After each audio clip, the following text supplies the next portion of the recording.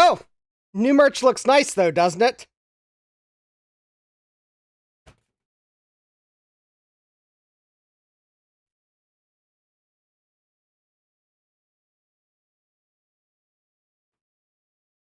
All right.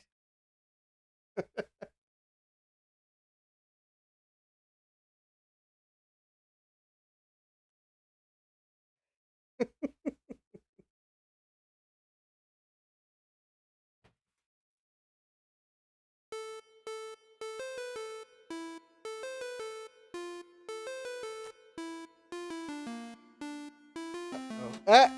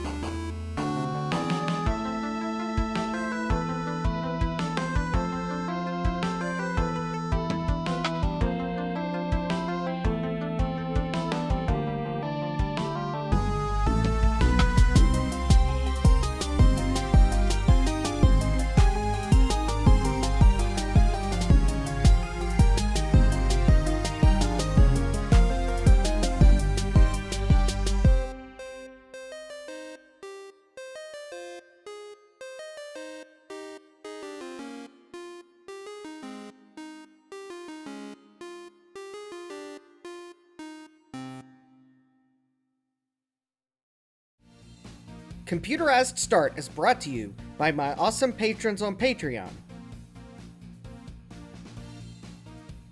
and by your tips and memberships on Coffee. These and other channel supporters make my live streams possible. You too can become a channel supporter with tiers starting at just $1. And as always, thank you for all your support, including sharing, chatting, liking, and subscribing.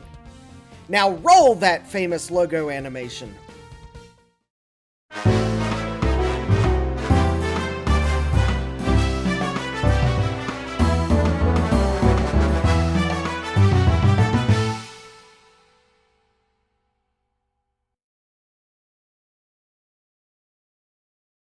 Good evening, and welcome back to Computerized Start Live. I am your host, Justin D. Morgan, and I attempted to have a pre-roll gag, and I think I screwed it up. But anyways, yes, I got a sample of my latest merch in, and my webcam is not cooperating with the program.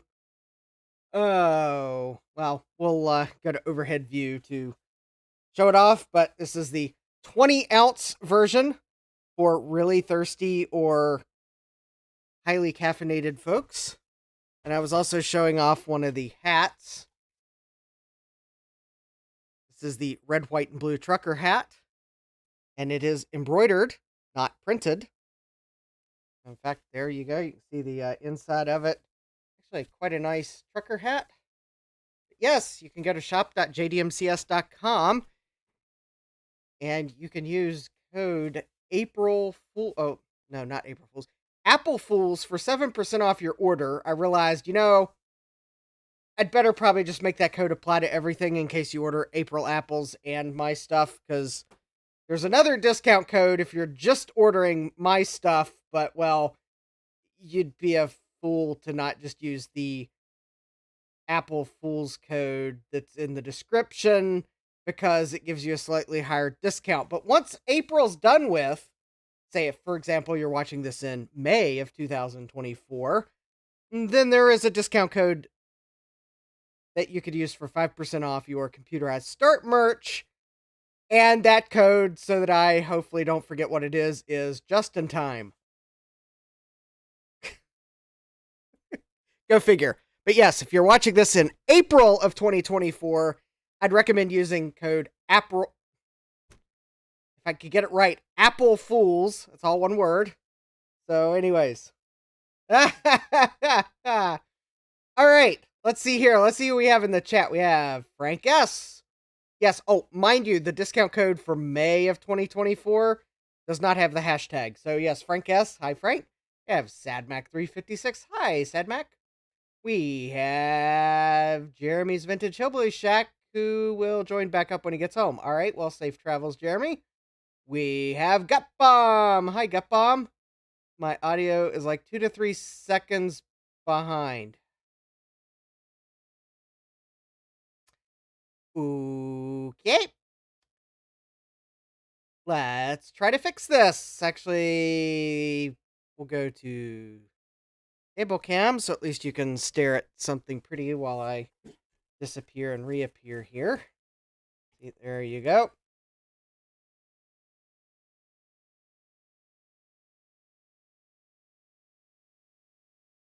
And that's probably going to have messed up the focus and everything, but I'm small, so it won't matter now.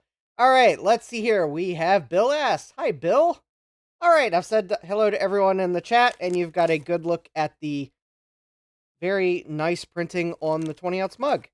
Also, it is now time for things you all have sent me, and this comes from... Oh, hi, Jim's Retro Stuff. Welcome.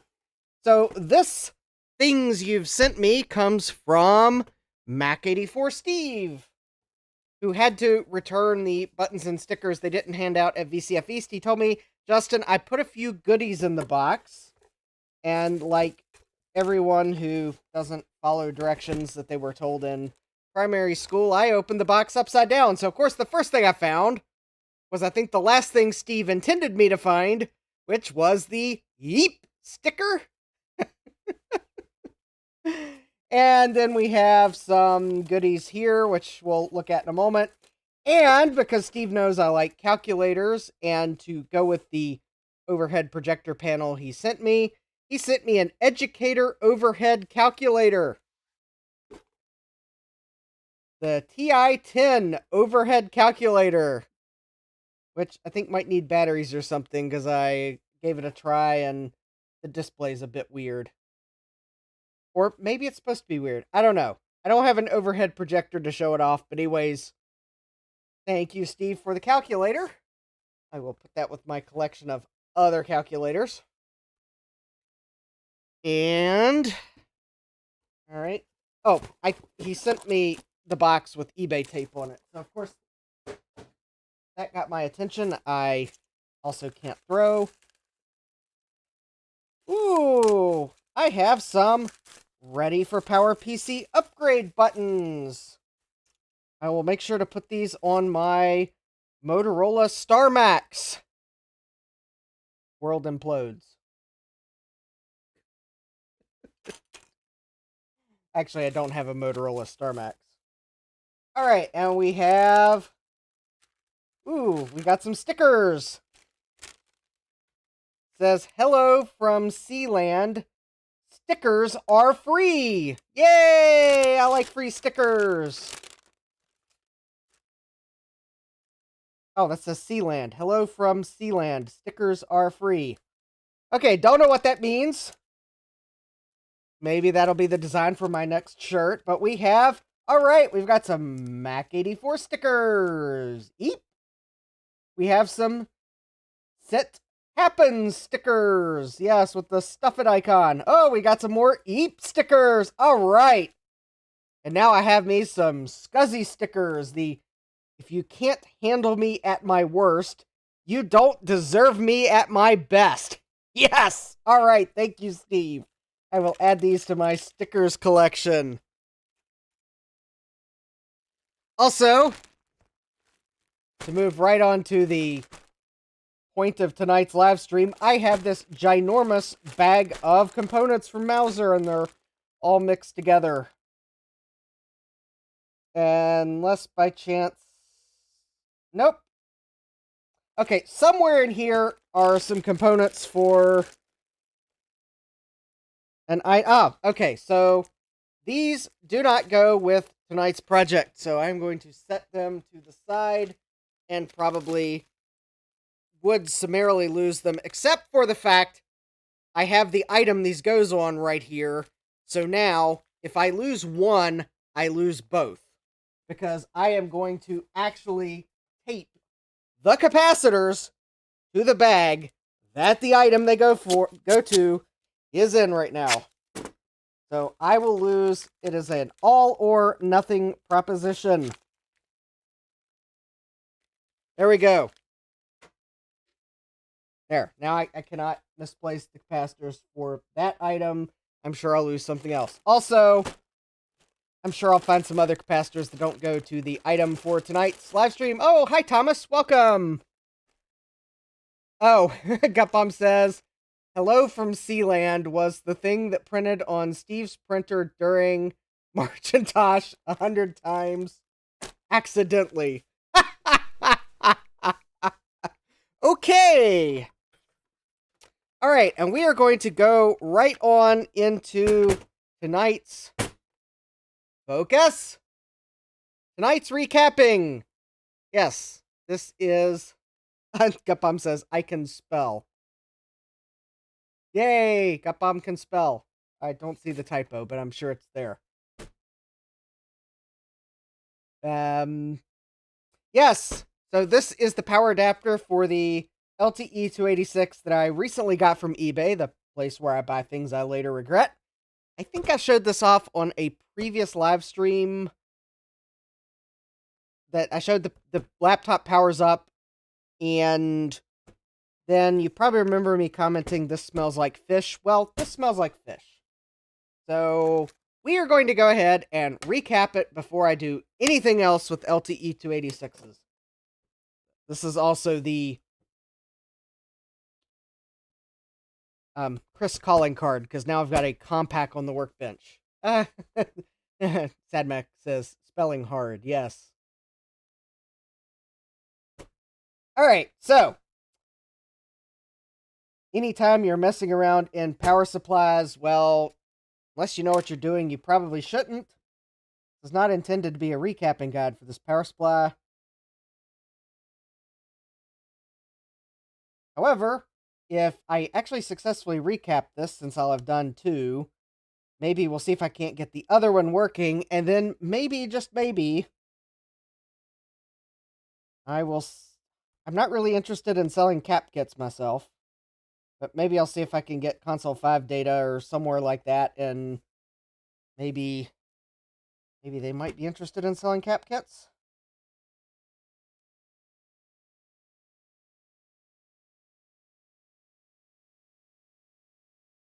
At least with the sample of 2, then... Yeah, as Sadmax says, if you don't know what you're doing, don't. These are not intended to be user serviceable. I'm sure there's a warning on it somewhere. And the fact that I'm peeling the feet off and you still can't see the screws probably tells you that A, they didn't want you to find the screws, and B, well, the rubber is that degraded that it's kind of just peeling off mid-foot. All right. There we go. All right. There's one. All right. And while I get this thing disassembled, I will remind you to smash that like button, subscribe, and turn on notifications.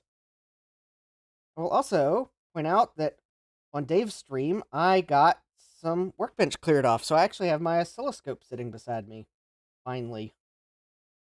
Now, granted, is my oscilloscope reassembled? No, but it is sitting beside me, and I can use it. I need to design a 3D part to fill the hole that the Gotek leaves, because the Gotek is shorter than the floppy drive that Tektronix used. Because, I guess, yay, proprietary? Or something like that?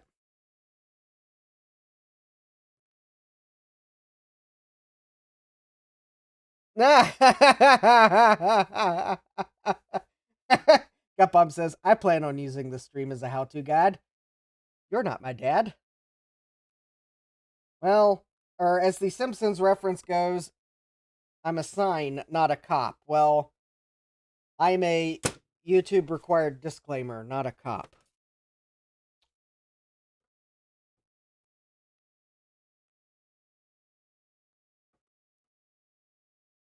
If you do decide to ignore the warning on the bottom that says authorized personnel only and you hurt yourself, well, neither I nor YouTube are responsible for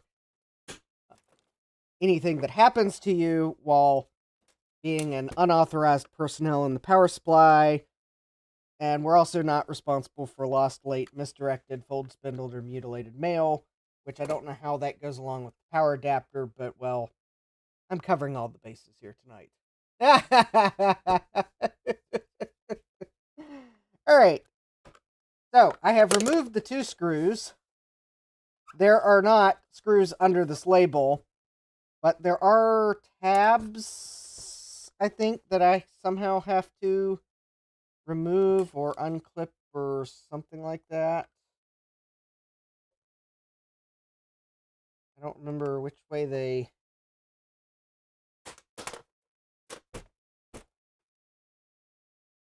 Yeah. Frank says, this is electrifying. Well, this is maddening. They obviously made these so that you could start to take them apart, and then you're going to have to figure out how they clip together. Frank says, this is electrifying. Yeah. Well, I think I just broke plastic. All right, this is almost acting like there is another screw somewhere, but...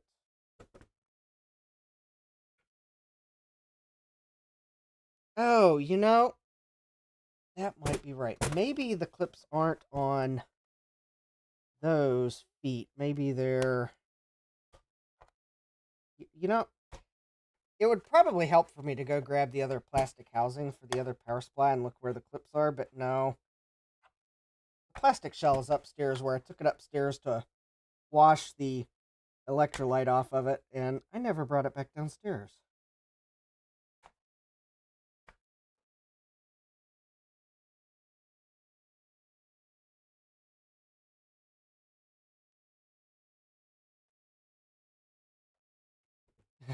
Garth says, hello. Hi, Garth. Gutbomb says, use a hammer. Well, I do want to be able to put this thing back together again. Oh, I think I just broke this. Yes, I broke the spudger. Hmm.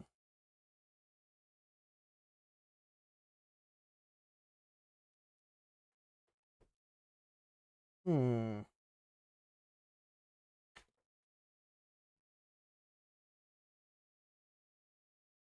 All right. Let me go grab the... actually, I just remembered. I think I had half of the other case down here. Let me go look at it.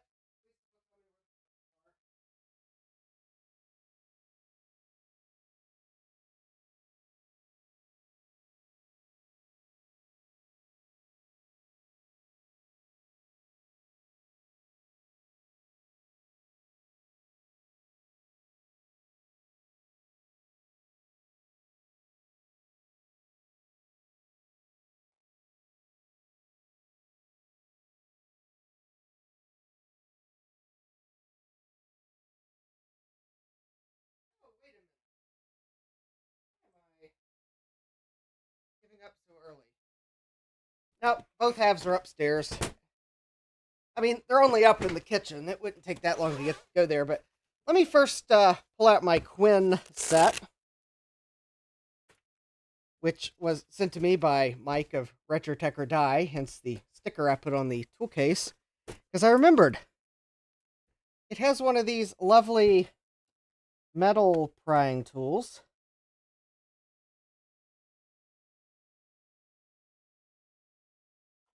Which might actually mar up the plastic if I'm not careful, but...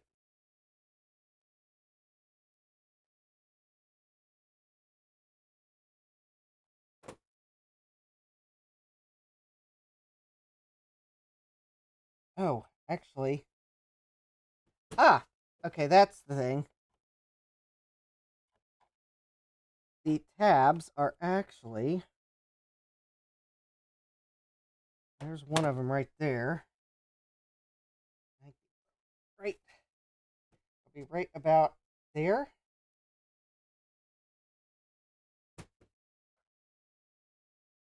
The nice thing about this is it's thin, and I can just... There we go. Very carefully insert it.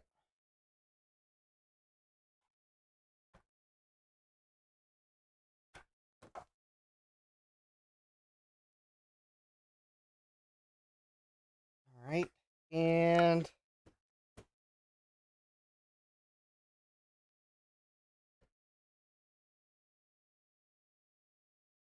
Gutbump says that's what tape's for.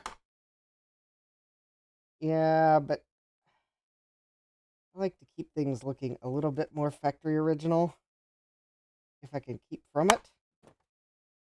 Although fishy smells are not factory original, so I gotta get it open to fix it.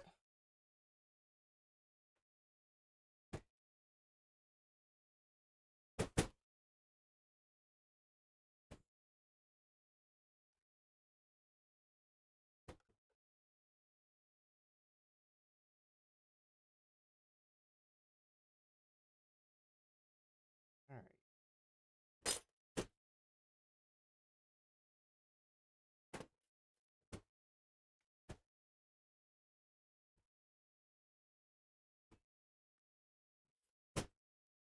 There's a clip on this side.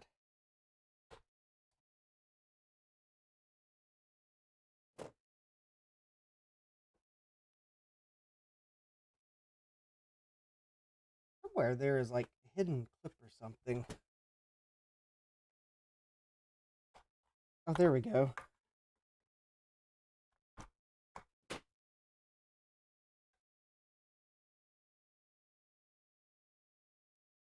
All right. Now we're getting further. And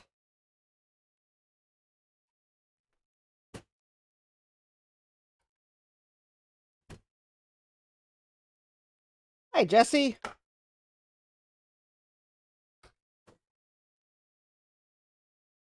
Hi, 8386S6 is in the house. I'm having fun finding the clips holding this together.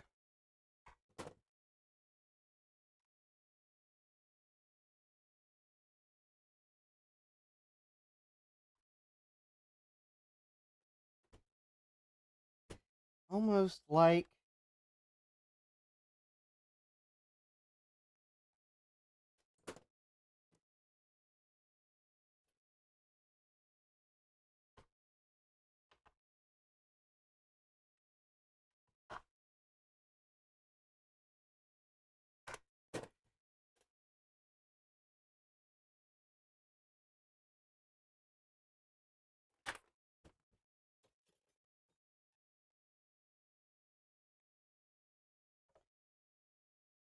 I don't think Compaq wanted you to get inside of this thing.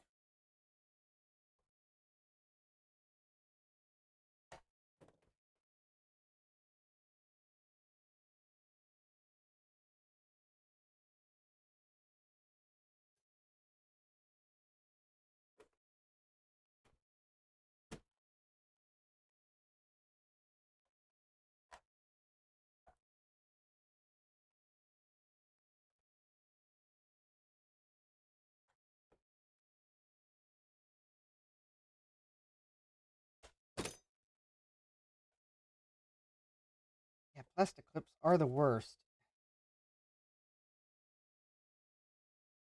I think Aztec built this thing for Compaq.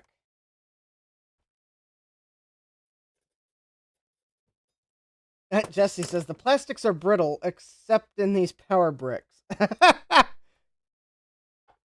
Did I adjust my mic settings or filters? It sounds better than usual. No, I haven't.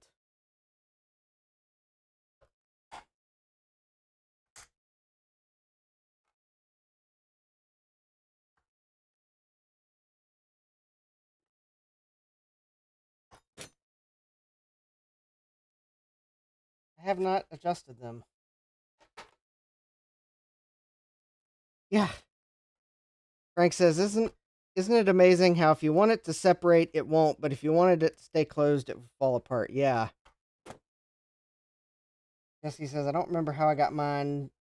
2 screws and some unknowns. Yeah.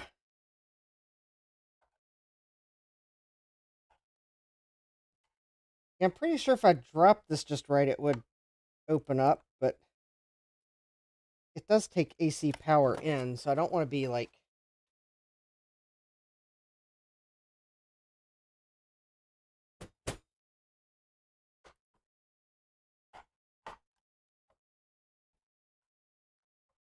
I think inevitably I almost think there's a clip like here.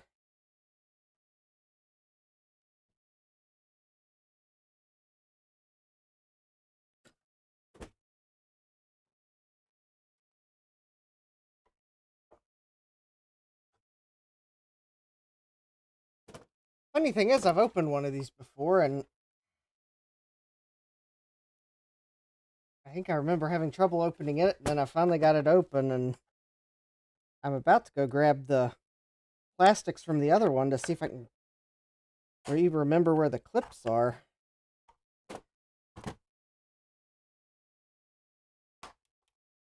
Oh, okay. There was one clip there.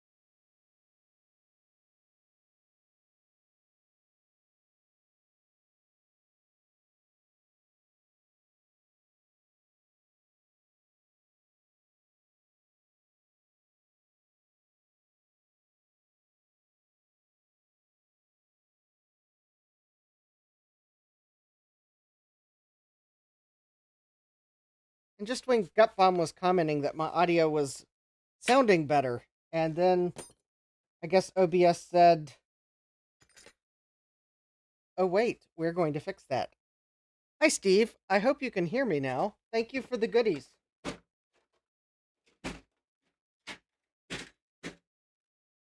I got them today.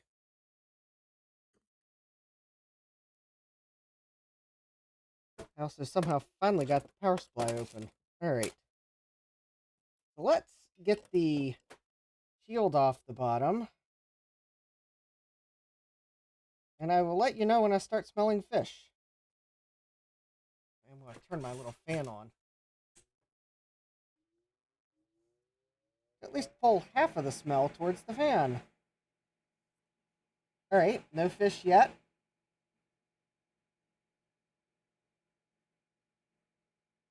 Yeah, this is basically like a single layer PCB with a nearly full copper plane that I think is just a shield.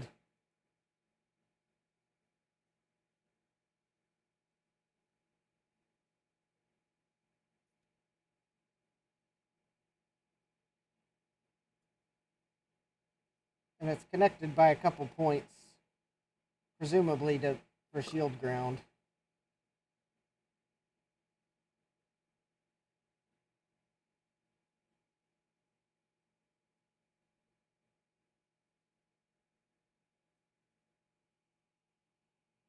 Alright.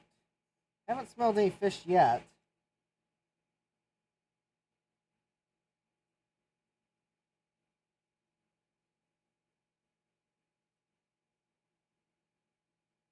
But I do know there are leaky capacitors, because I did smell fish when I tested this the other day.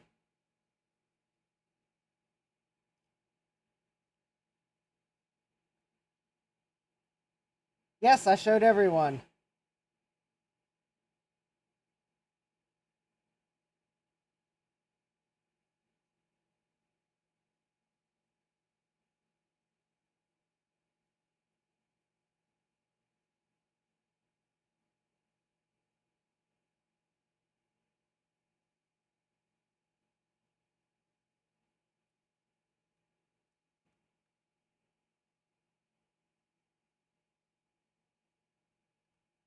Oh yeah, solid copper plane. It means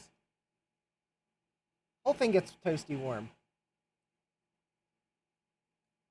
Alright, come on loose.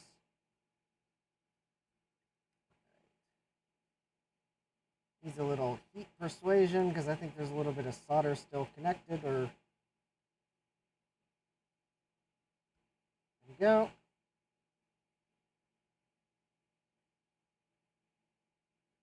That's still got some solder on it.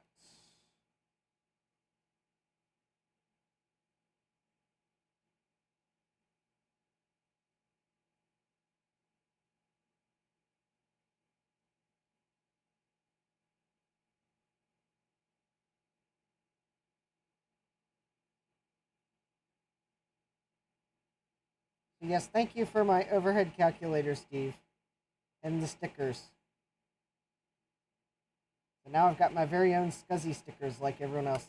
And the stuff it happens.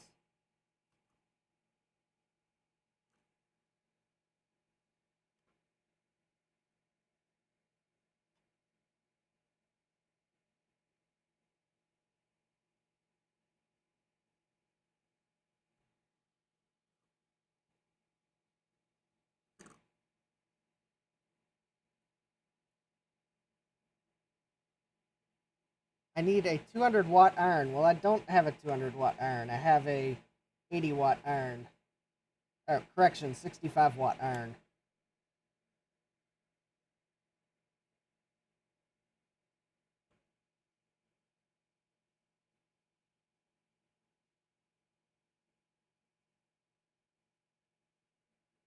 I mean, I did get this board off the other one with this iron, but it took a lot of persuasion.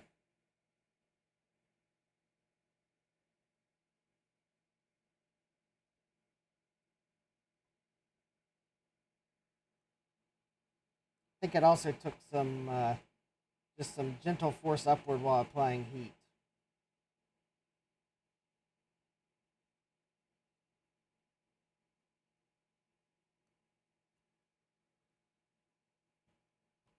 There we go.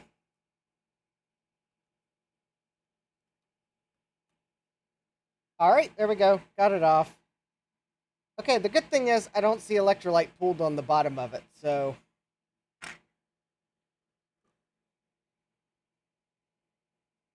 However, I can't say the same for this PCB. Danger, Will Robinson. That's electrolyte.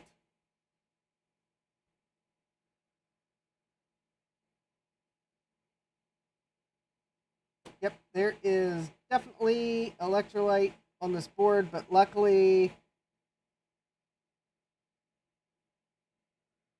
it doesn't look too bad.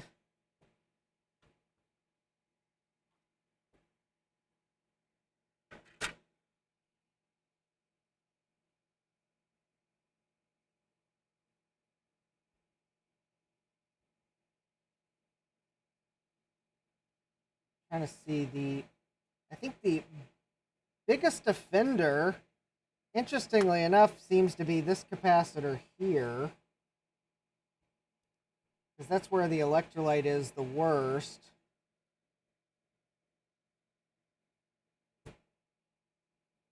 All right, well, let's start with the...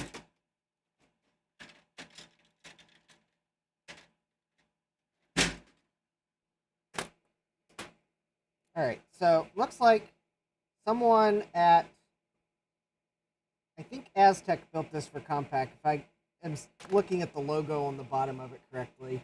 So it looks like they put red marks on most of the capacitors that were on here, so I'm going to...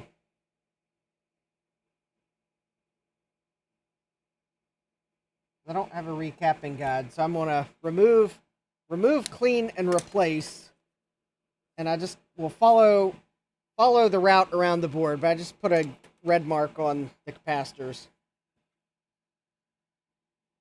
That cluster 4 might also be bad, but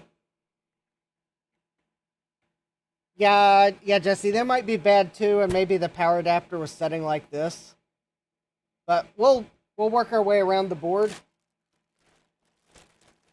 because that's about the most logical way of doing it. So the first one should be a 120 microfarad,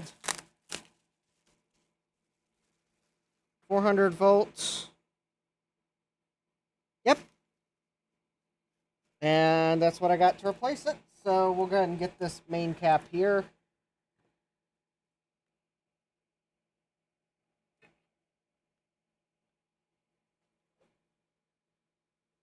We'll fix it and move on. Yeah, so basically what I'll do is I'll work my way around the board. For this big cap here, I'll remove it, and removing it alone should be enough to be able to clean in under it. Some of the other caps, I may have to remove a couple at a time.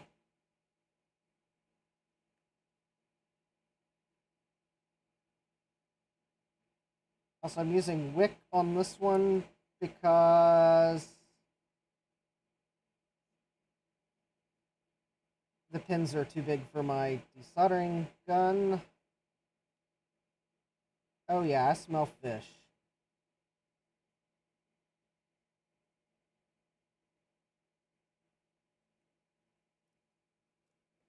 Let's...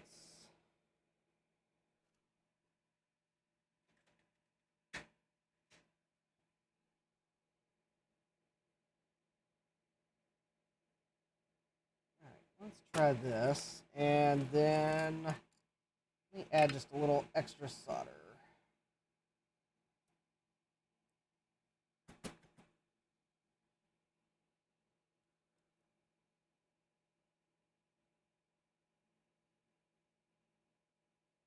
I think that solder is oxidized. There we go. Now, let's see if that will...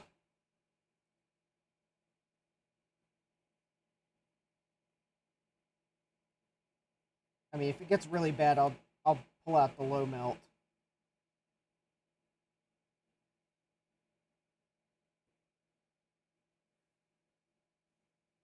Oh yeah, this is there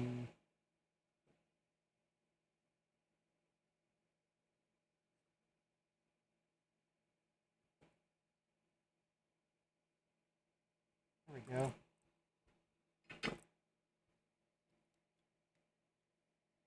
Oh, and the capacitor is glued to the coil beside it. Lovely. Of course. Probably because it's a laptop and portable and can't have components moving around in transit and things like that. All right. Oh, that's right. Isopropyl might free that up.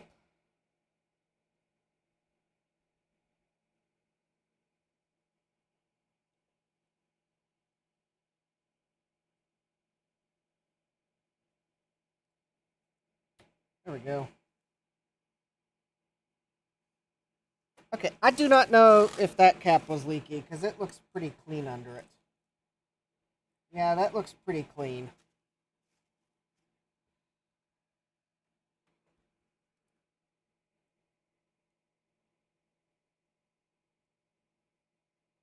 I mean, there might be electrolyte on the board under it from the other caps, but yeah, that. Oh, sorry, I'm off camera. That I don't think that cap was leaky, but I was probably going to have to clean under it anyways. All right.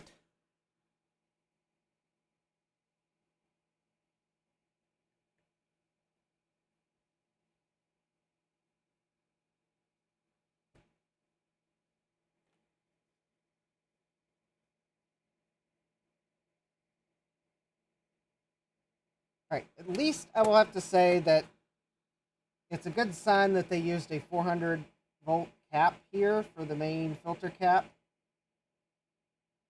because this is a worldwide power supply, and so 400-volt rating is very appropriate for a worldwide power supply for the main filter cap. Because you got to think of what the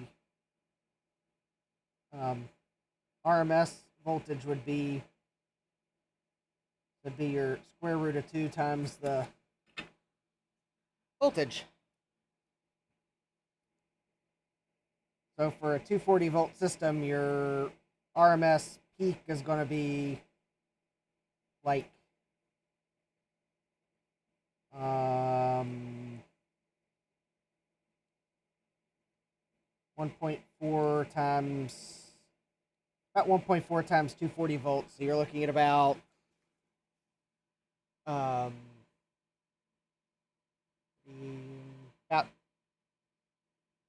90 volts, I think.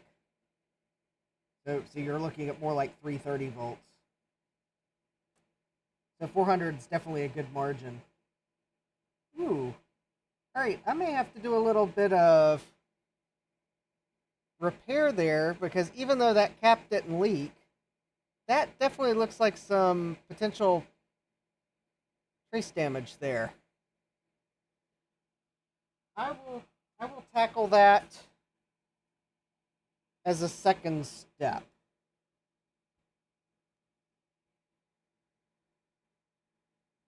I will also get that reef. I'll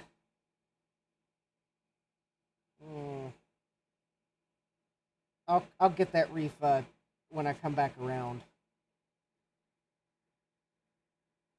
because I'll just get the two reefas at the same time. All right, so we got that cap, and yeah, Jesse says Compaq used a 400-volt cap on their power bricks on the other LTEs with power bricks. Yeah, so little happy cap, even though it'll be hard to see. I need to get one of those paint pens. All right, so I'm just going to kind of follow the board around. So let's see, that's fine. That's not a reefa. I think that is a poly cap. That might actually be one of the safety caps. I forgot to look at the label while I could read it. All right, so those are, I think, switching transistors. No electrolytes there. So I guess the next one we're going to come around to is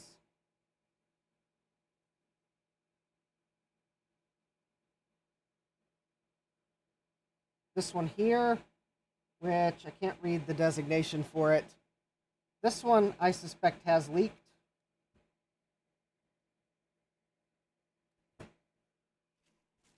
All right. Anyways, the signs of a good power supply. One of the signs of a good power supply is a higher margin on your high voltage filter cap.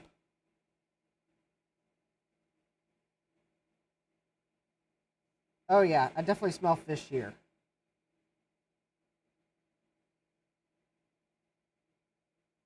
I mean, you can see the electrolyte on the board.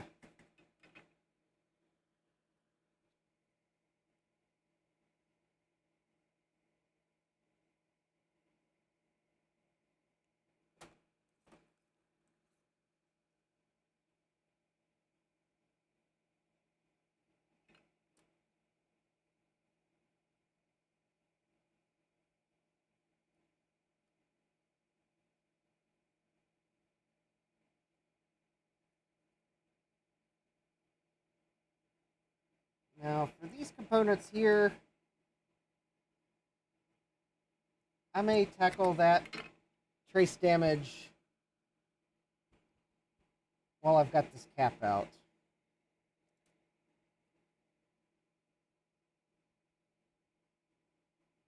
I think I may have to remove this poly cap. In fact, I might even have to remove this daughter board to get some of the caps on it out.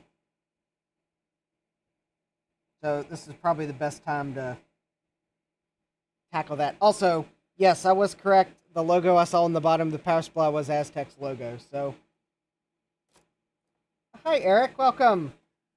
All right, while we let the isopropyl do its work, and while we ponder Eric's sage advice, don't lick it no matter how tasty it looks. Well, it doesn't smell tasty. Let's test this cap I removed, the first one. Okay, so it actually was good. But that's okay. I'm totally fine with replacing it. These are difficult enough to get apart. I'm totally okay with replacing it. All right.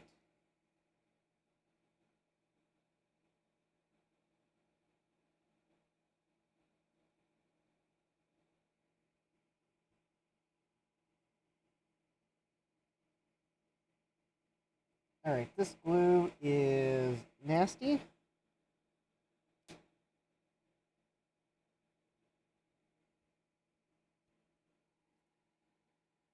Trying to. There we go. Oh, ew. Ew.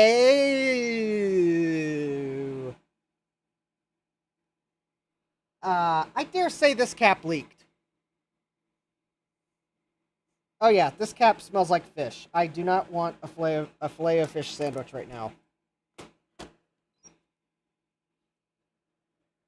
In fact, I think half the cap is on the board.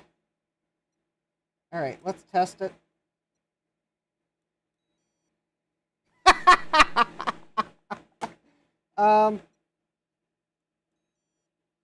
Okay. First of all, I'm going to play this beside the microphone so you can hear the sound it makes. Second of all, that's the first time I've heard that sound. Third of all, that's a bad cap. I think at that point it's a resistor. A greater than 40 ohm resistor. Yeah, it's actually so high of an ESR, it stops rating it. Yeah, this should be a 820 microfarad cap. 60 microfarads. Yeah. Oh, hi, Will. Will says that's a gusher. Yes. All right. Okay. Because I want to make sure I really get this clean, and I need to look at the traces that were below this cap, I am going to go ahead and remove this filter cap that's right beside it.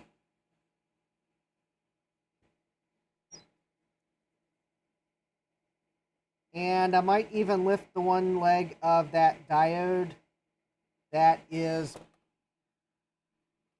in on the board. Because, yeah,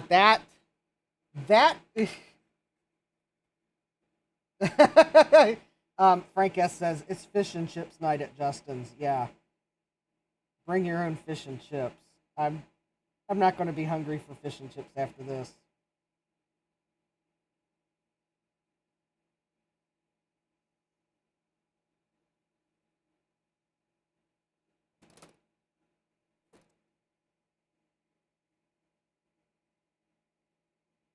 And we'll add new solder.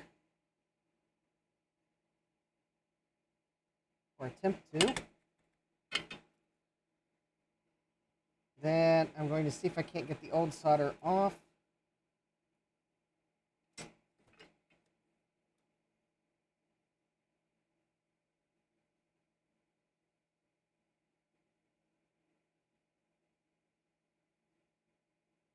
Oh, I might have the wrong pin there. Well, that's fine. Whatever that pin. Oh, that's actually one of the legs of the next capacitor I need to remove. Okay. Which is fine. Because I think I might have to remove that capacitor to take a look at this board that's under here.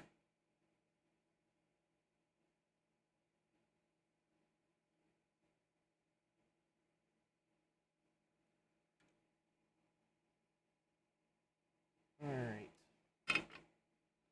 So this cap here is probably okay. I just need to get it out of the way for inspecting.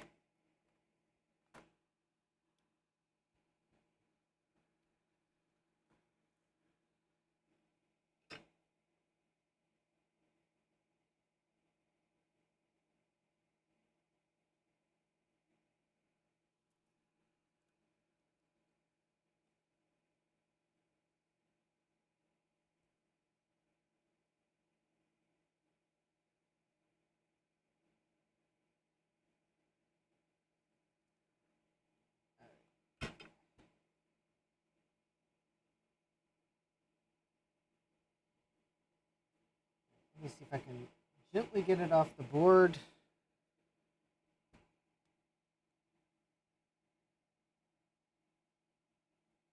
Might be held in with... Alright, let me... I'm having trouble seeing with the burnt electrolyte.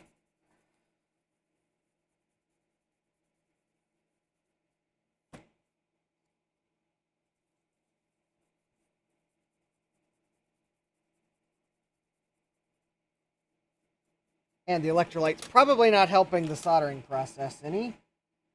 Alright, so...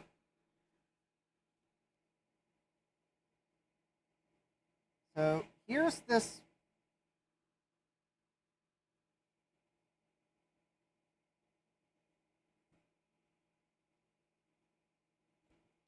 Yeah, there's that. Let me go ahead and...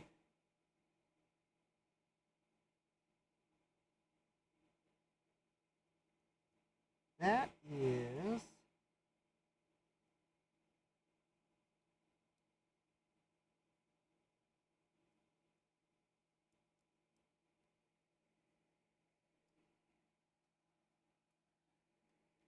That is probably something that was going to cause a lot of trouble very soon. So I'm glad I decided to go ahead and take care of this tonight.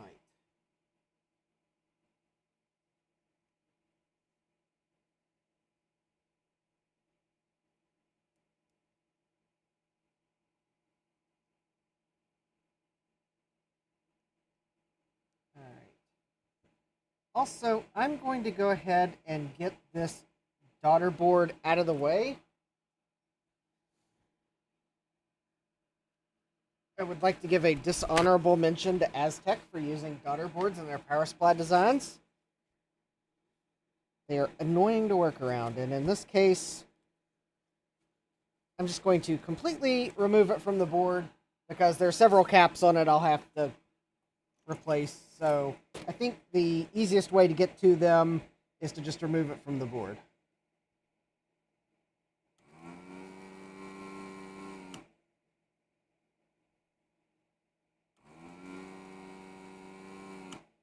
Also, Claris is making funny noises because there's things sitting on top of Claris.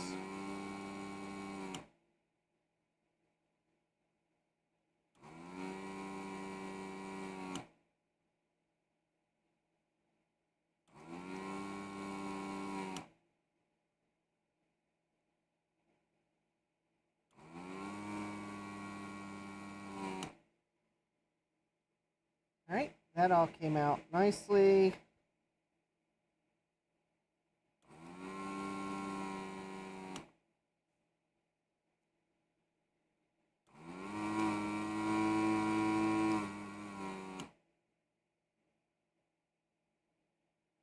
May need to clean Claris out too.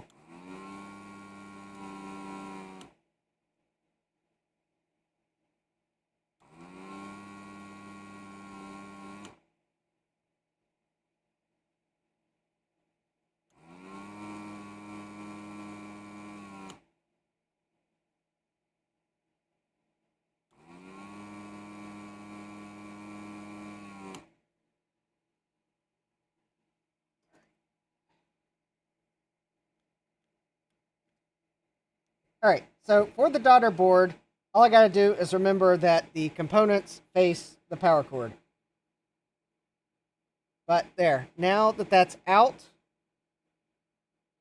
that will help me get to the 1, 2, 3, 4, 5 electrolytic capacitors that are on it,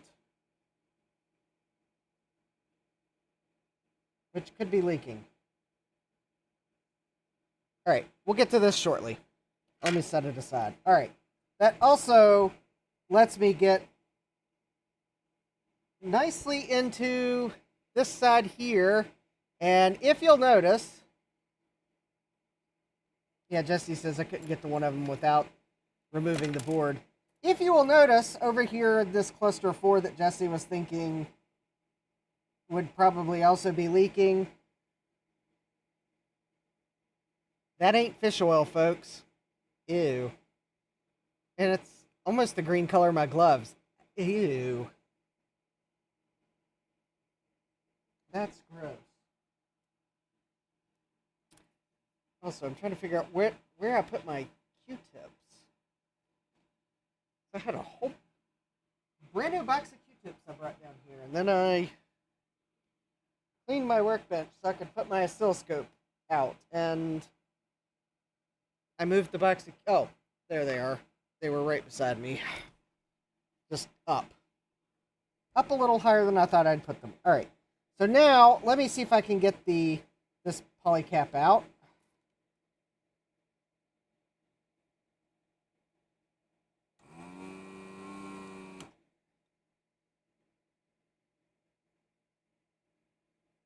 I think it's glued.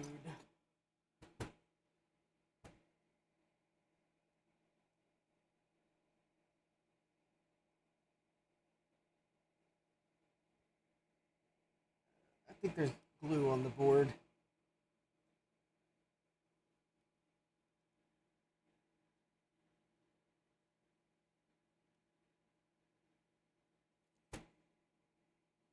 Or there might still be a little bit of solder on its pad, one or the other.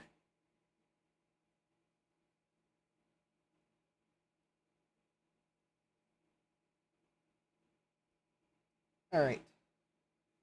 Oh yeah, I was going to need to clean under that component anyways. It has electrolyte collateral gunk under it. Oh yeah. I should probably remove this diode.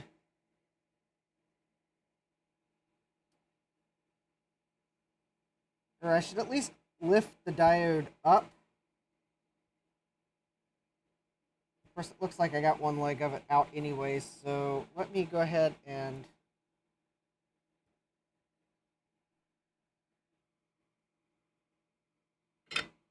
see if I can't get that up.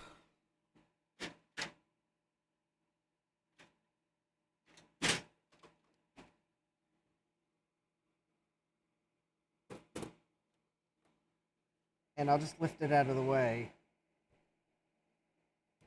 All right. It might still have a little bit of solder on it. And then I can take a look at these traces.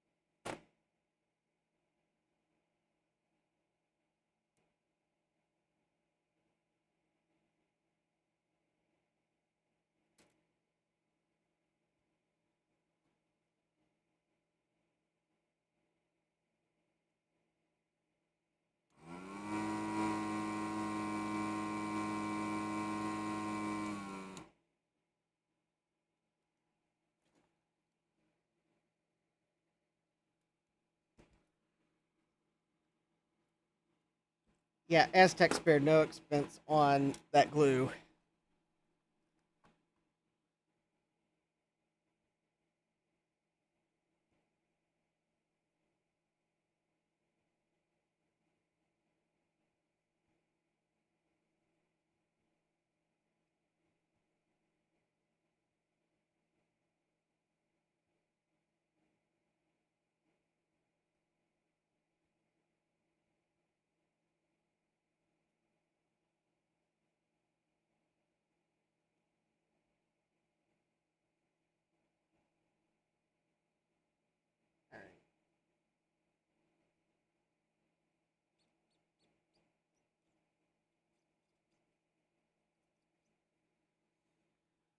Let's see if I can.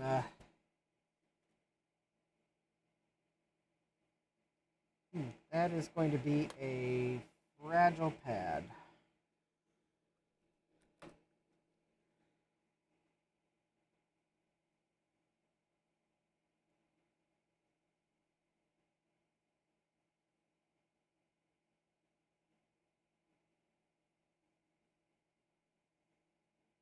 In fact, I would not be surprised if I have to bodge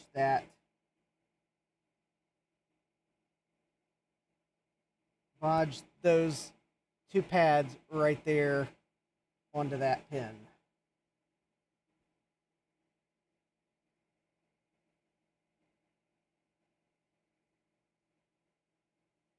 If I don't remove the diode, then I might not have to do as severe of a bodge. So let me see if I can.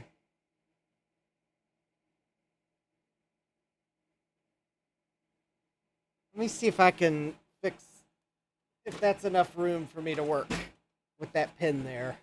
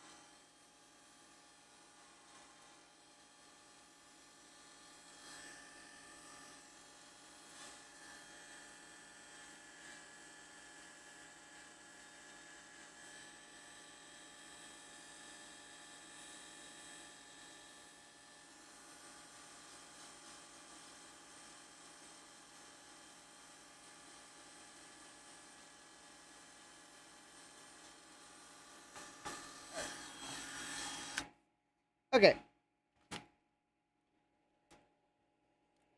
So that is. Okay, so it looks like a lot of that might have just been solder mask. I'll have to do some more grinding.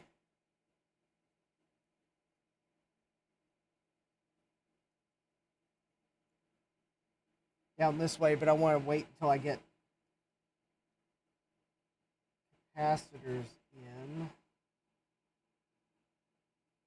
I need to...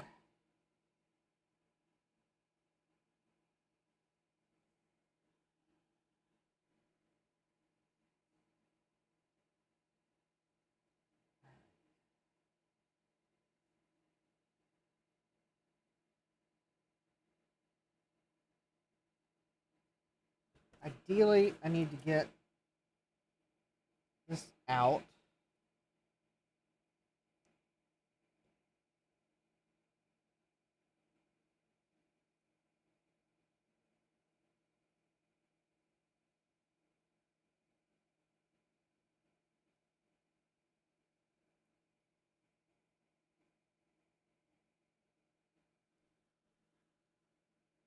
I think this is just a jumper wire.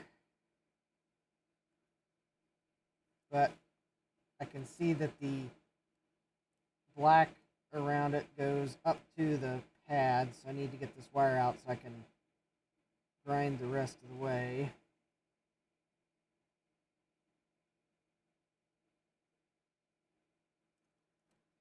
I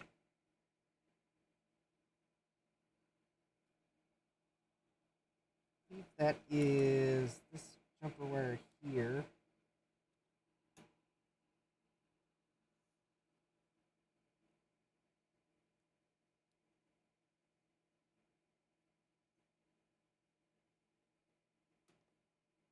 At least I need to get to there where I got the lead bent up.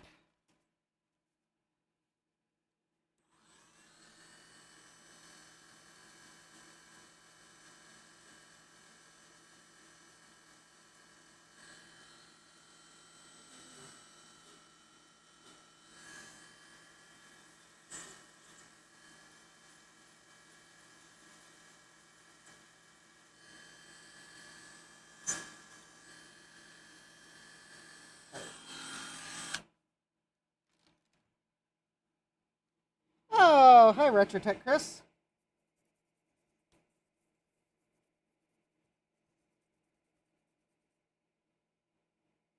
You know you're in for a good repair when I've only replaced one cap and I'm already grinding solder mask off.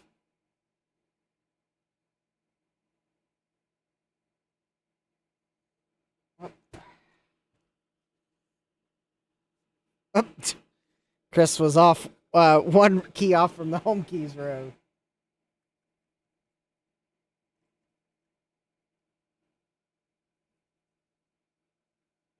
All right.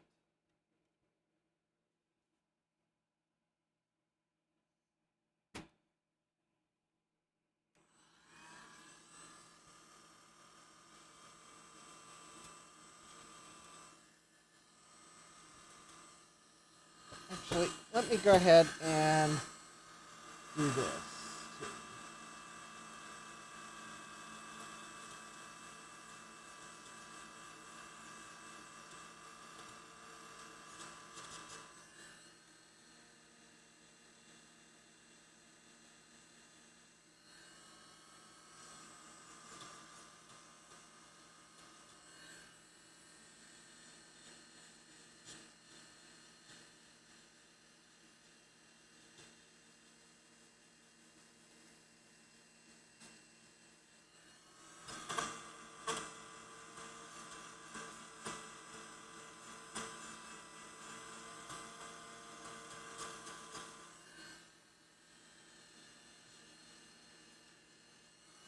All right.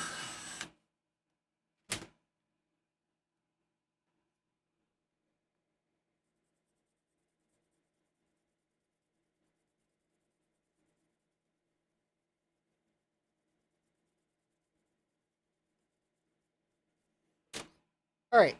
So that's at least. So the good thing is, I don't think there's any solder trace damage.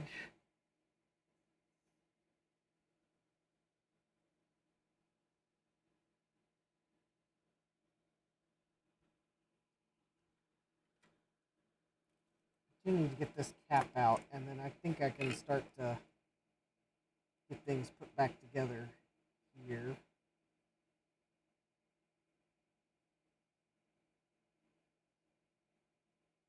At least enough so I don't like completely forget where some things go. I need to get this cap out.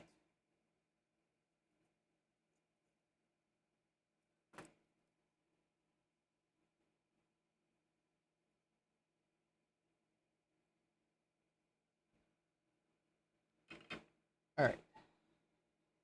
There's that, and then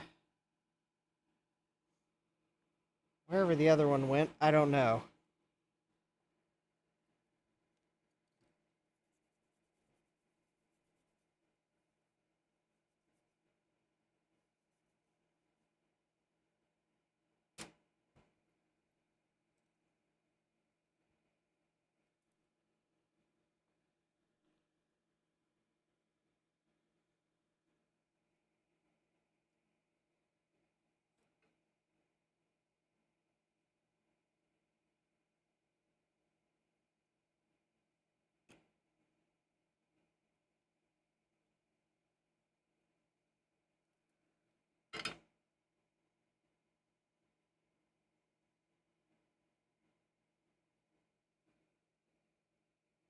All right. That got us to this corner of the board. I don't think, at least in here, there's any trace damage.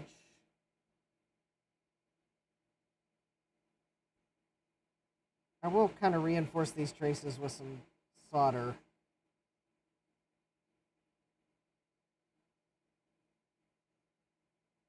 I am concerned about this trace here, so I'm going to have to remove 2 resistors.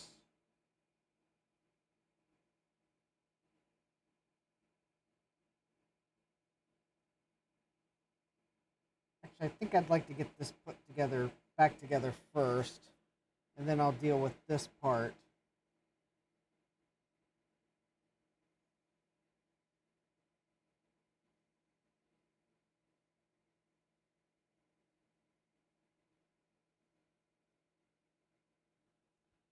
All right, let's do this.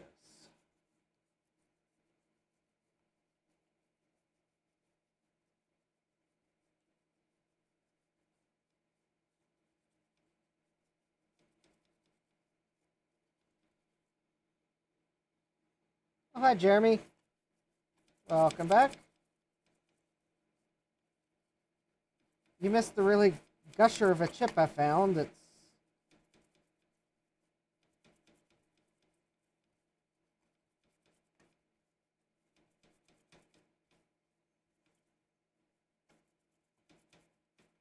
was such a bad chip, my chip tester made weird noises when I tested it.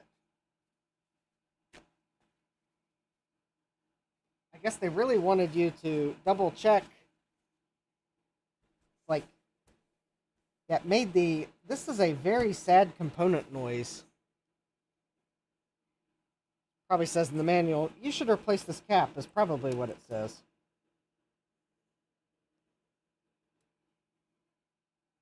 In fact, it was more of a resistor than a cap. It was that bad. Oh, there it is. Yeah, the bottom of it might look gross because, yeah, that's electrolyte. It says it's a 820 microfarad cap. Well, it tested at 60 microfarads. And 40 ohms. Yeah, the board was disgusting. I actually had to remove a couple extra components. Oh yeah, I gotta clean this component. I had to remove the component beside it because I suspected there was gunk under it, and I was right.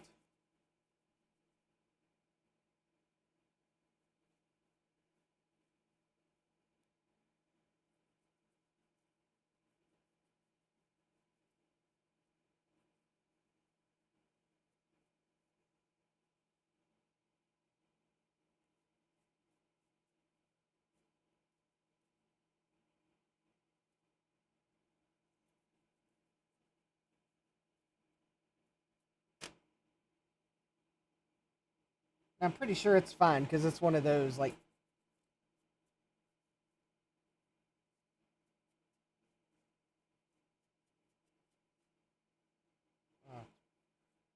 probably fine. I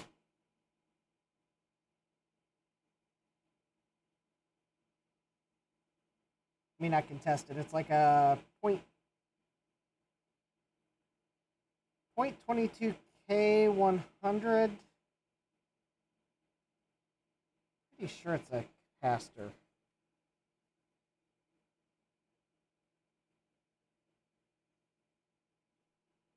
Alright, well, I'll test it to make sure, but... Retrotech Chris ate ice cream for dinner, okay.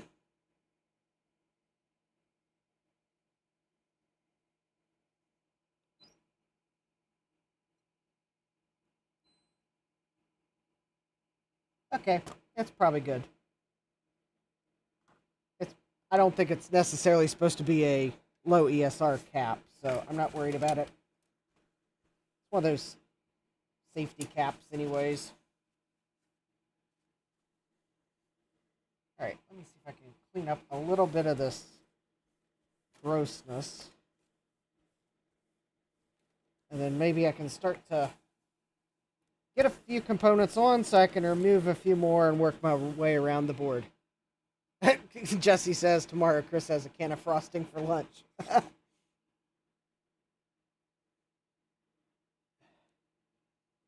Jeremy has been dealing with a copper water supply pipe that has been dispensing very rusty looking water and patching the cracks in it for the past 2 days. Might be time to replace the pipe.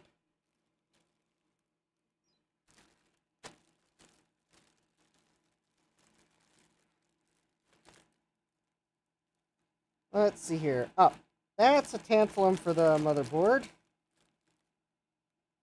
Let's see here. Alright, this is the safety caps.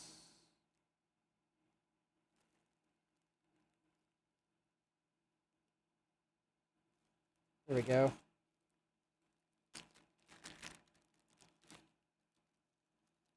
Alright. I think that's the 25 volt 820 microfarad. Ah, Chris says he's almost to his target weight. Ah, congratulations, Chris. So he's starting to cheat a little bit.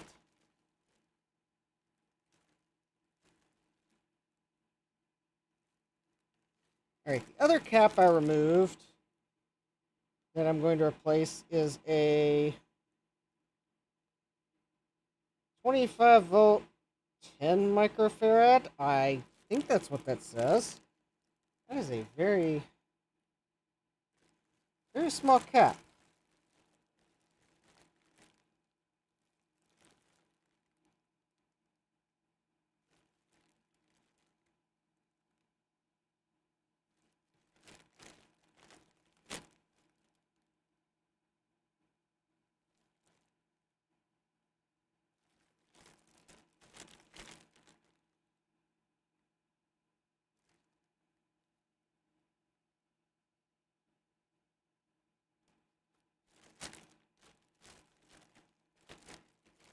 I believe I had to go up a size because I don't think I identified one that's the same size. Now I just have to try to find... These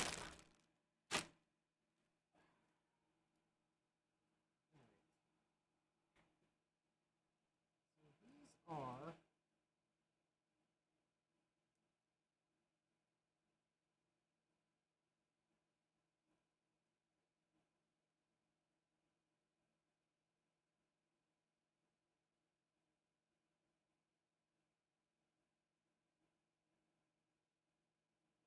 Oh.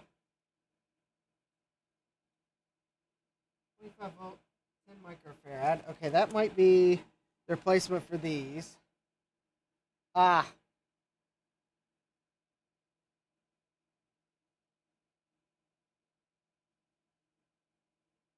$25 volt. Yeah, 25 volt, 10 microfarad. Yep. All right. So that's the original cap. It's teeny tiny. We'll test it in a moment. The replacement cap is slightly larger because I couldn't find one that small.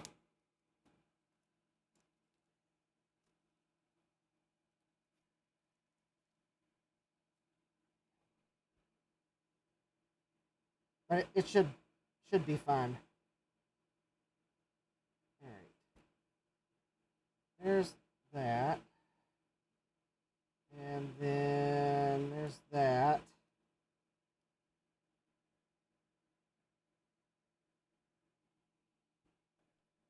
And then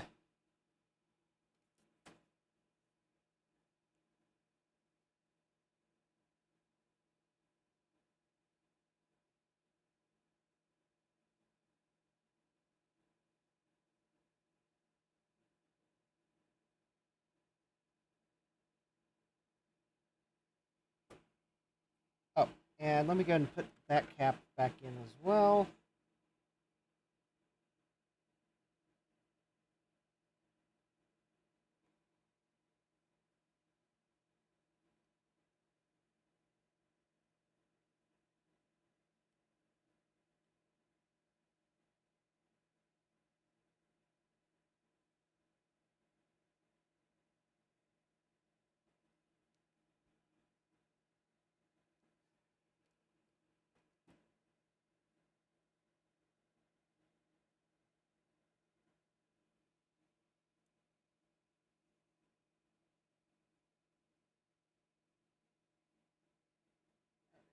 That's going to be a problem.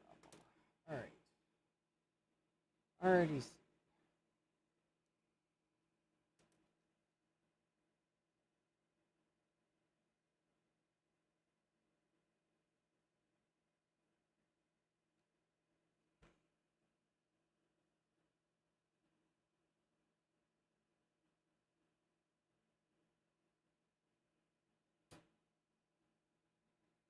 All right.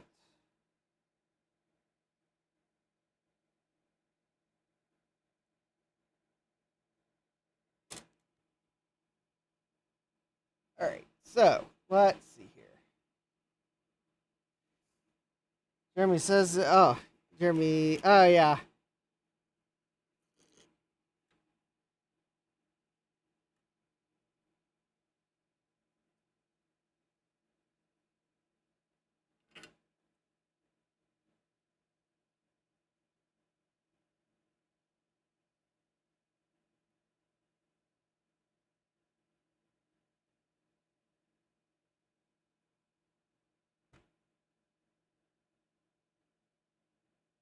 All right.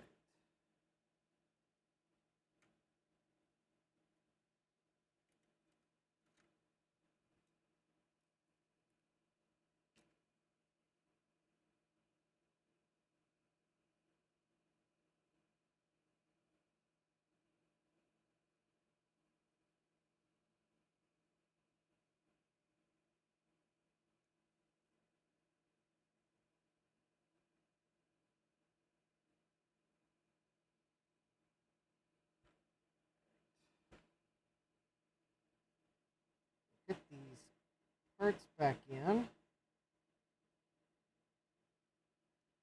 now I'm going to."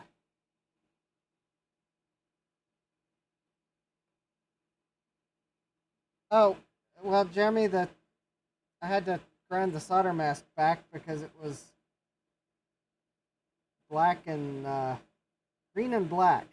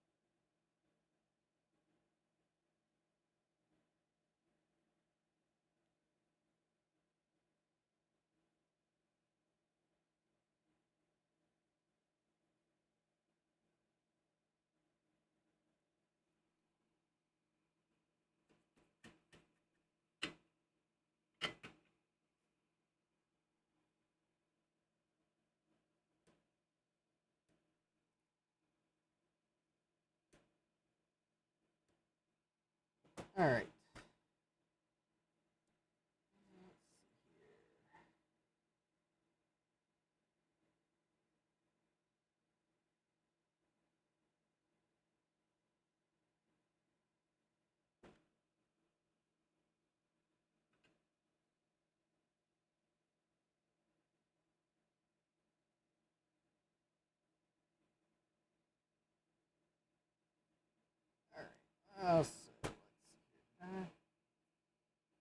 did not flood that with solder mask. So basically I'm going to reinforce the areas where there could have been some trace damage.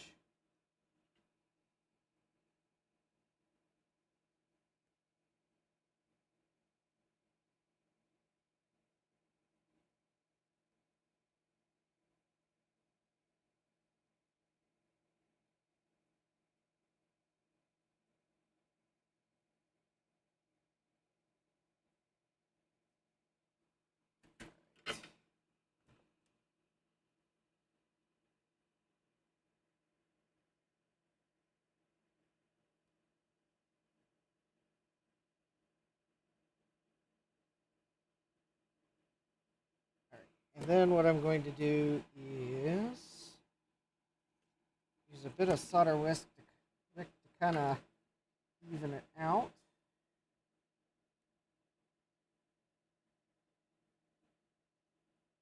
Not a huge.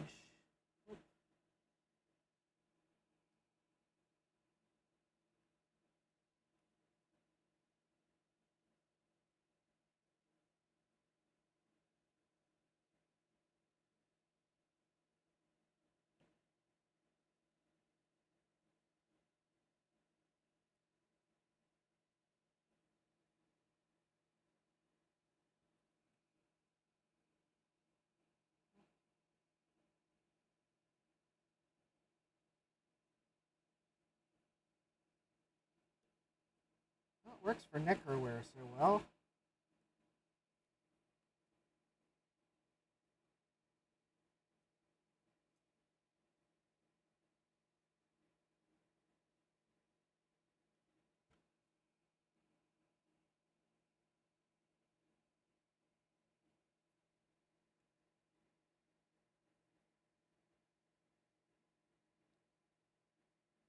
It's not because I haven't flooded the board with flux, because this board is drenched in flux right now. Maybe my goals are just.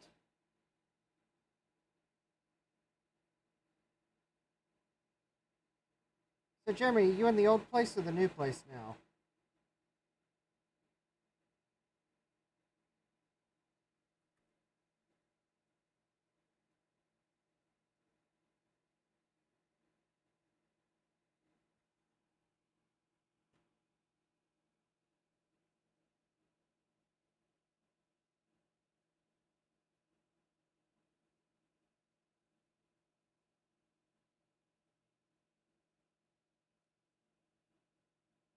Kind of taking it from that comment that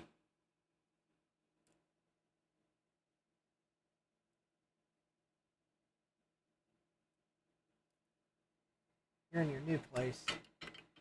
You're at your new place. Cool. Congratulations.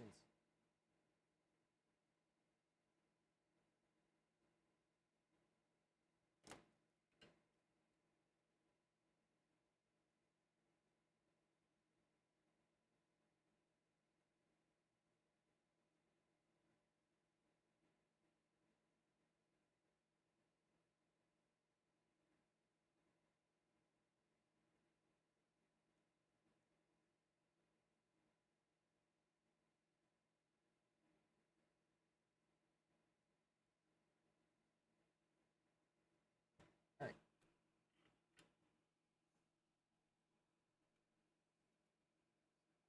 I think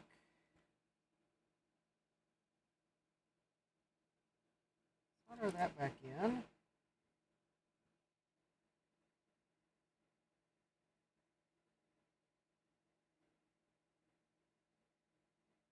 All right.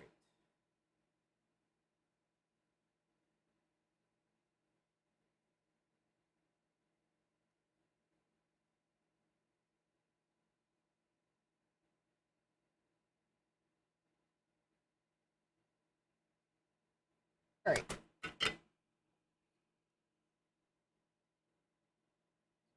I think that has the board reinforced. Now, is this going to fit? Yes, it will just fit with that new capacitor.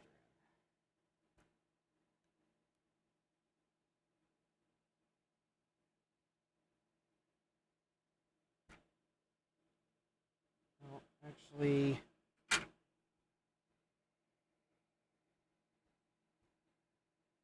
actually, I should have probably left the leads on that capacitor just a little bit long so that I could bend it out of the way. That board.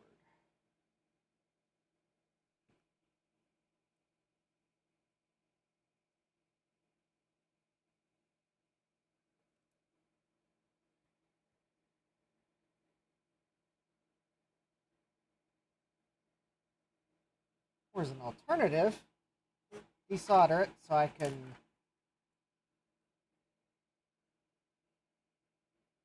adjust its position.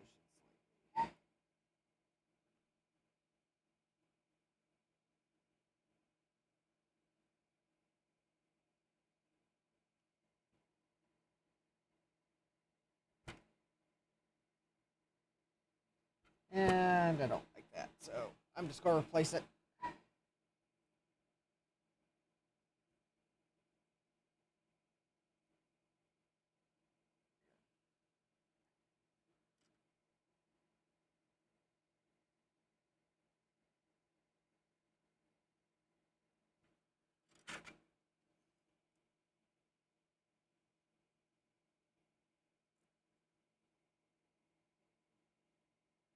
All right, let me replace that with another one, and I will leave it sticking up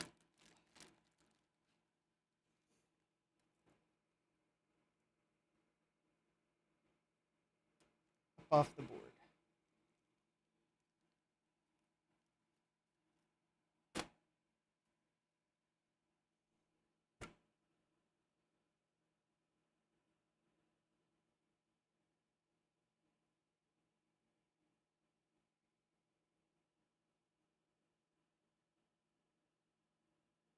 Actually, let me do this temporarily. Let me push this daughter board back in so that I can put this capacitor in and make sure it's bent out of the way enough to let the daughter board go back in. I'm not ready to put the daughter board back in yet.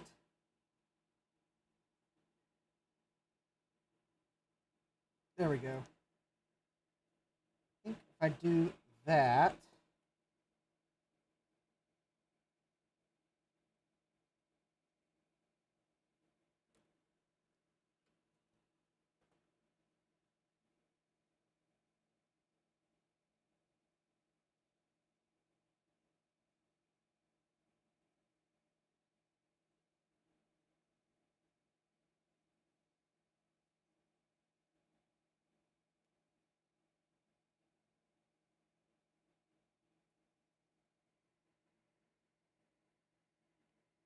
all right, there we go. There we go. Now that capacitor will, there we go.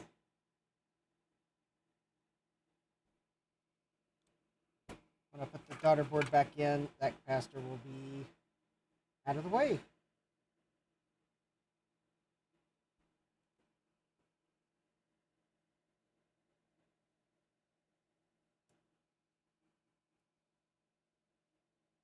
Woohoo! 936, and I have replaced all of 3 capacitors. I am blazing through this.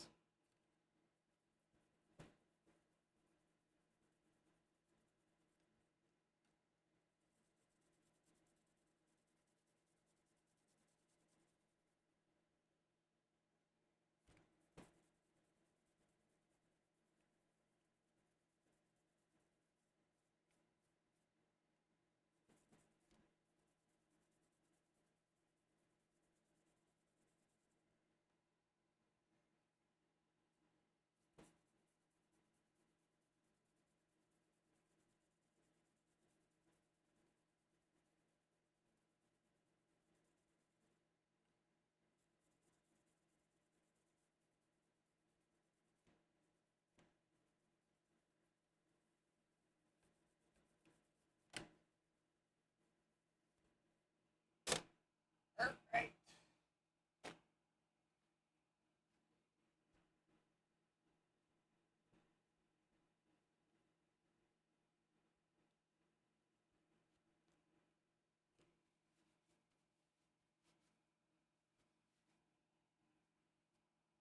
Alright. So, as we take our tour around the board, there is a little bit of potential trace damage down here. And I need to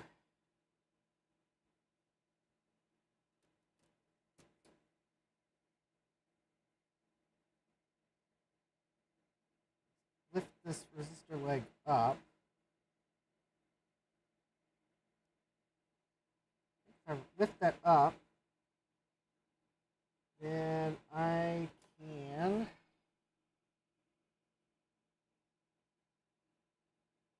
I think I'm going to need to remove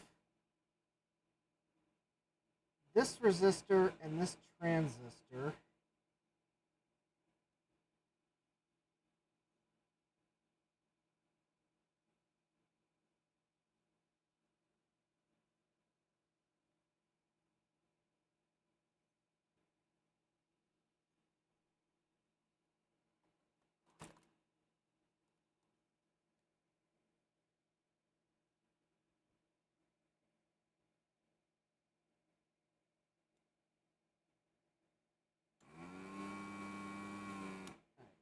That resistor needs to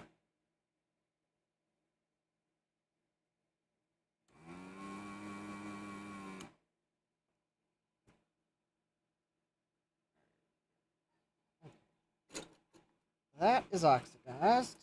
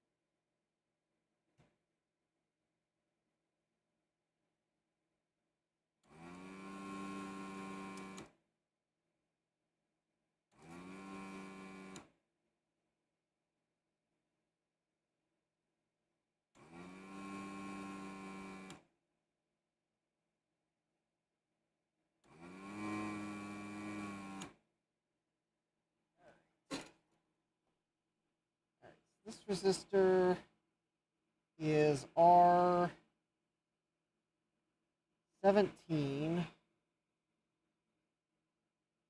and Q5.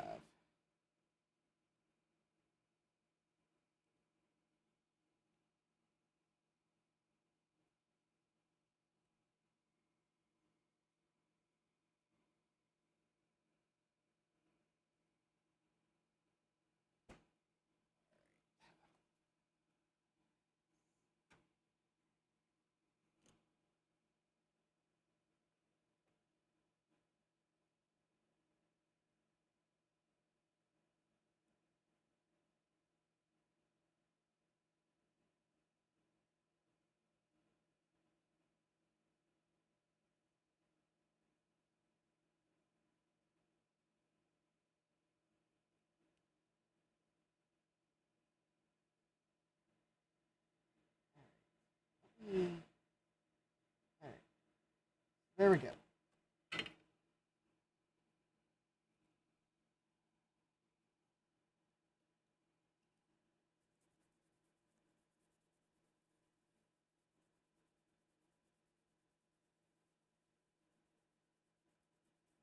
Hopefully, if I can get this cleaned up, I don't think there's any broken traces because this power supply actually worked like 2 weeks ago. Then hopefully I'll get because I don't see any copper traces that other than like this right here. Well, that's a weird line there. So I may have to check this. There's a weird line there. That just may be a solder mask defect. Then hopefully I'll just be able to jam on the rest of the capacitors and then test this power supply.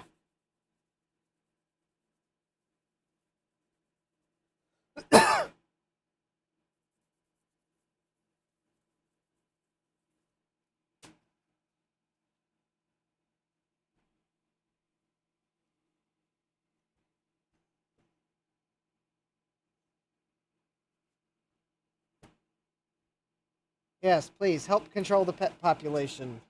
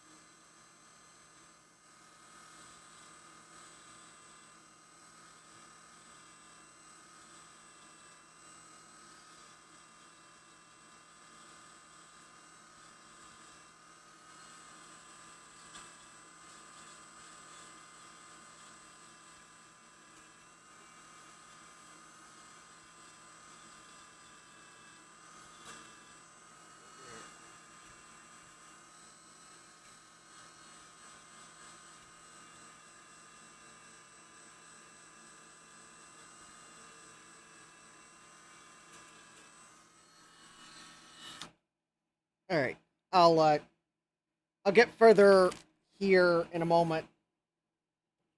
I have a cue depth of how many components I can remember where they go, because some of these components are weirdly placed.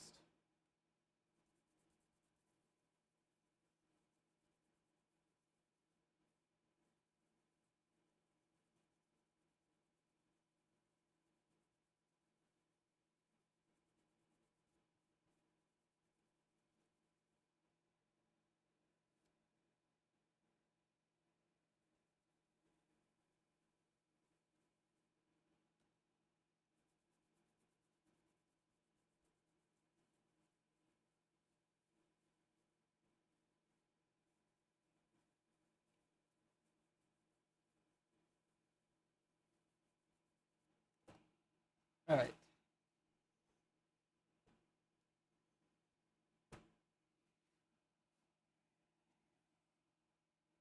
Okay, let's see here. So, this resistor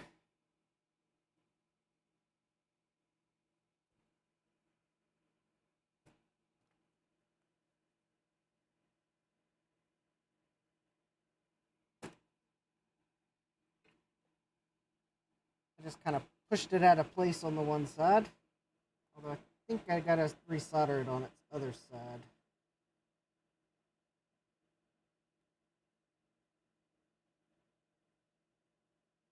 Alright. So there's that. I'll get the trace in a moment. Alright, now there's a resistor that goes from here to here. This is why I said there's components in weird places, because R17 was exactly like that. So I guess they deleted a transistor in the layout. That might be a transistor needed for a different power adapter. Or maybe they realized it wasn't necessary for the circuit.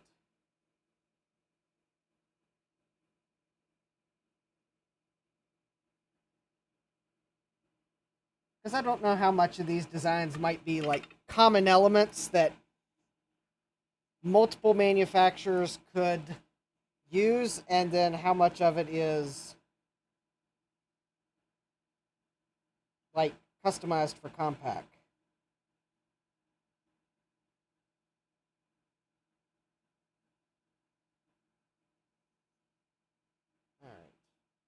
And then the transistor was like that, including that skew. Like, right about like that.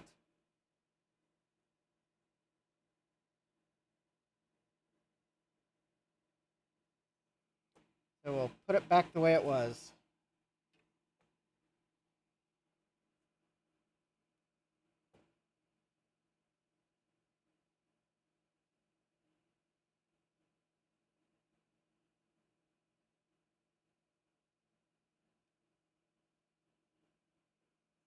All right. Now,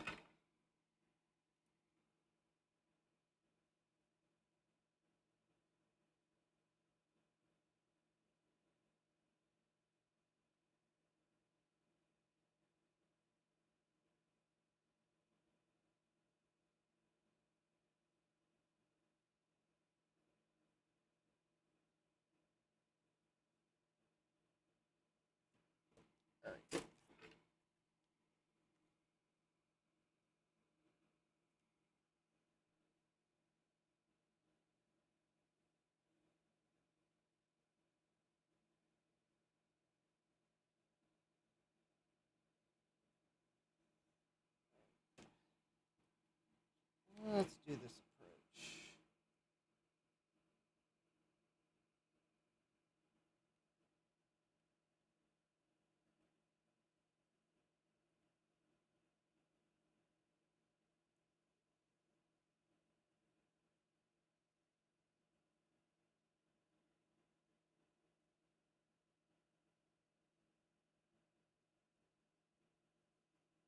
Oh, that just doesn't work for me.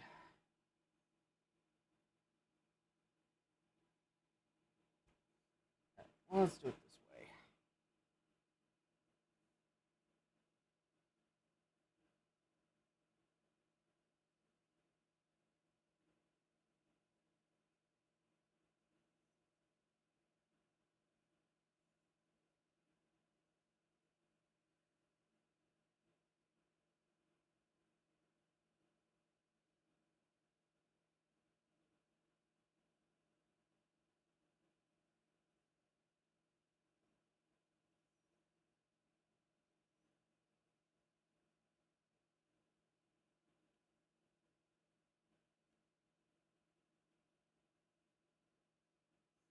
All right. Now that I got solder there, let me see if I can't clean it up a little bit.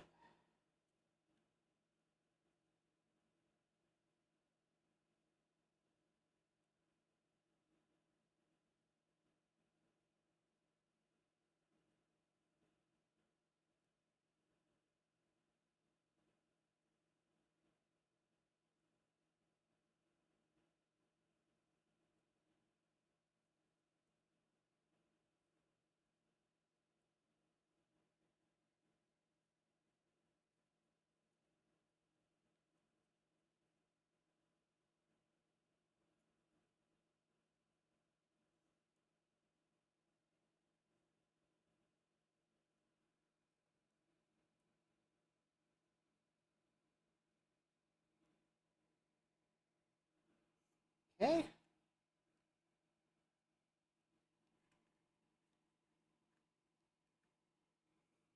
All right.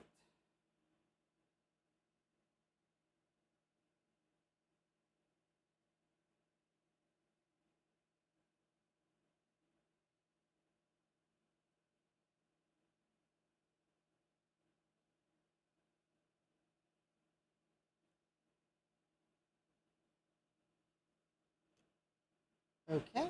I think that all looks good. Now let's get this area of the board. I got a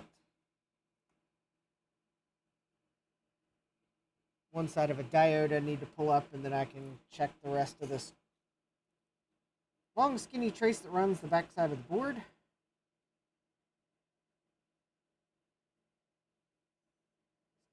That lead out of the way.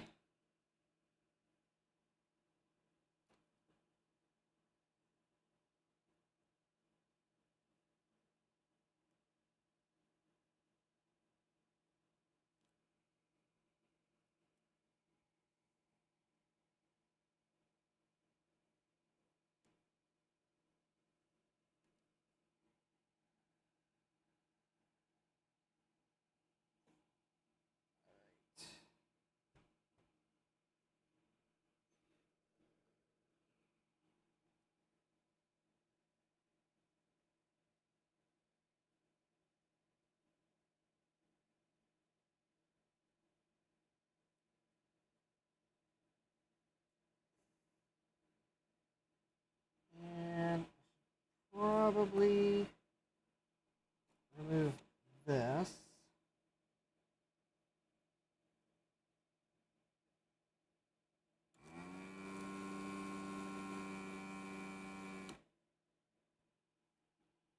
One side of an inductor, which is glued in, but maybe having the solder pad. All right, getting rid of the solder pad will help me look at that.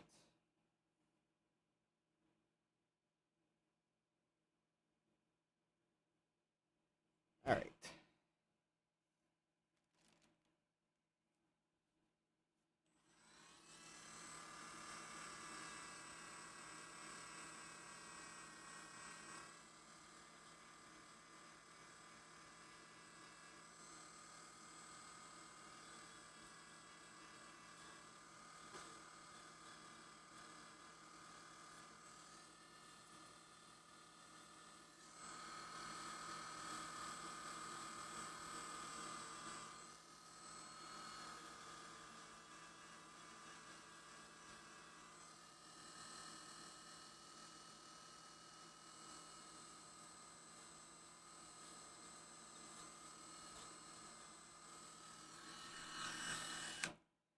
All right, and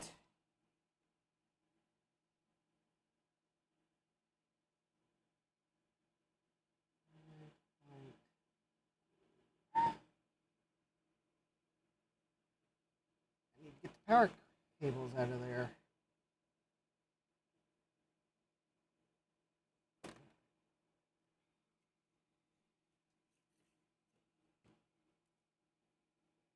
Chat is quiet. Yes, it is. I thought they'd be more excited about getting an LTE back up and running.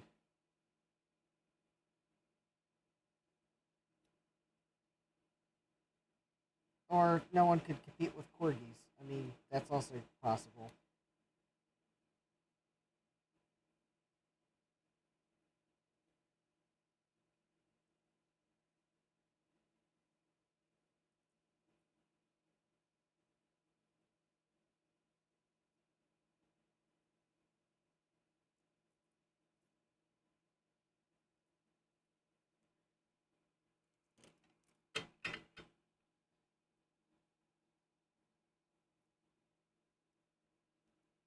All right. So these wires are red, white, and blue, but red being closest to the edge of the board. Which some might technically say, well, that's blue, white, red, and they might be correct.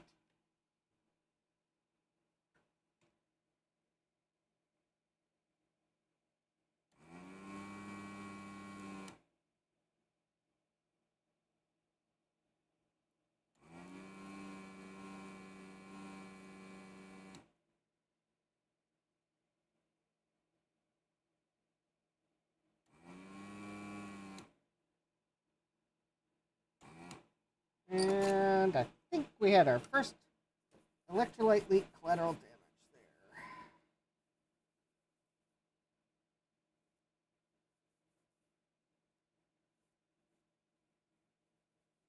there. Yep. Oh.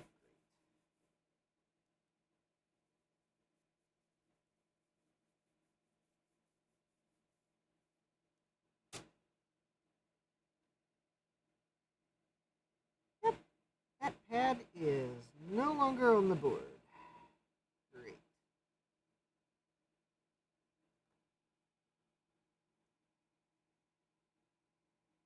Oh, yeah. There was electrolyte sitting on it there. That's okay. Or Chris says, or chat's broken again. Alright. Well.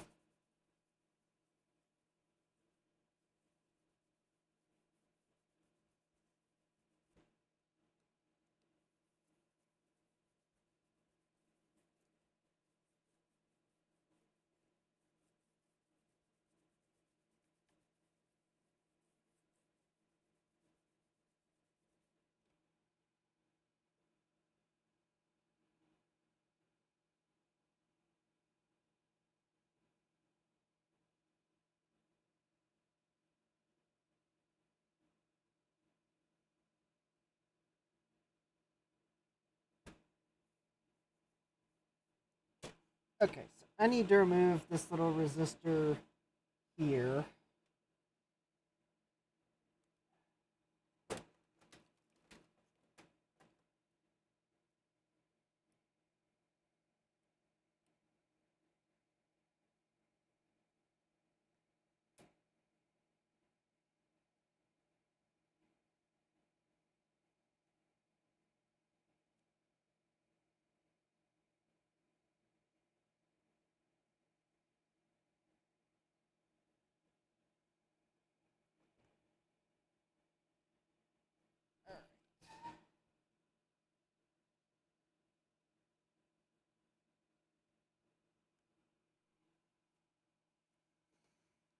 Hey Dave, welcome.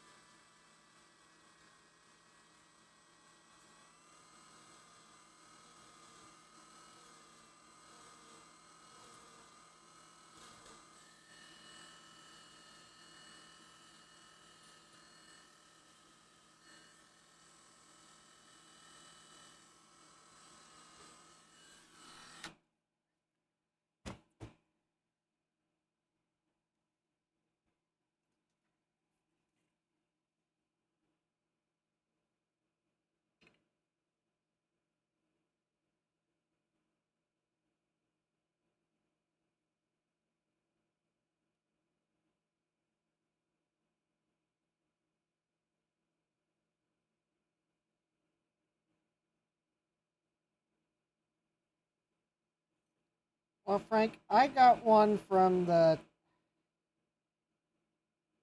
an eBay shop that sells aftermarket power adapters, but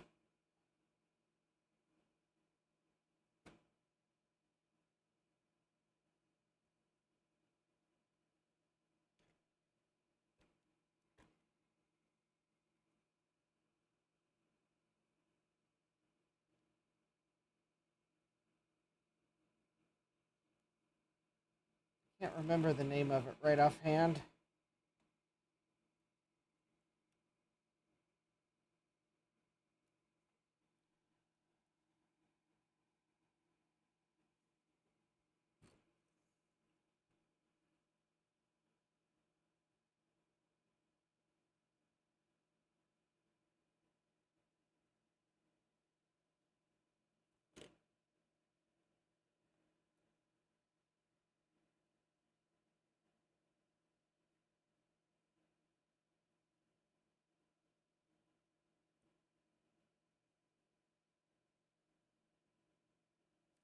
That's weird. Oh, that's a pin. That's there the other. Okay.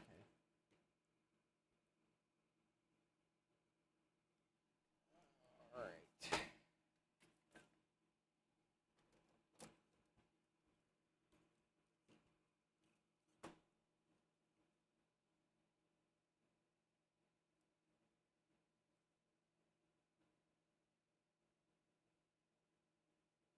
I think Reactive Micro might sell them as well.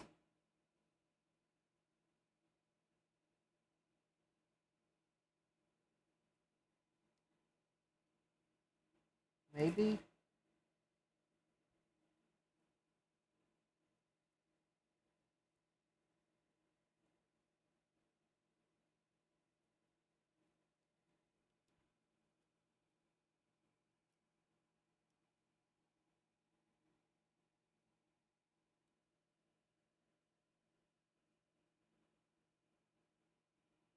Oh yeah, look at that wonderful electrolyte damage on that side of the board.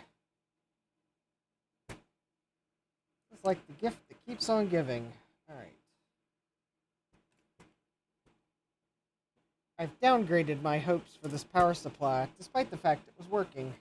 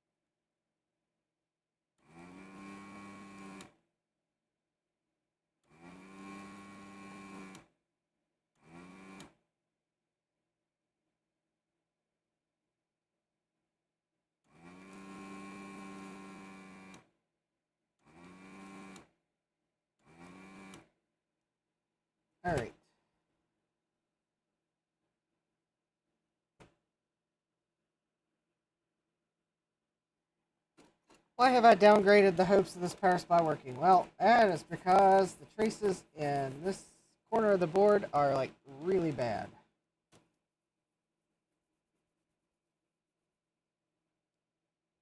Apparently the act of trying to repair the damage has caused more.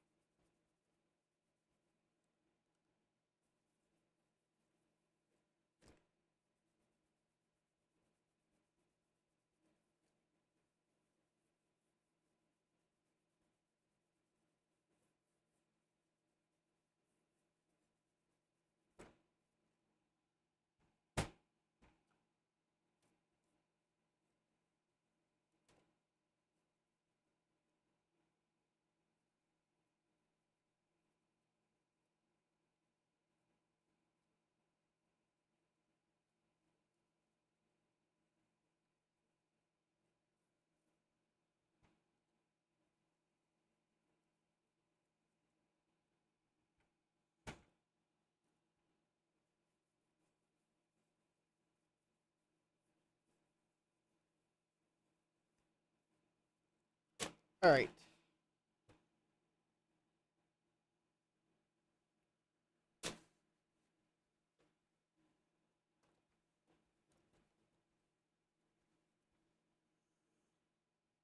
So I have at least 2 broken traces. This trace here to this pad broke. And this trace along the edge of the board is broken.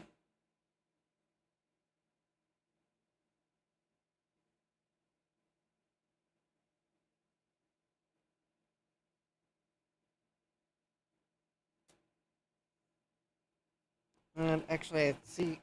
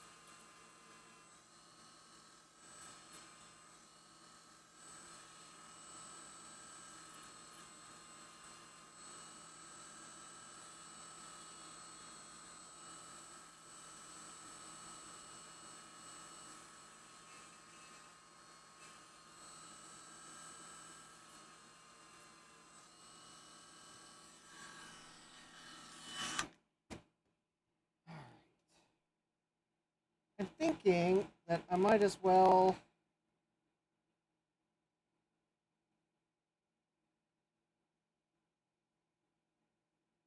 get these 4 caps off and evaluate the board. This may be the time where I go get the other power supply and start cross-checking things, because it might be quicker to get the other power adapter working than fix these broken traces. Because the other power adapter, I don't think I broke any traces. But something's not working on it.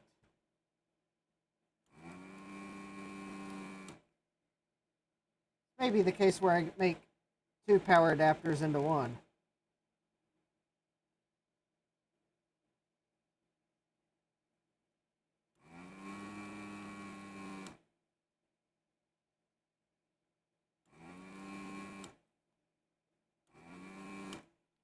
Right, so there's one of them.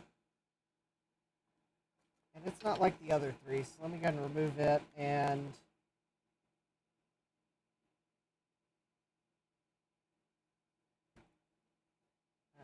so C18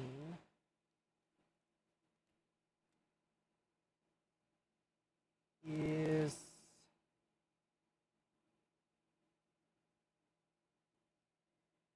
16 volt, 470 microfarad. All right.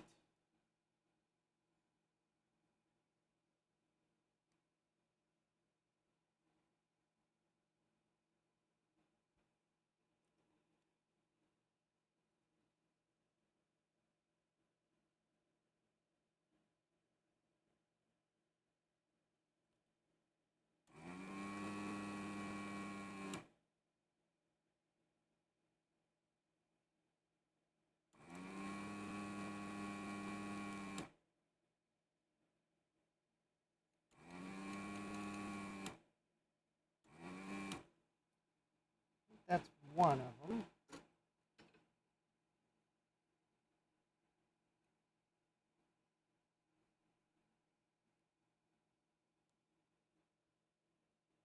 All right. And we'll test these. I believe that one, I don't know if that one was leaky or not.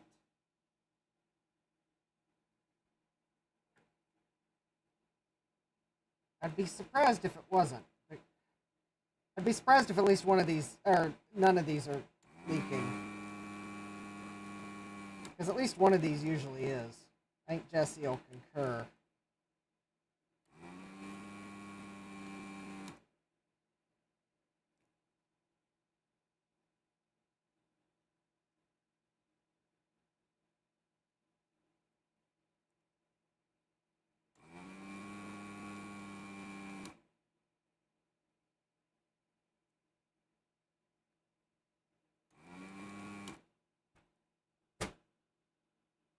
Alright, well there's two. Oh yeah, something down in that area of the board was leaking. I just don't necessarily know which of these three. And then I think that's three.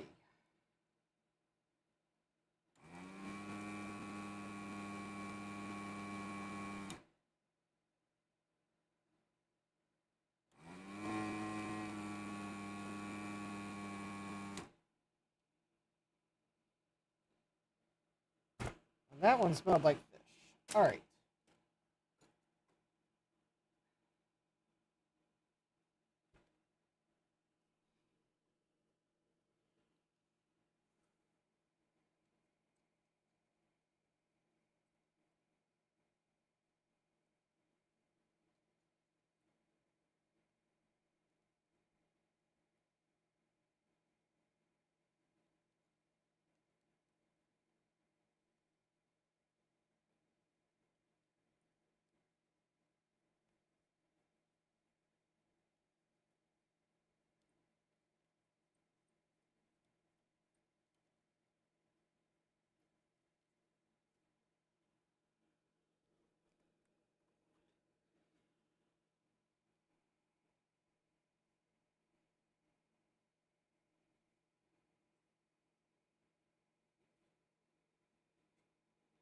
And Jeremy, good luck with your job application. So.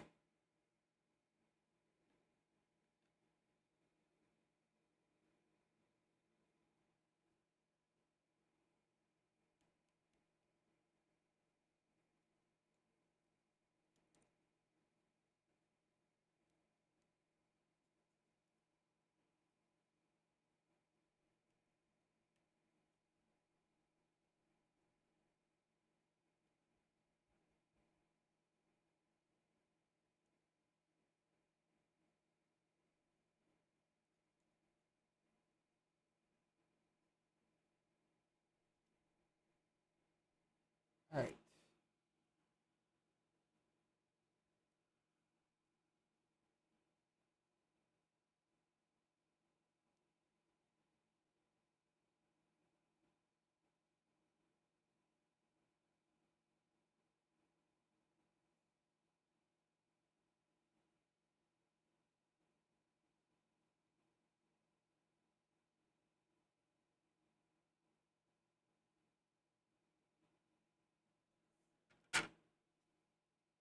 All right. So I got those capacitors out.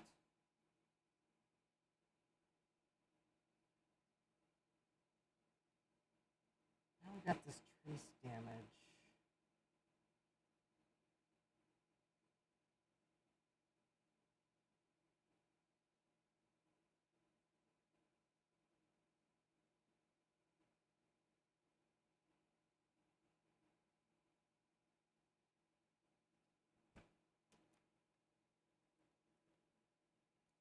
Of course, all this electrolyte to clean up. I'm gonna go grab the other power adapter board.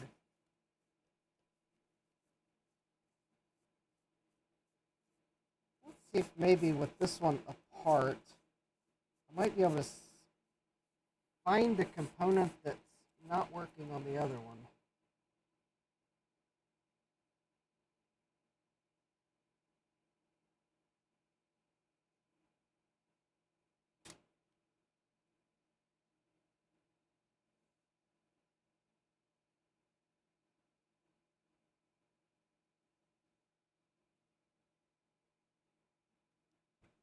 All right, let's let me go grab that. It's on the shelf in the back. We'll do a quick comparison of them. See, maybe is there something obviously.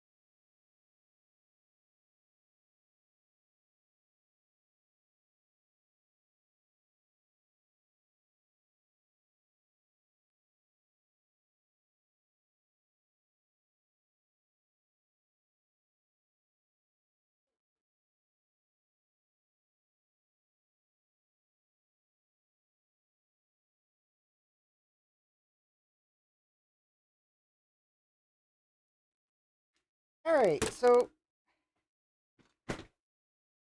here's the other power adapter that I previously recapped sometime last year.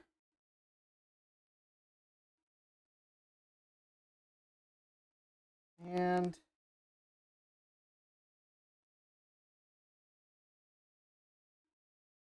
at least it, well, first glance, it appears to be in rough shape.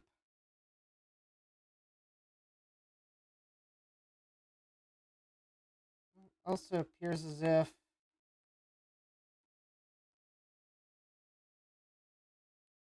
actually, all right, let me set this one aside. Quite honestly, looks like this one probably has a broken trace on it too.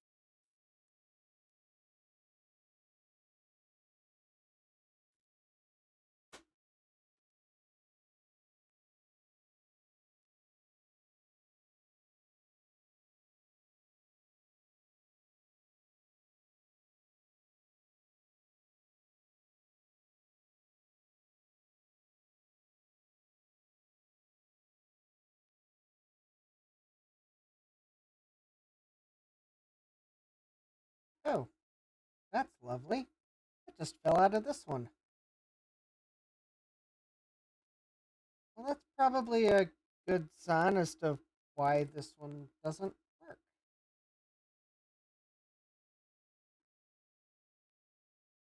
among other things.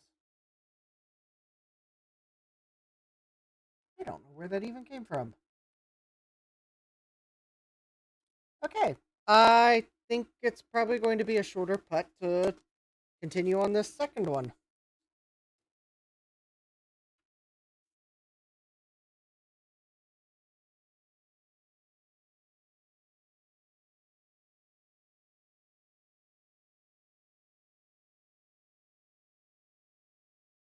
All right, let's.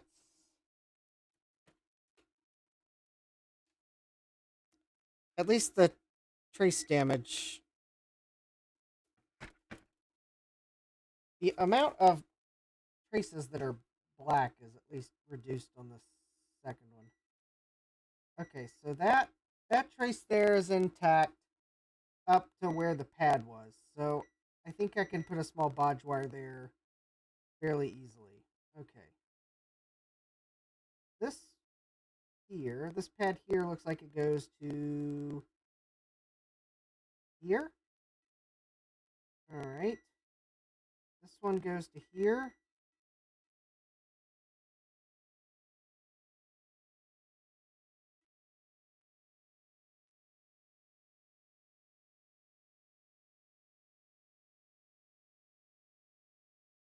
Okay, so this one should be intact to here, but there is a trace break here. Okay, so that's the second break I need to repair.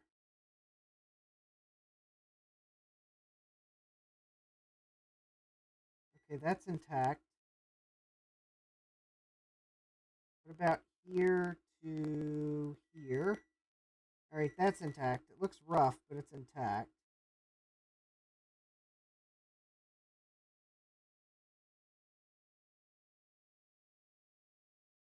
Okay.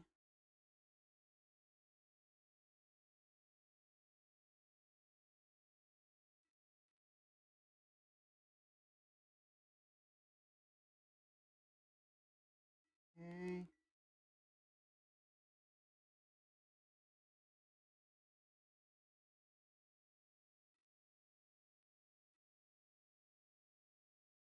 Okay.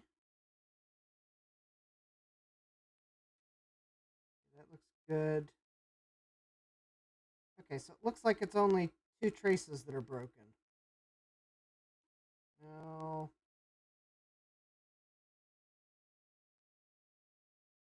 Okay. So there's a line kind of running down the board here, but it looks like it's like just visual or a cosmetic damage. So it's that trace there and that there.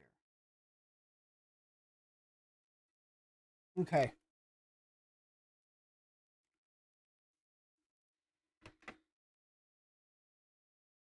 There's a decent chance I can fix it. Now, this one trace running around the outer perimeter of the board, I almost want to just replace that with a wire. This other trace that's broken,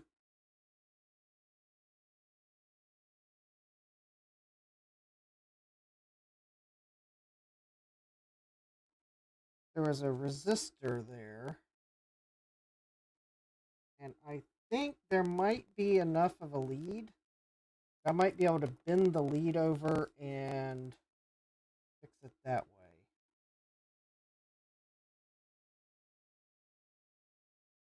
At least I'm pretty sure that's where this resistor went, because it's not marked for a resistor, but it's like the only two pads that this resistor fit in. I'll check the other supply and make sure there's a resistor there, because I think they're the same revision.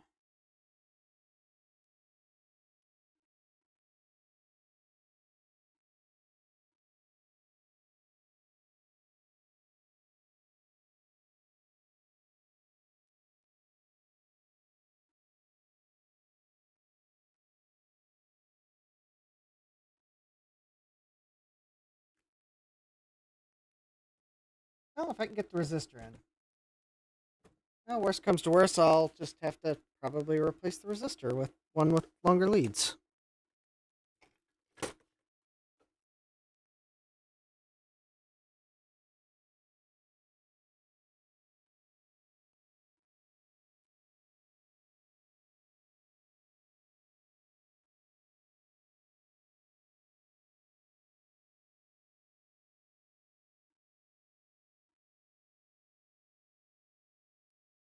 All right.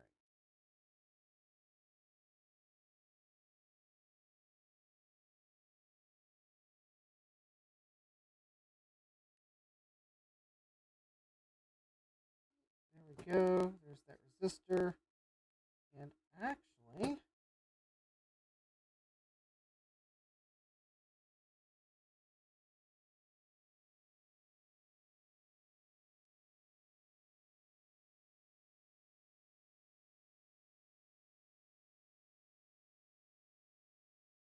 a little bit of precision lead bending.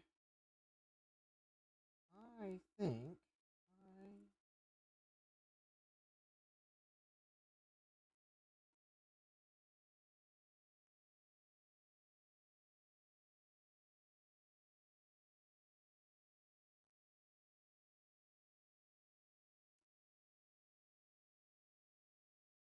I might just have that lead bent far enough over that I can solder it to the trace.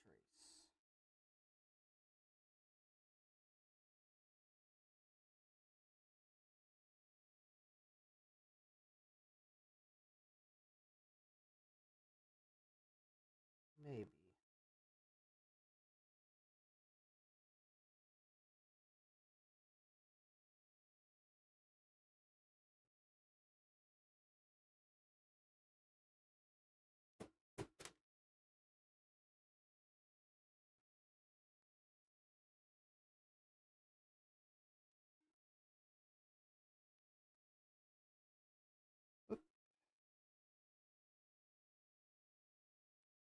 Actually, that might just be in place. So there's the first.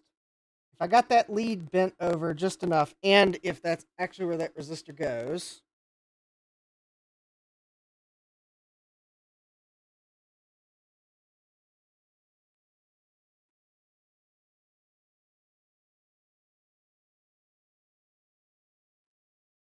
Oh, that's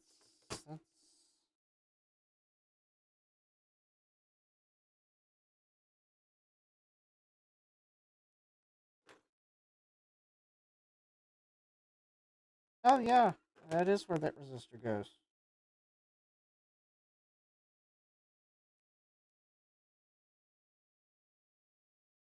They used smaller resistors on this power supply here. So here's the original one I had. They're larger resistors, but those are definitely going to the same place. Okay.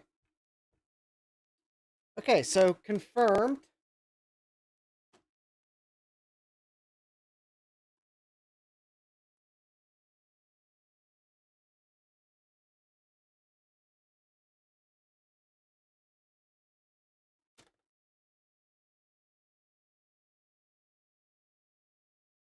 All right, now let's see if I can pull this off. Let me get this side of the resistor first. And then see if I can get this one.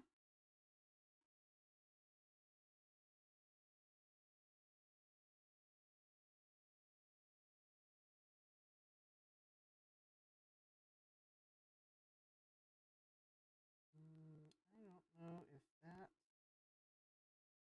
I don't know if that did it. All right. Yes, check time. All right. So that is a 0.46 kilo ohm.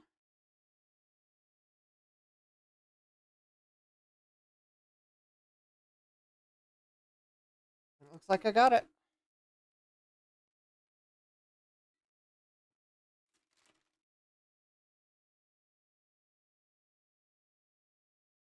Yeah, I yeah, sure enough. I soldered the end of that resistor to that lead. I will have to be very careful working around that, but all right. So first one is fixed. Now the second one,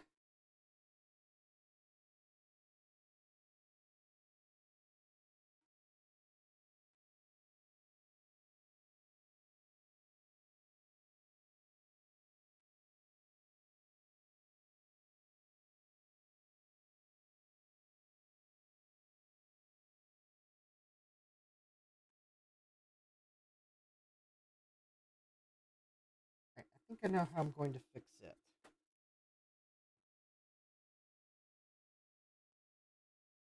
I need to kind of add some solder to these traces, and what I'm going to do is I'm going to go ahead and do that. And then I'm going to put some solder mask on the trace beside of that one. And then I'm going to use a little piece of a component leg to fix the trace. But I'm going to put solder mask on the trace beside it so I don't short them. Because it's like on the very edge of the board.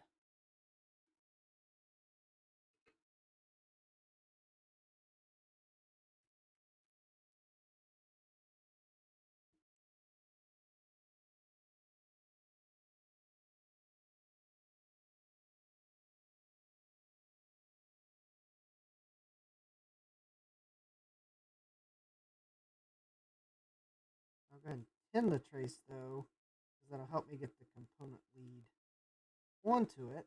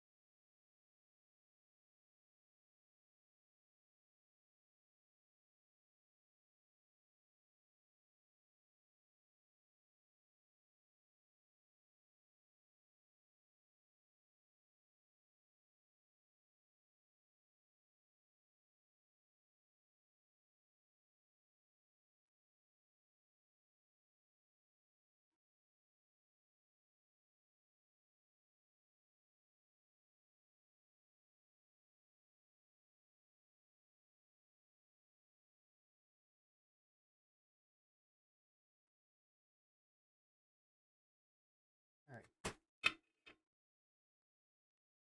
Let me check to make sure that is still connected there. That one resistor.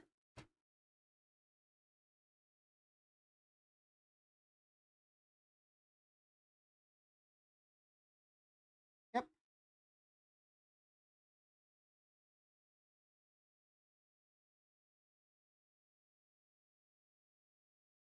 All right. That looks good. Good enough. Let me clear some of this flux so I can see again.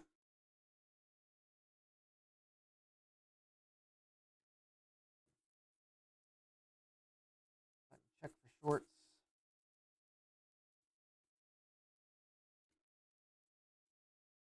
And I'll start getting these components back in. Okay, I do still have to fix that one trace.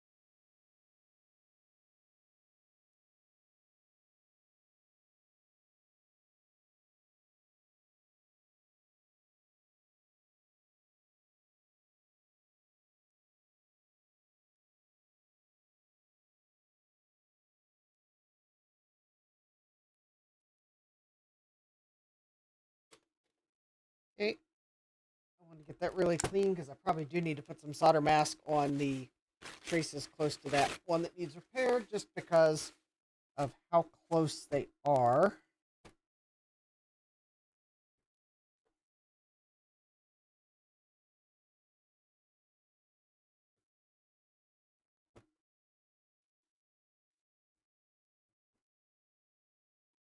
All right.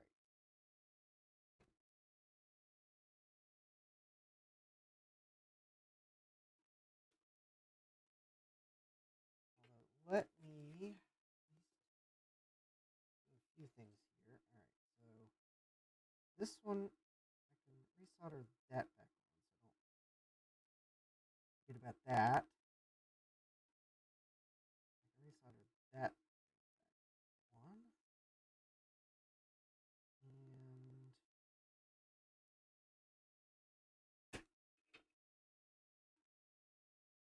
go ahead and get this diode back in.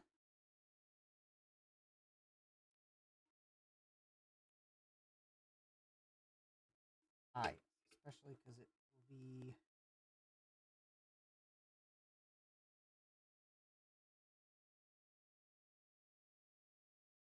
solder mask needs to go.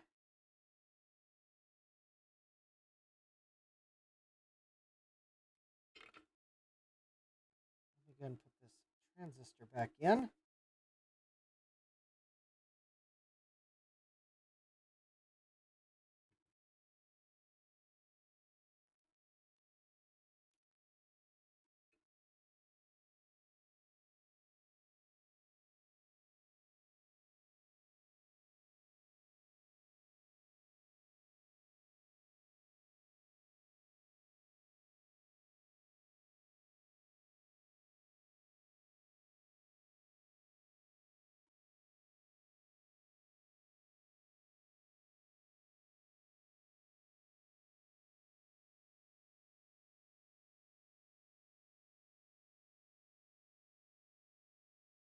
All right.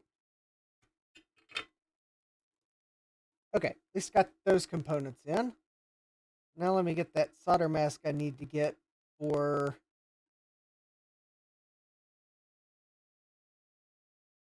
Oh, there's one other thing I want to go and put in.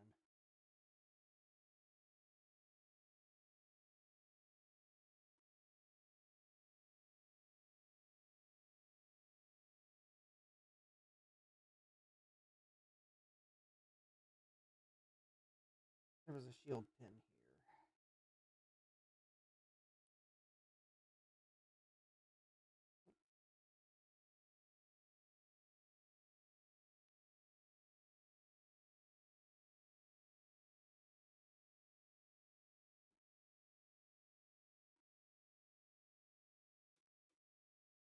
here. And the part of the pad where the shield pin went. A little bit of damage here. Let me go ahead and get that in.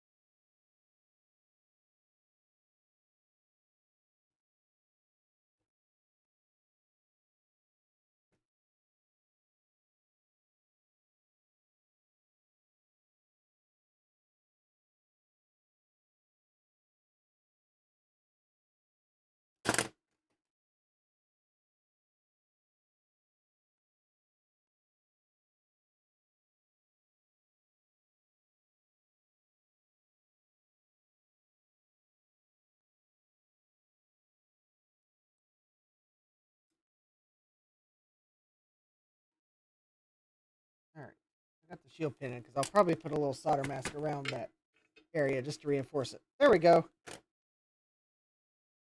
Well, it's kind of looking like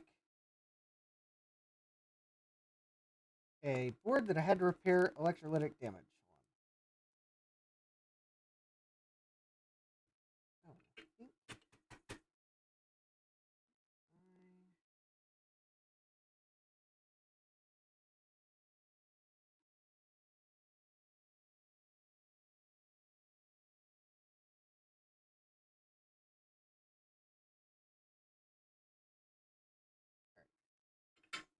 Now, before I get the solder mask out, let me double check.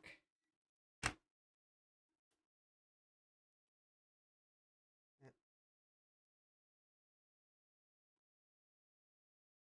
guess this should be connected there, but not here, not here, and not here. Okay.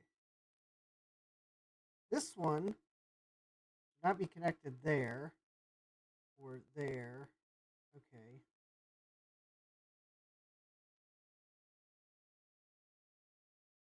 All right. Yep, that looks good. All right. And this is still connected to here. Yes.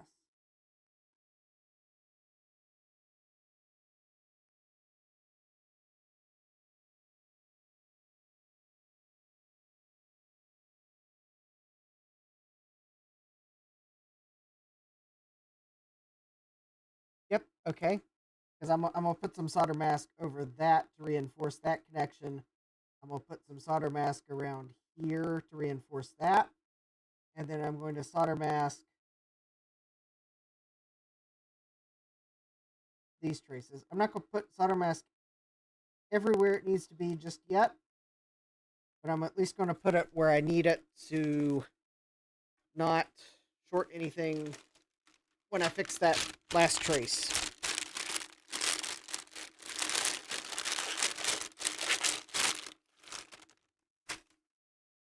So if you like the extent I go through to repair power supplies, because I seem to be doing it a lot, smash that like button and subscribe, because at some point I'll get one of these LTE 286 up and running so we can enjoy some LTE things.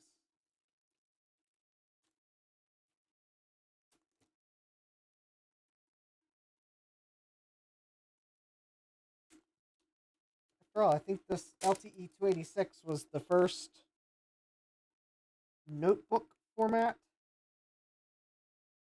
notebook. Because before then, they were like unwieldy affairs.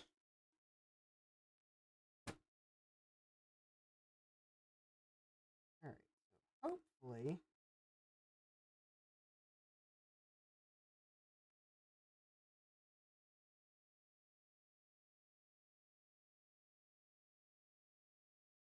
I'm going to put it there. Reinforce that. I'll put it there.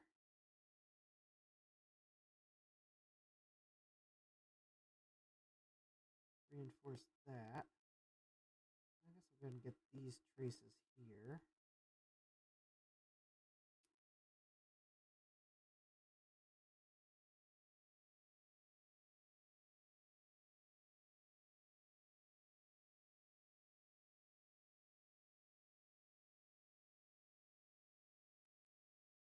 I'll get these traces. This is where, actually, I think the way I'm going to do this is I'm going to solder mask in its entirety here.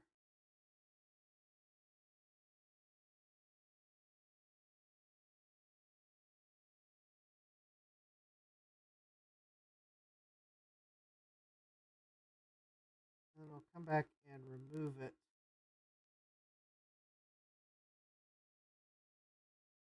where I don't want it to be.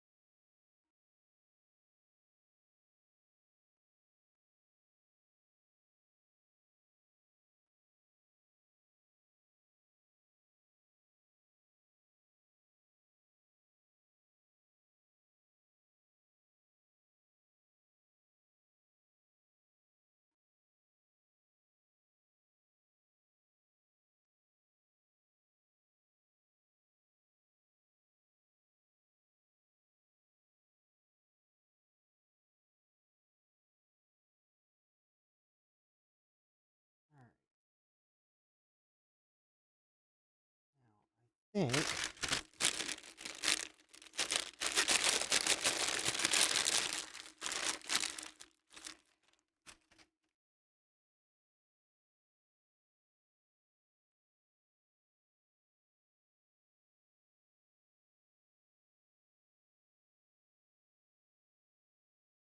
all right. Okay, let's see what that does when I put the UV light on it.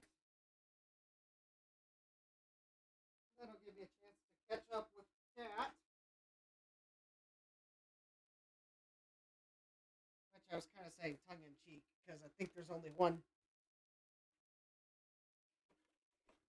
two chat messages, or a couple chat messages to catch up on.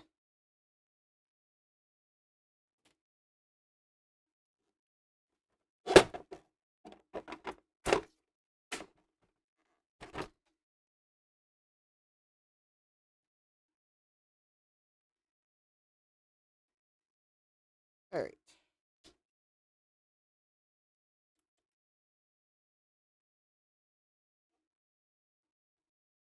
So we'll let Randy smile at us here. That would be Randy of Randy's Hardware. He's upside down because I've pointed the UV lights away from me. Let's see here.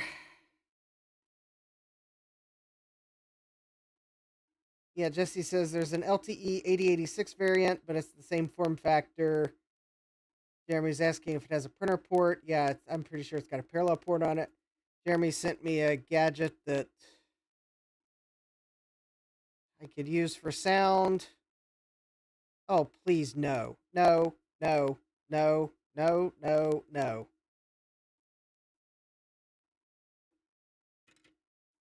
Do not want any that. No, if we're going to do anything like that, LPT to OPT. I don't need silly voltage dividers to make something that approximates sound.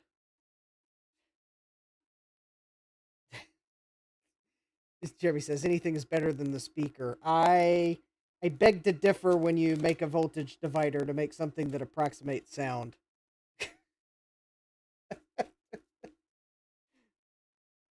I might still make one.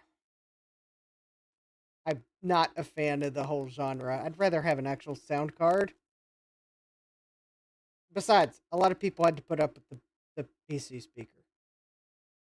Besides, we're putting the cart before the horse. I don't even know if the thing will still work after I'm done with the power adapter. I might short out every component on the motherboard. Then it's a moot point. Yes, Jesse says it does have a CGA display, and Jeremy says it could play Bubble Bobble. Good night, Frank. Well, I mean, if I completely destroy the thing trying to repair it, then it's a moot point of getting a sound device for it. I could, while I'm waiting for the UV solder mask to cure, I could attempt to, other than I have, oh, assuming I don't make a mess doing this, or get metal pieces in my fluorescent light, I could work on this board. I think it's in significantly better shape. Although I just got UV cure solder mask on my solder. Well, that's not going to work very well. All right, let me attempt to set the UV cure somewhere where I will not knock it over, and will probably be unsuccessful because I've already gotten it on my bench. All right.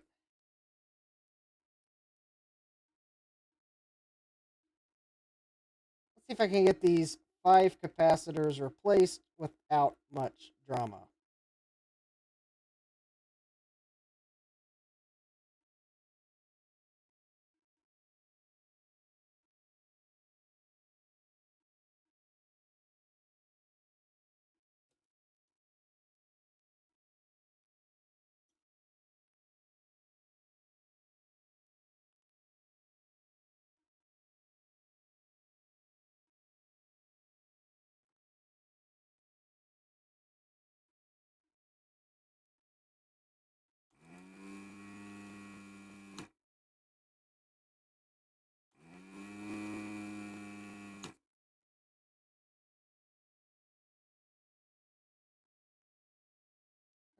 Oh.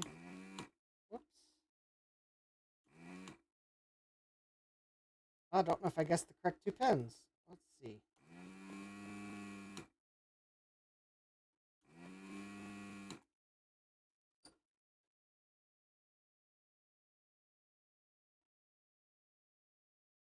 No, I did not.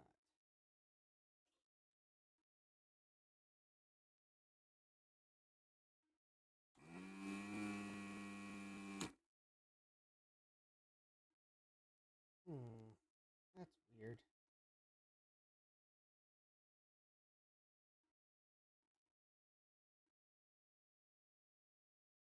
Oh, maybe I did. All right.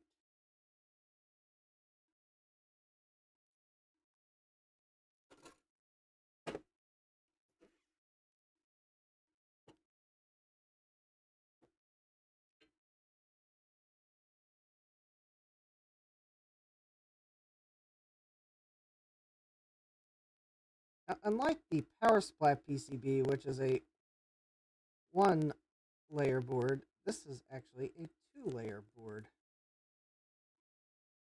Oh yeah, and I smell fish.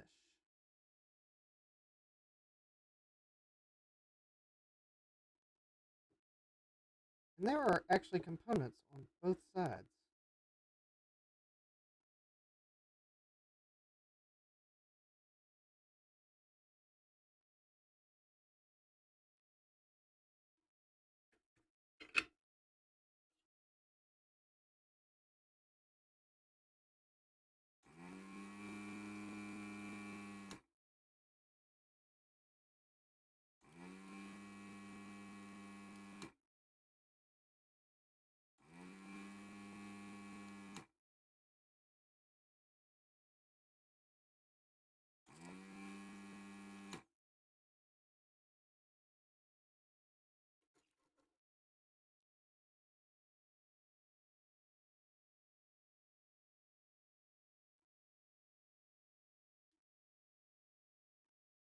Yeah, smelling fish while soldering is never a good thing.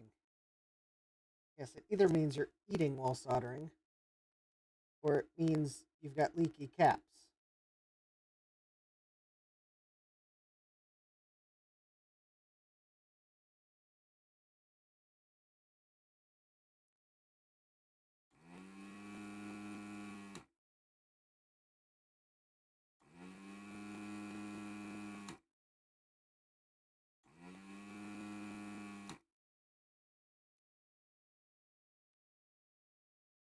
Huh. Okay, well, there's only so many leads that capacitor can be. Oh, there we go. I think I got it.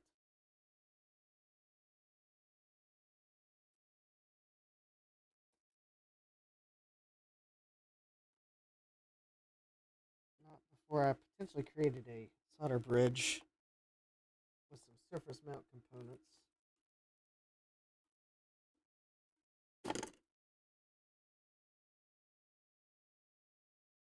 I may pull the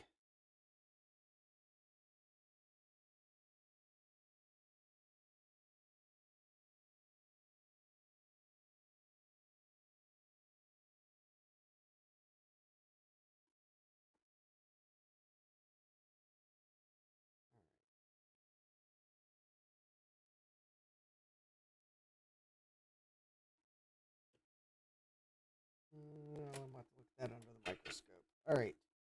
So that was C217.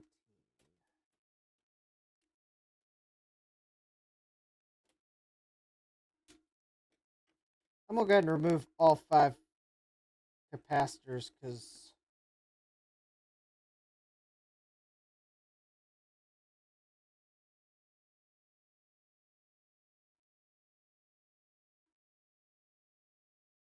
well, I got reasons to go ahead and do it.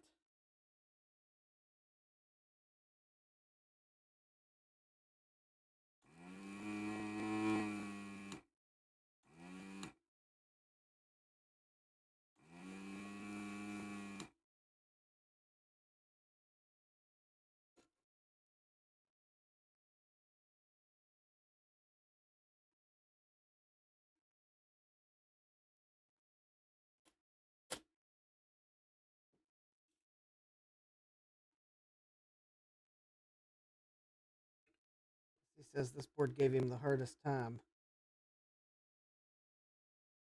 I may swipe this board from the other power supply, which I think I successfully completed.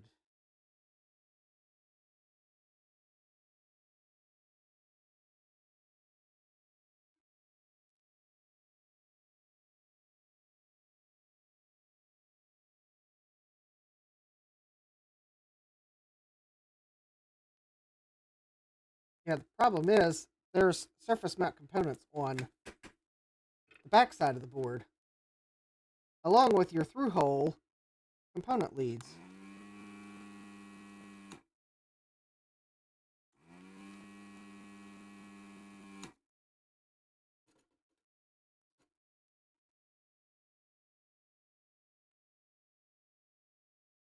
Yes, epitronics will sometimes heat the entire board to remove old caps.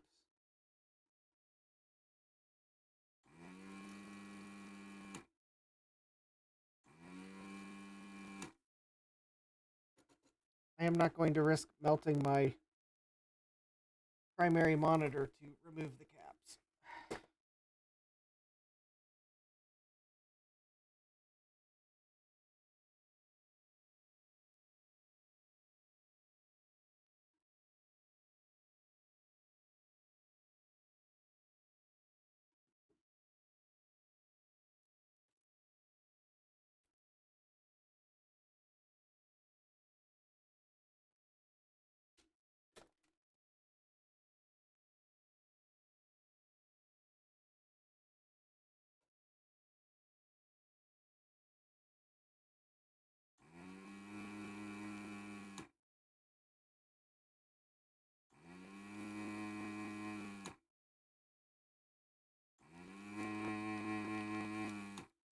I'm not sure preheating this board would help any. In fact, I'd probably risk blowing surface mount components off the bottom if I tried doing it.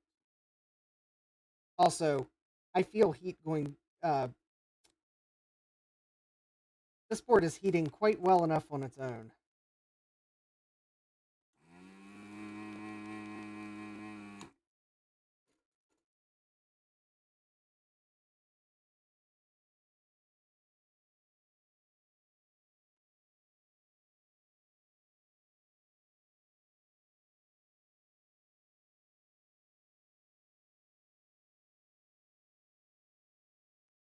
Oh.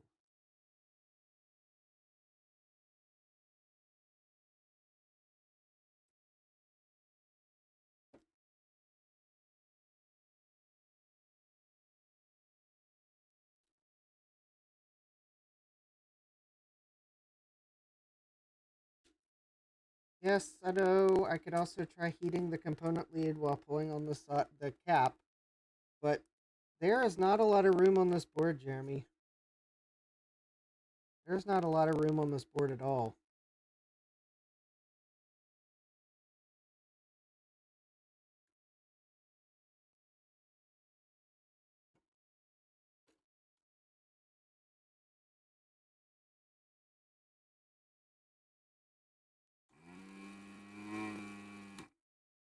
And I may have to resort to that.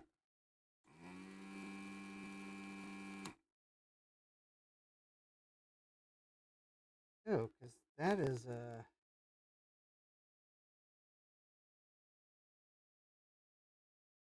oh, that's just next level evil.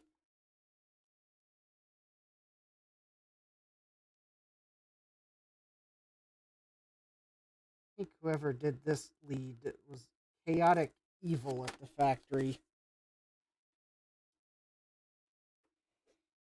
They bent the lead of the next component over onto the lead of the capacitor I need to remove.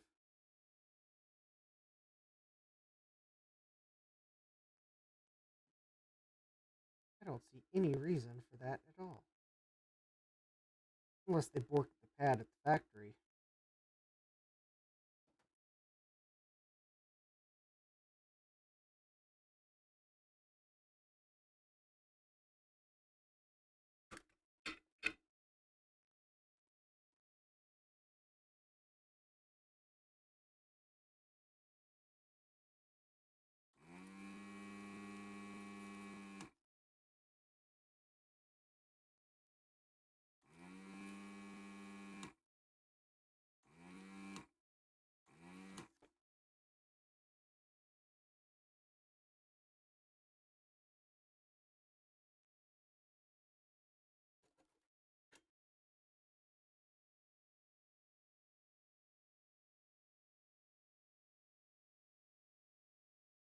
I think the designer could have maybe fought for a little bit more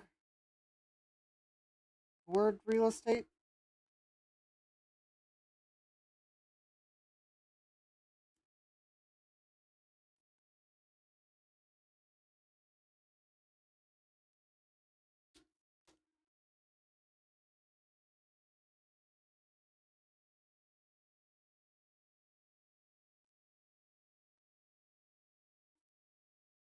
But yeah, it looks like that's one of the capacitor leads.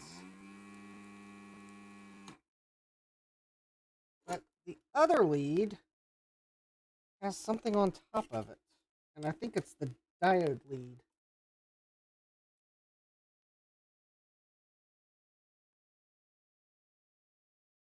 Or the diode that's beside it.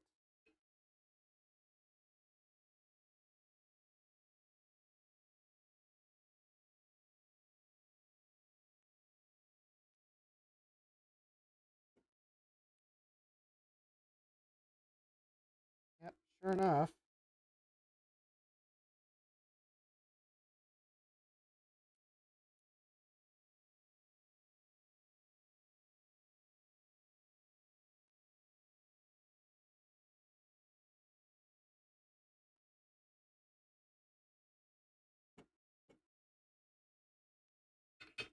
Yep.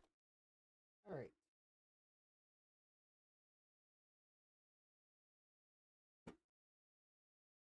Got the capacitors off.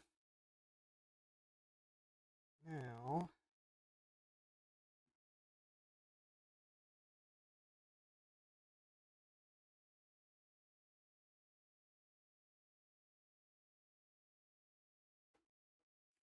all right.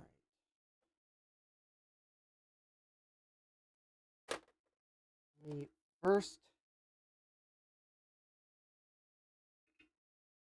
Oh, hi, Jack. Yeah, this is part of the power supply.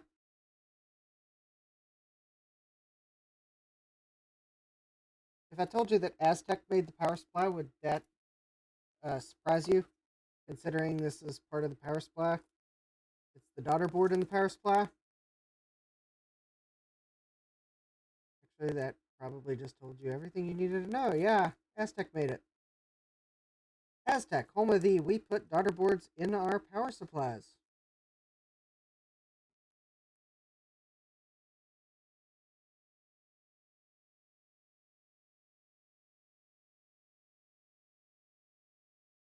I mean, I guess at least it's good that PC chips didn't acquire Aztec because then it would be the home of the power supplies with fake cache that have daughter boards inside of them. Those would be really annoying to work on.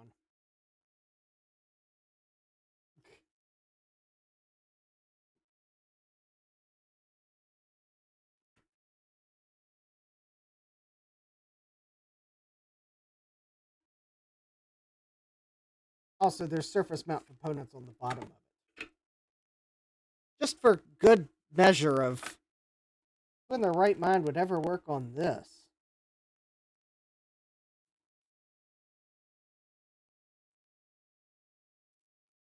Yeah, I'm probably going to regret having removed all 5 caps, but well, there's only 5 caps, and I took notes of what came from where, so. Alright. Alright. Let's start with the one that was in C260, which is a 50 volt 2.2 microfarad. Well, that's actually a fairly unique cap. That should be easy to find.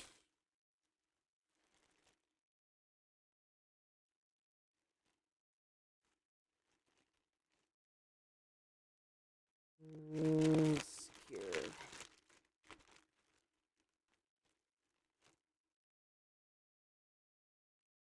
That could be that one. Actually, that's probably going to be one of the ones that's on the starter board.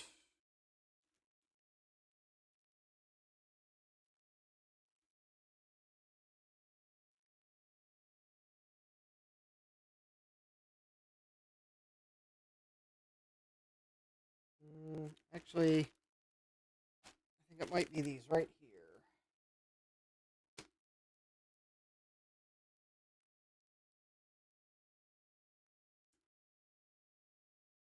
I think I'm beginning to realize I didn't need to order all of these caps, but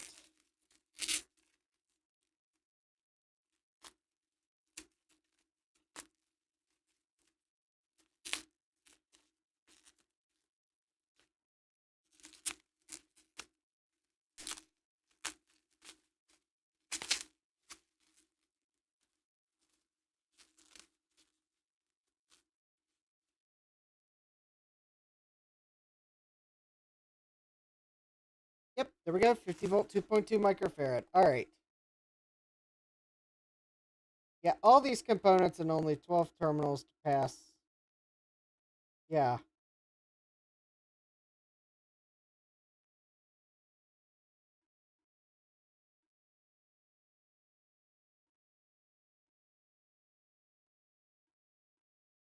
Oh, that was C260. So that is.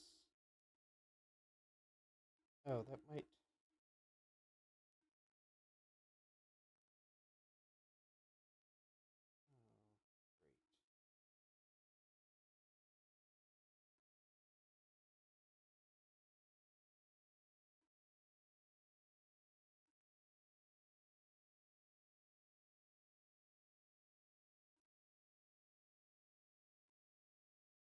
Oh, wait a minute. That's a problem.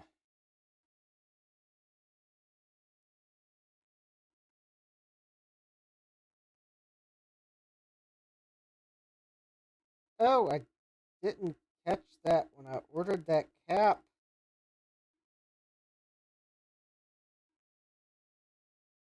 That's not a polarized cap.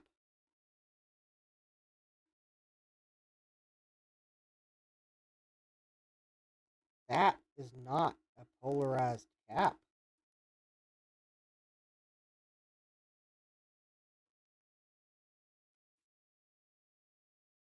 I have the wrong cap for C260.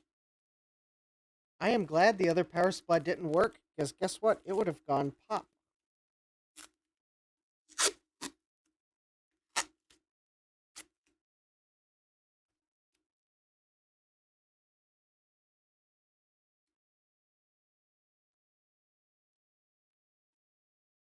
I am not going to be able to finish this tonight, because I'm going to have to order a non-polarized cap to fit that.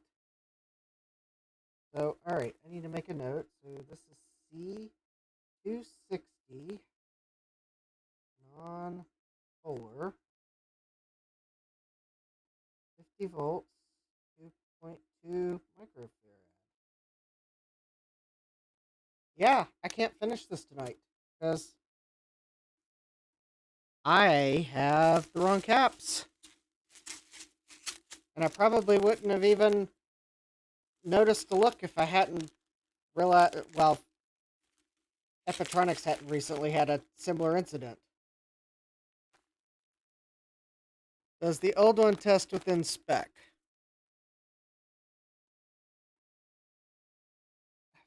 Well, that would require me to, like,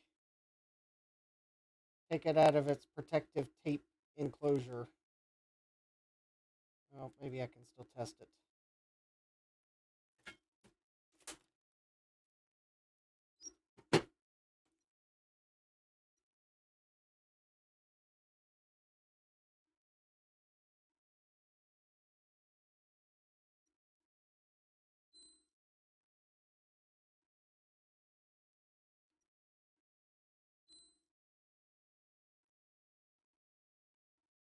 It's kind of got a high ESR, but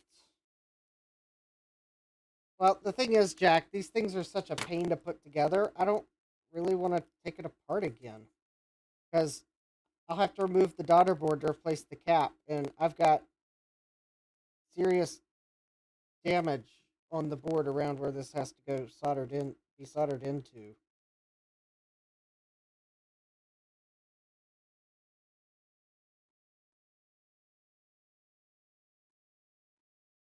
Kind of worried that if I put this cap back in, I'll not want to replace it. even though it probably needs replaced.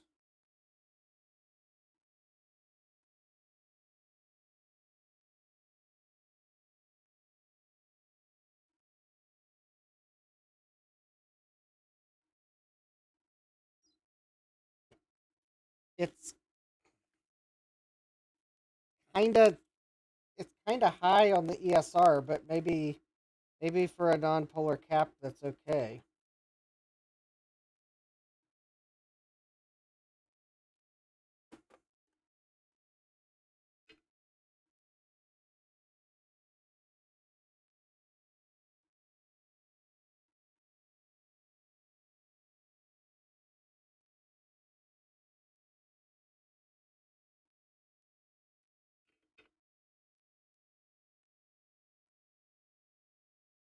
Well, ultimately we got here because I bought a second LTE 286 on eBay, the place where I buy things I later regret.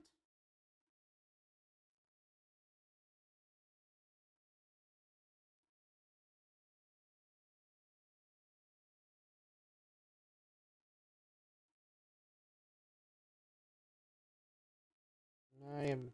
Oh, okay, I'll put this cap back in. I still don't know that we're going to finish tonight because it's 11:12 and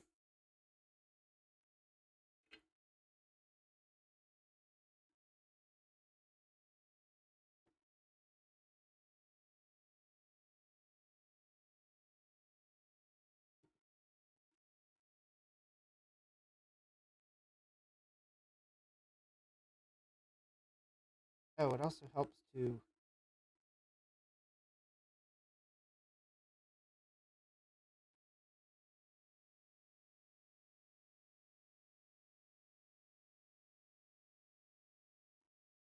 Because I still got a trace. I got a trace I got to fix on the other board, and then put it all back together, and then hopefully remember where all the power wires go, and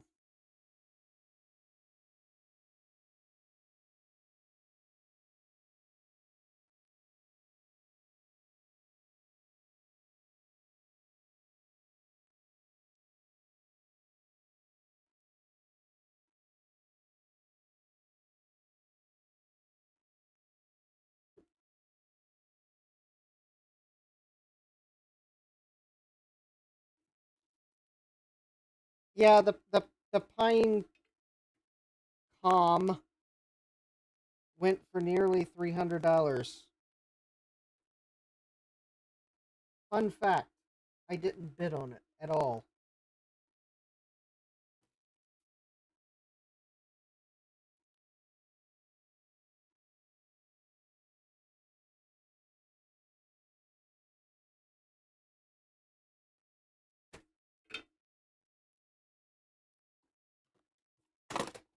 I did, however, attempt to bid on a K Pro, and well, I didn't get it.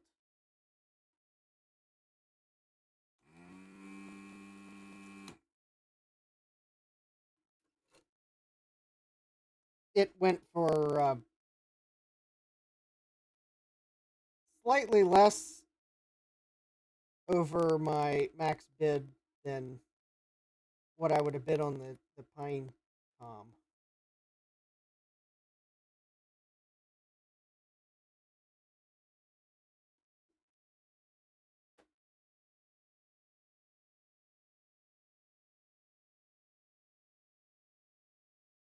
which was nothing. I learned my lesson buying one clone. Pine Com is not computer.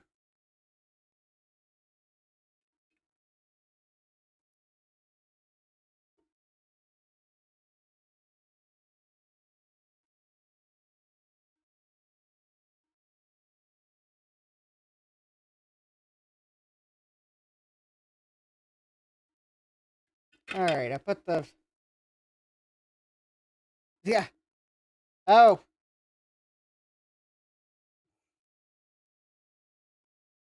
well, that was all right. That was a trial run for when I actually managed to get the capacitor to stay this time.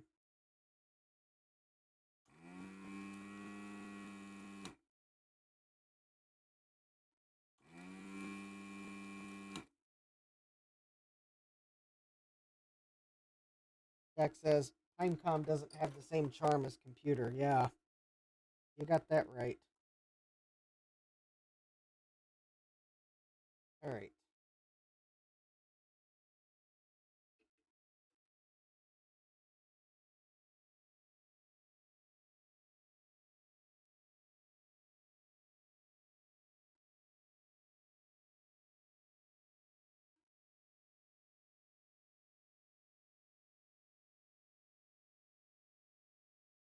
Okay.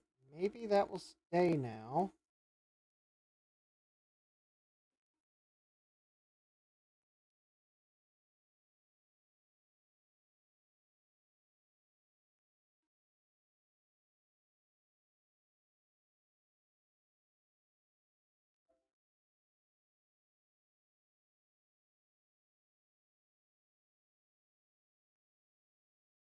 All right. Okay, the non-polar cap's back in.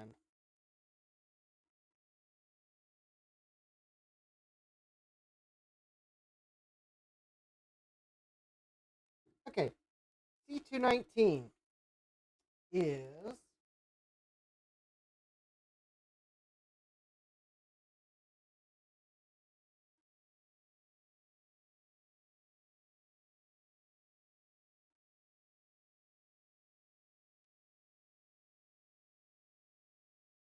oh, 25 volt 10 microfarad. So it's one of these.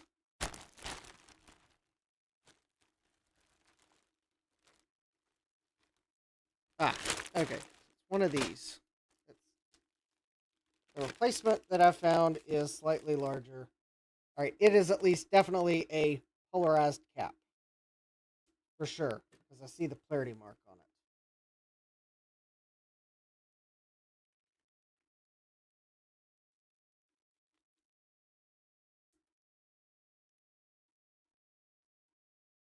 And I see the polarity mark on the board too.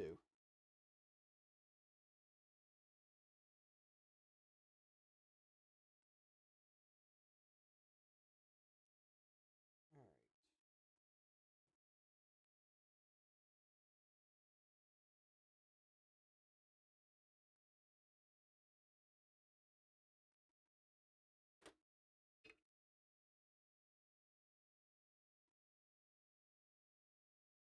Which actually, speaking of computer should be on the stream on Thursday.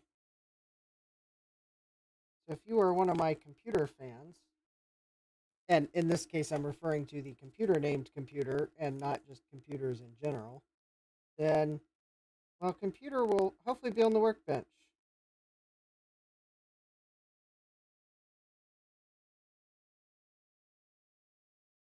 Although I will warn you, I did end up during Dave's stream doing some work on the two computers that's going to be on the stream on Thursday.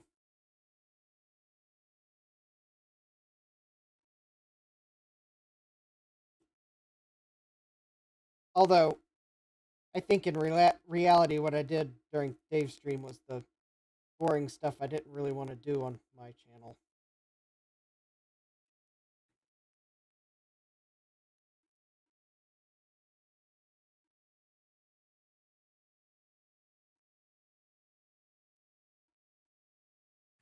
All right.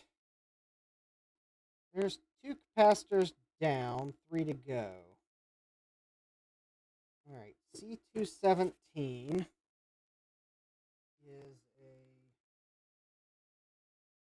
oh, that's the 25 volt 82 microfarad I set to the side. Yep.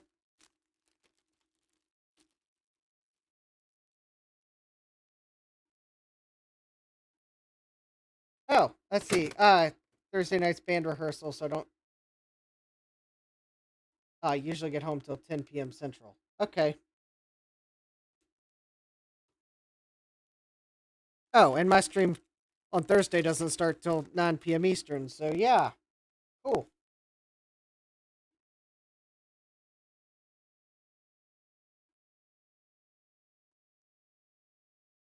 All right, I think the two that were in the middle of the board were bent over to fit for some reason. Probably because they'd have been too tall otherwise. The other three caps are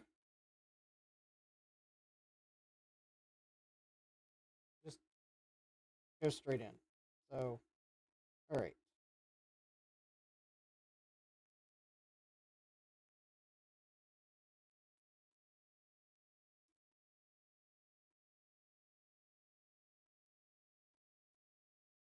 Yeah, I basically during Dave's stream I did the IC chip testing. So I was pulling chips and running them through the chip tester. So I got all that boring work done on Dave's stream.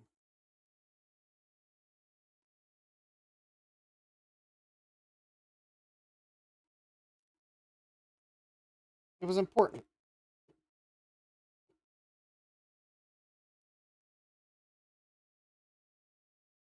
Why so late on Thursday? Because I go to young adult study, which is on Thursdays instead of Wednesdays for reasons I don't know. And so I don't get home until later on Thursdays.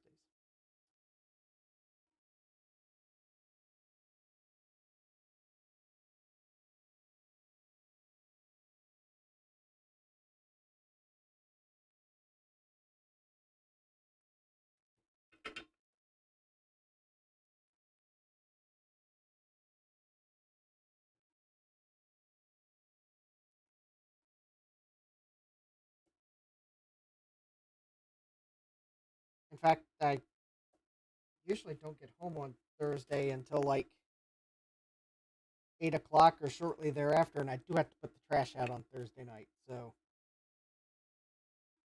9 o'clock lets me get the trash out and attempt to start on time.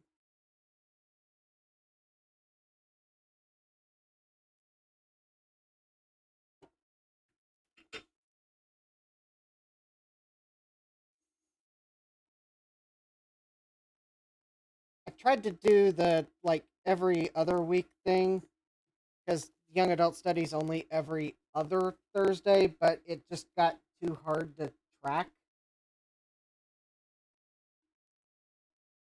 Plus, it sometimes shifts every other week cadences. So yeah, I just decided, all right, for consistency, I'm just going to do it at 9 p.m. every Thursday because that's easier for everyone.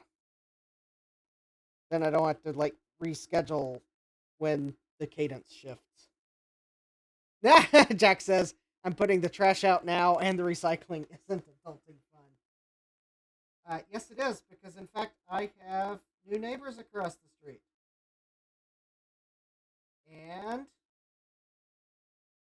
ooh, this pastor was leaking. Ew, this one looks really gross.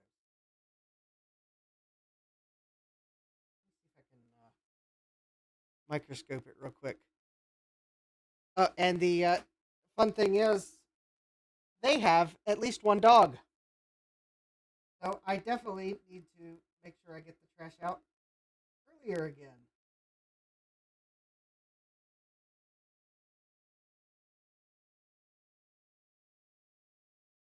So that their dog doesn't bark at midnight if their dog would so choose to bark at midnight. Yeah, look at that capacitor. That is gross.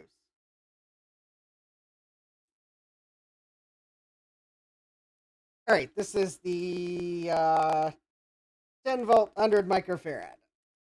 10 volt 100 microfarad.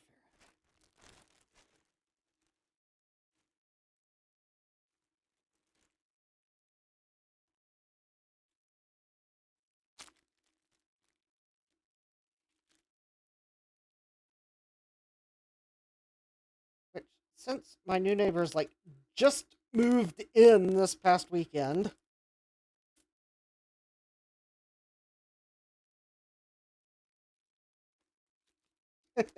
Jack says that looks like many of the caps in my laser writer power supply.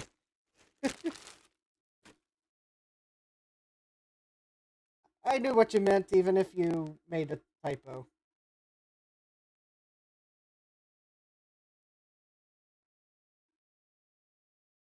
Yeah, I should probably maybe clean the board under where that cap goes here real quick.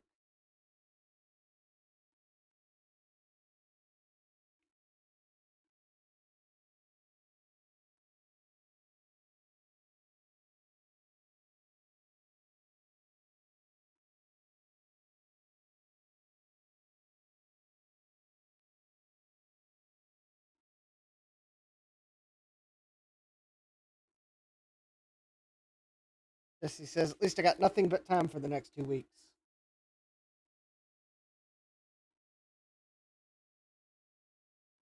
Cool.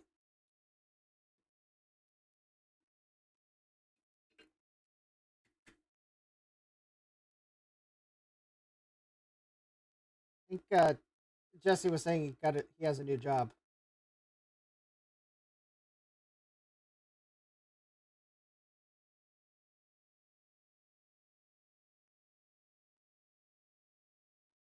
So definitely good luck with that new job, Jesse.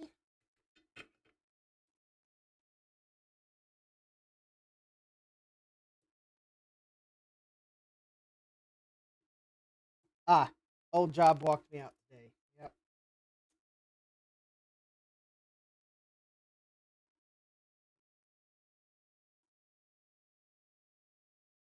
Uh, oh, another one of those 25-volt 10 microfarad. I'm certainly glad I didn't put those very far away. It also explains why I ordered 10 of them.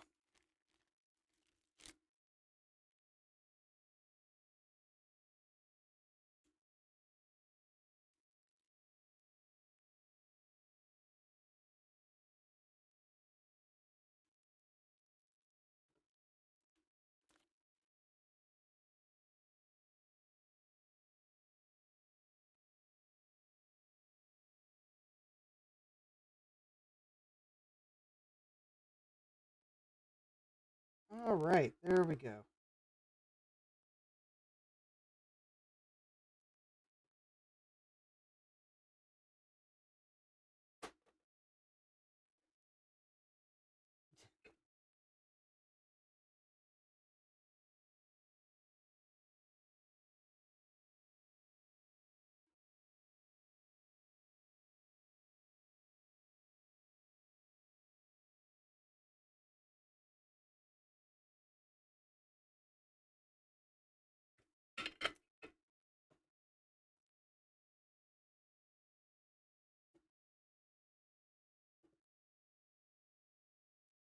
All right, there we go.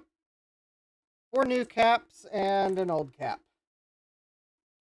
I think the power supply hopefully is cured. Yeah, I think that looks cured. So should be good to try to fix that trace. Set that to the side. All right, but first, let me clean this board.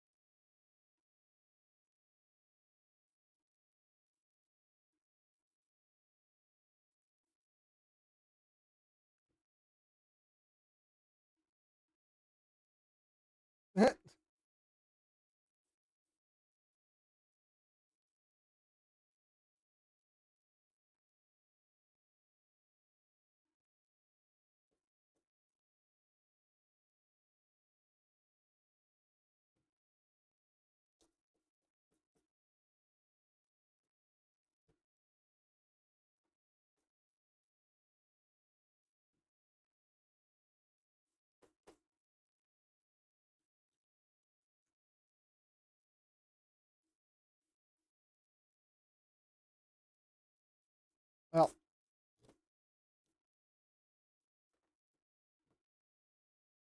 probably what I should do, given how leaky capacitors were on this thing, I should probably put this entire thing through the ultrasonic cleaner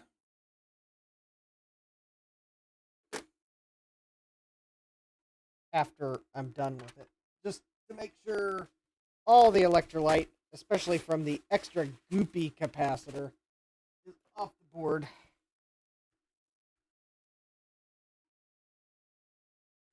All right, so let's see if I can't fix this one trace, and if I can't do it with maybe a. I got a component lead that I've clipped that's long enough. Actually, that is not a very thick trace.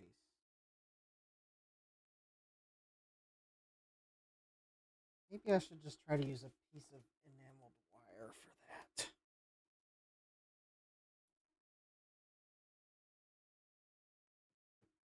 Yeah, yep. Jesse's spot on. Yeah, the one is yeah, one is that you have power and the other's the battery's charging.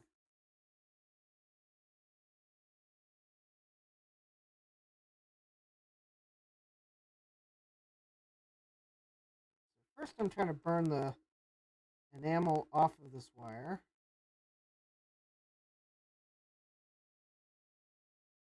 which I think I've done. And now I'm going to see if I can't tin that just a little bit, make that easier to solder.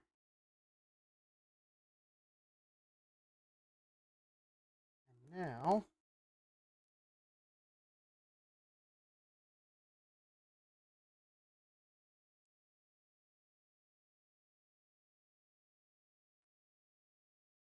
I think I'm going to solder it right here.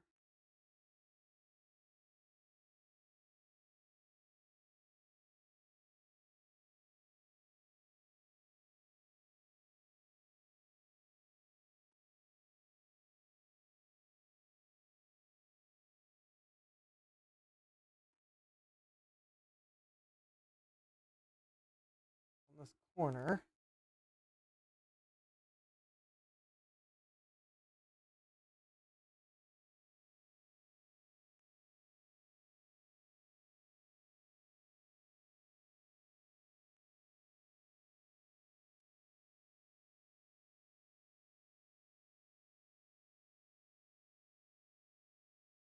All right, there we go. And now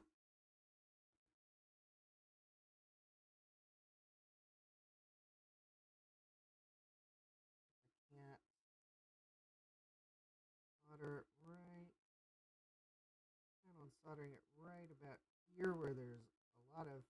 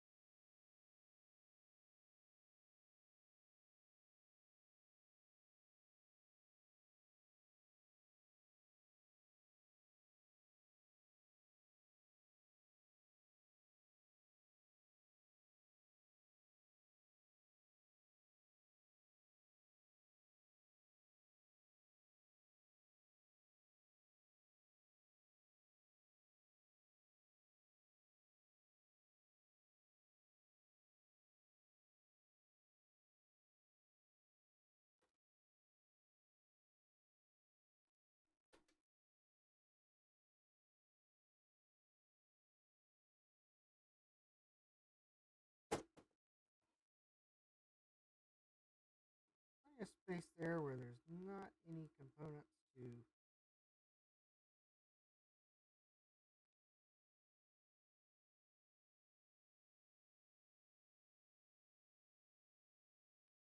Hopefully.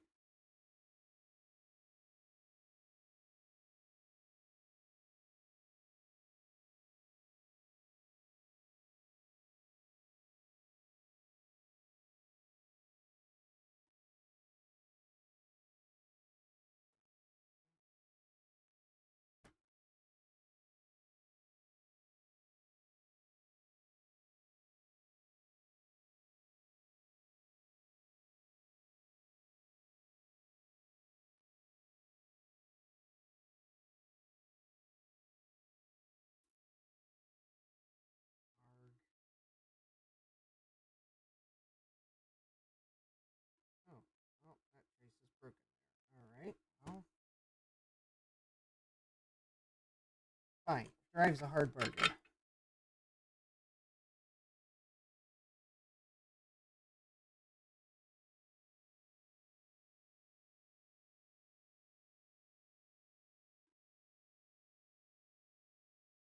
Alright, we will run this wire all the way around here.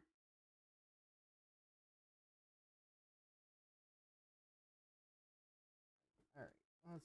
do this. Run this wire along the outer edge of the board where it should be away from anything that it'll short against.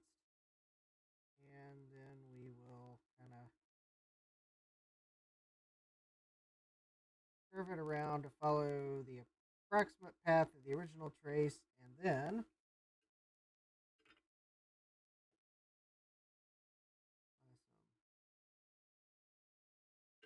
flux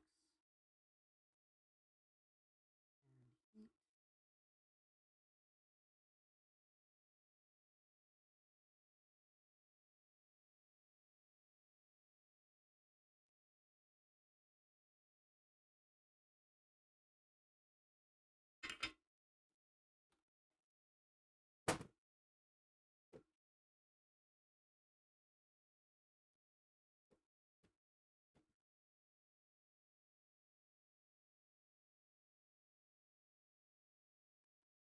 Alright, I guess that's the point where I check to see if I have continuity now.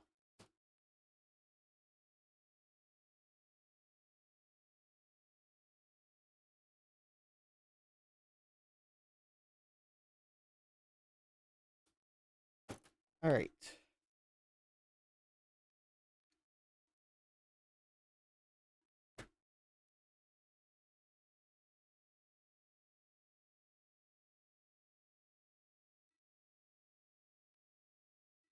Alright. They have continuity. Alright.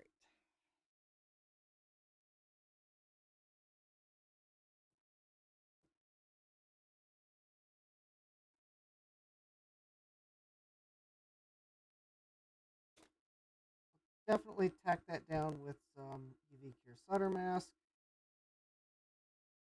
Something.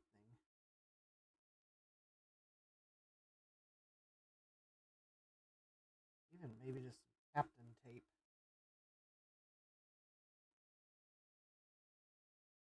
Alright, let's get these 4 capacitors in, because then... Well, I got the 2 reefas, but...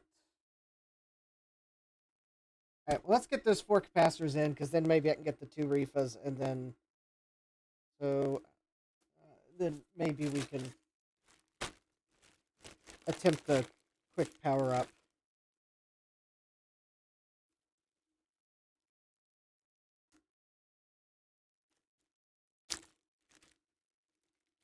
Alright, so... there's those 3. So these 3 caps here are all the same.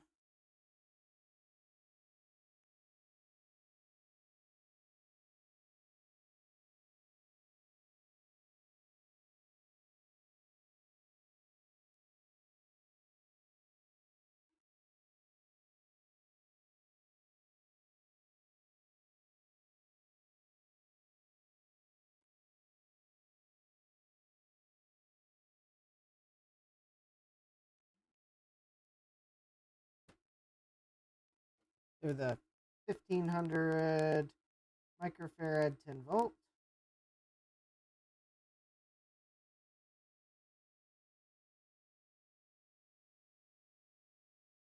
think since they're on the 5-volt rail is fine.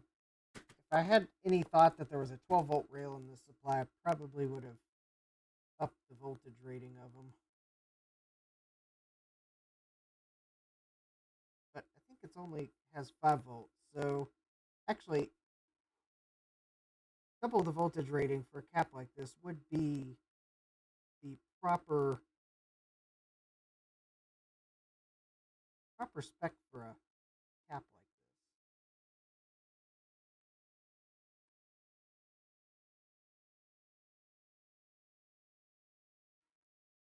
At least tells me that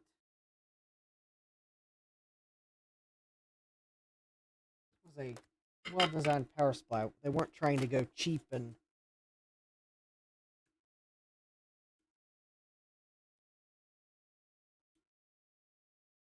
cut corners. All right. Now I've got another cap there. And that one is the 16 volt 470 microfarad. So that's going to be on the probably the battery charging circuit.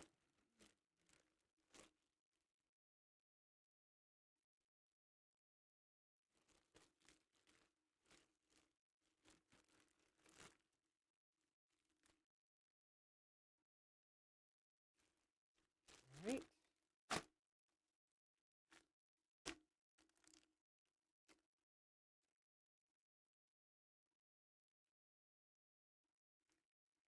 I think the battery charges at like 8 or 9 volts. So again, 16 volts, about twice the rating.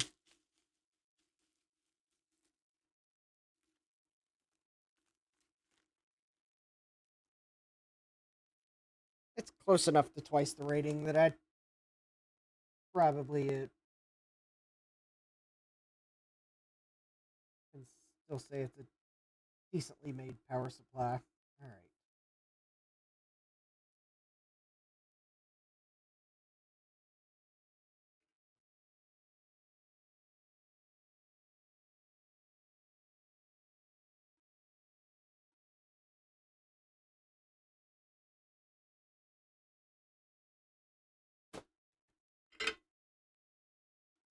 All right.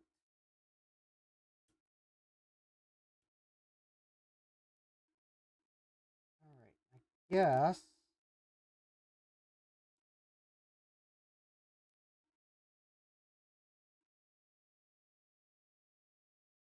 All right. I guess let me get these two reefas. I think they're the Y class one. It looks like they are cracked, so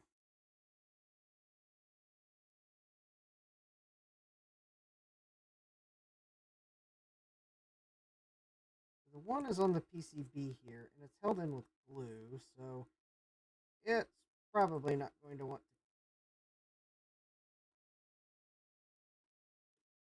to give up its happy little home down here so easily.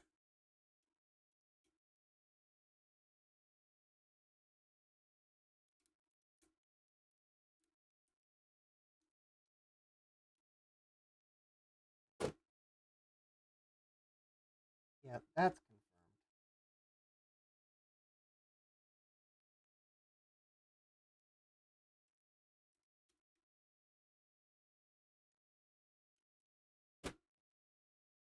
Oh, that didn't work the way I wanted it to. Well, the good news is I didn't rip any pads. The bad news is I completely broke the reefa getting it out.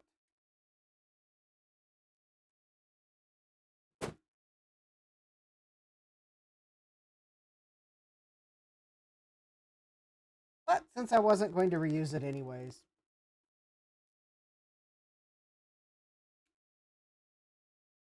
All right, so, well, I couldn't tell you what value that was because, well, it kind of is all in pieces. Well, Just as I said, it was looked like it was already cracked.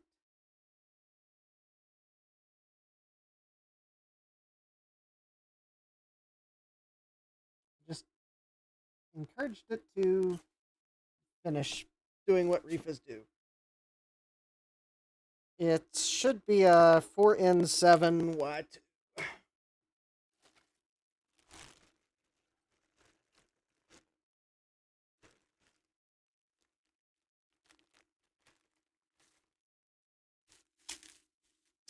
All right. The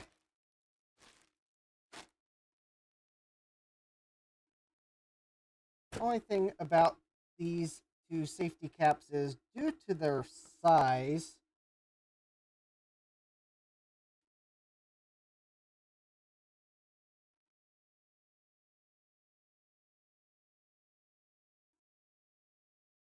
I am replacing like for like.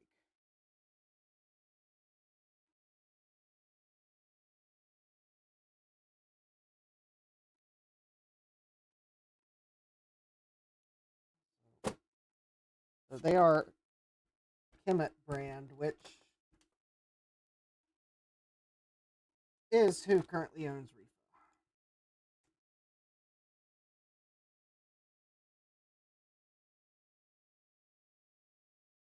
However, since they are just the Y,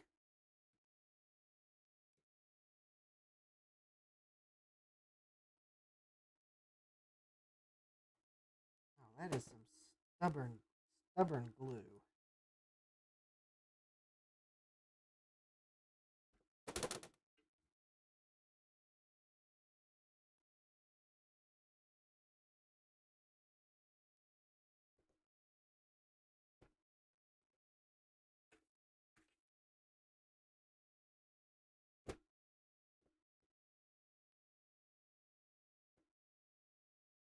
There we go.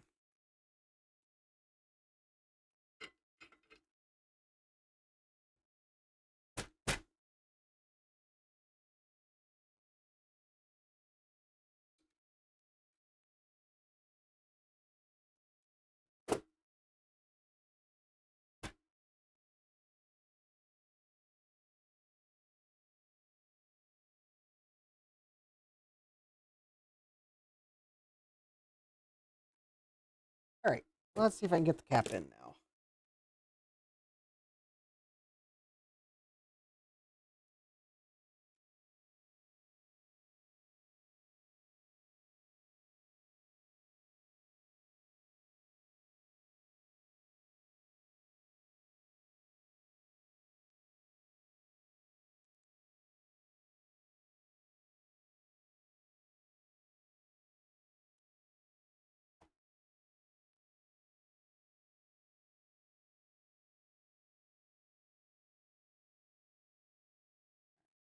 Bend that heatsink out a bit.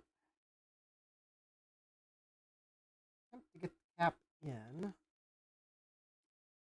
I wasn't able to get all of the glue off the.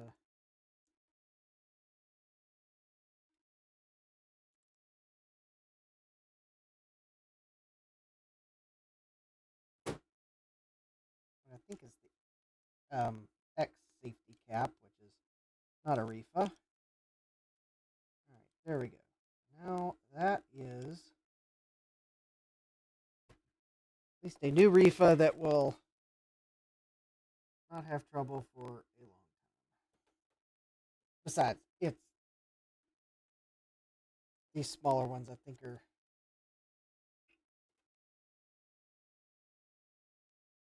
less likely to make a huge mess.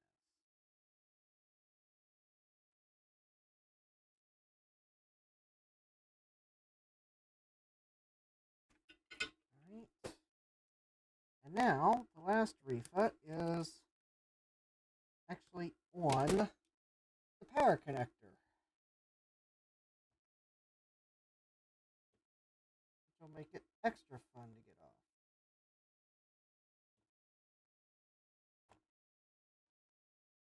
Actually, it would probably almost be easier to just cut the lead, solder the new one in.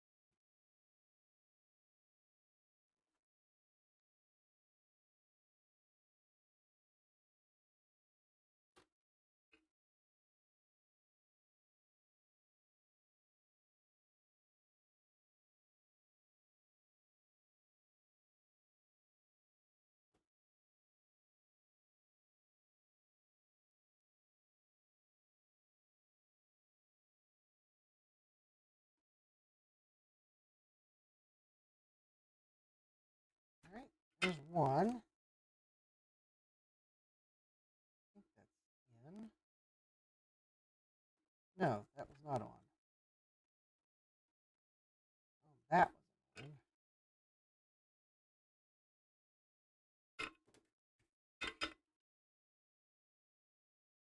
Tweezers to get the cap in. I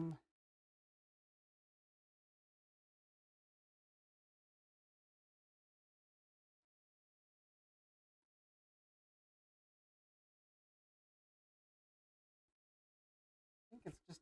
I think this cap. It's a matter of I got to get it soldered and.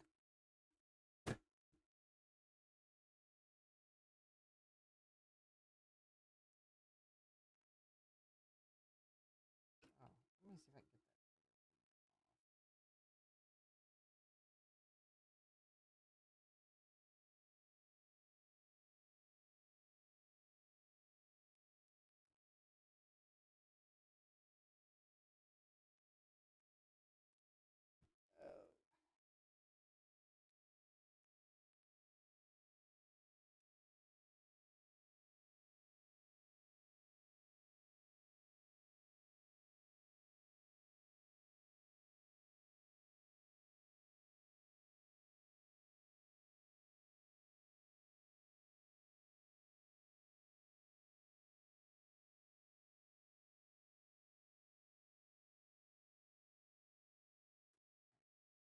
What I just did is I added some solder to the ground tab. So I can hopefully now get one side of the refa attached.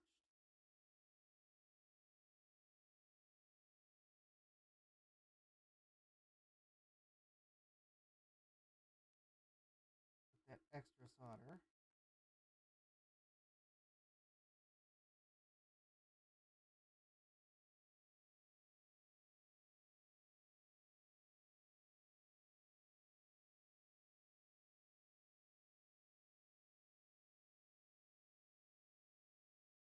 There we go. That looks good. And now, I think now I should be able to get the other side in.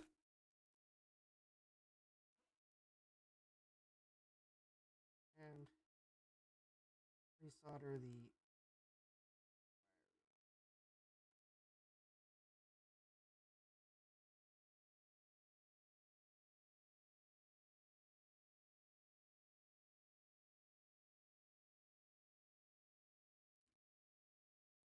There we go.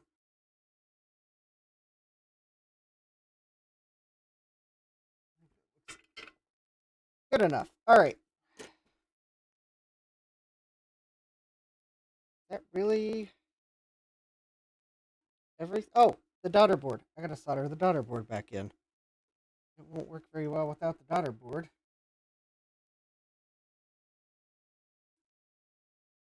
By it won't work very well without the daughter board, I mean it won't work at all.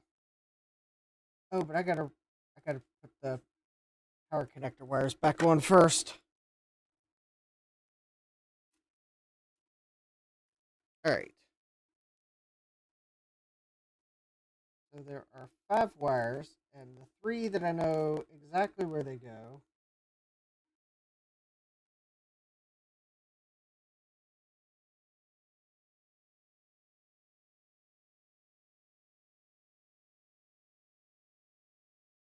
Three.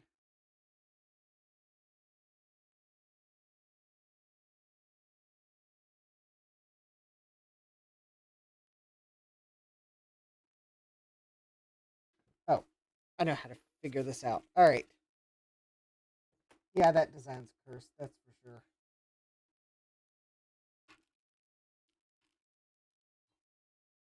I suspect that plug probably came pre-assembled with the safety caps on it, and it was a matter of when they put it together at the factory.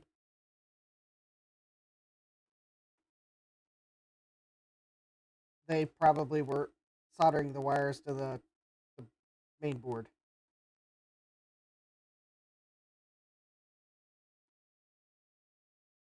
All right.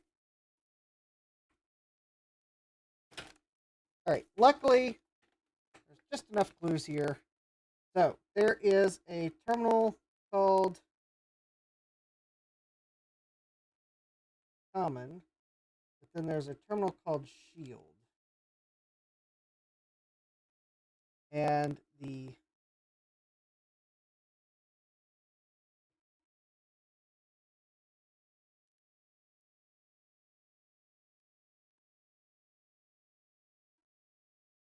shield wire is the thicker of the two. And then the power wires are red, white, and blue, with red being the one that is towards the outside of the board. Or, yeah.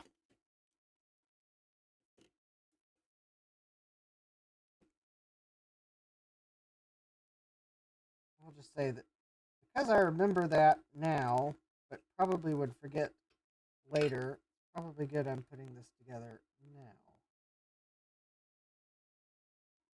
I did check with the multimeter to make sure that I knew which one was shield.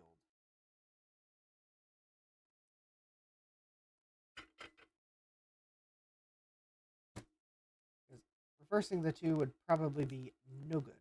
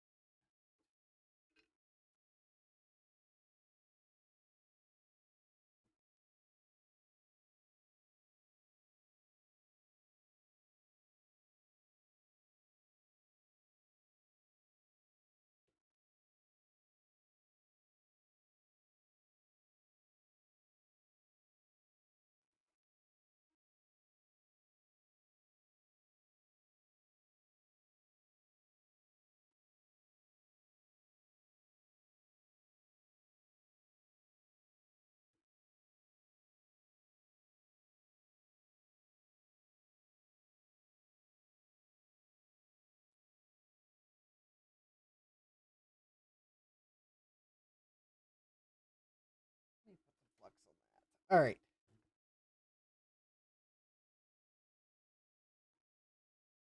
Yeah, it is kind of super gross how the I'm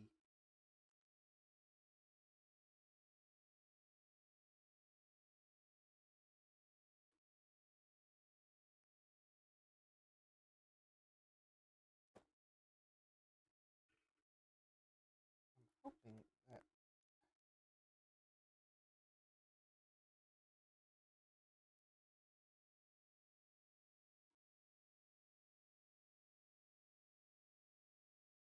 and it, and I suspect the red, white, and blue wire order is probably just coincidental based on the fact it looks like they used the standard color for the 5 volt, which is red. And then I think they used the standard color for power supply OK, which is white. And then blue appears to be the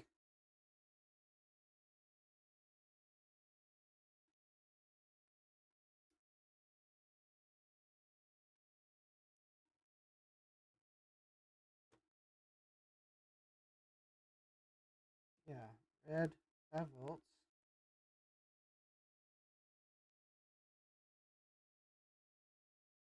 is there.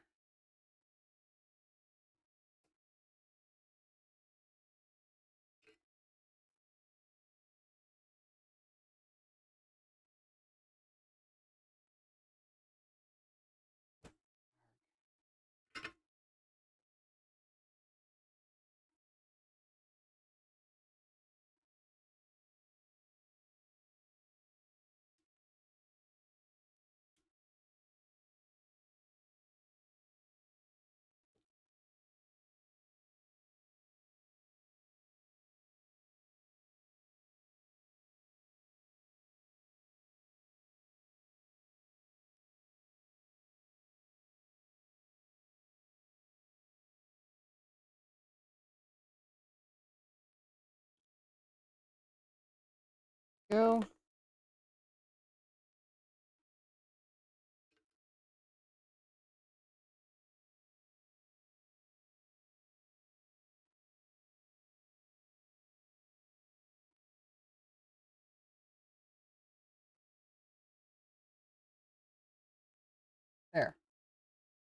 one down.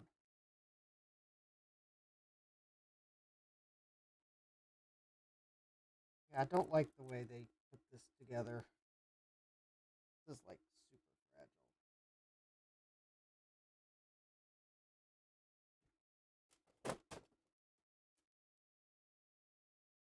Actually, I just realized they did not use the standard color for power supply. Okay, because I think that's normally. Oh no, wait, maybe they did. That's to say they used the white wire for I think the charge sense. Ah, that must be what the white wire is. It's the charge sense. It was marked CS. I bet that's charge sense. Sorry, it's off screen because I it's precarious.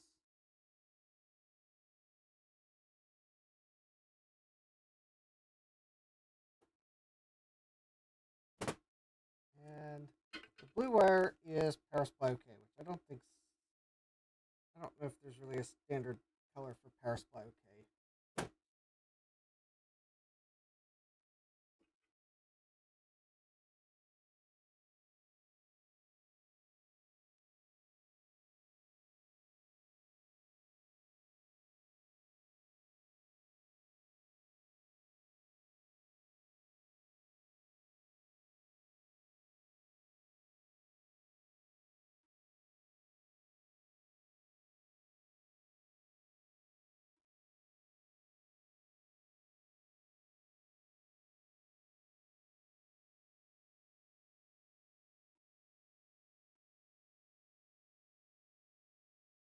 All right, and now I think I can get the daughter board in. Now that I got the power wires back in.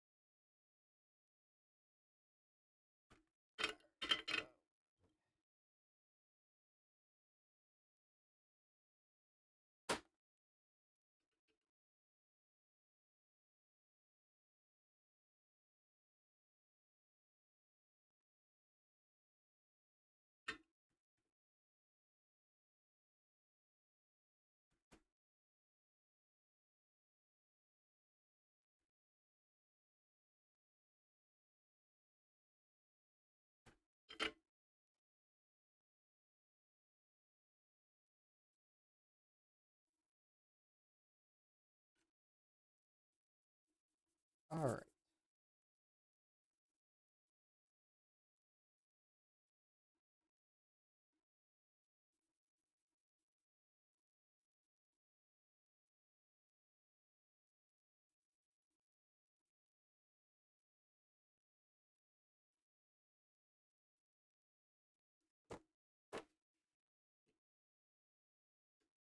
All right, there we go. It is theoretically back together.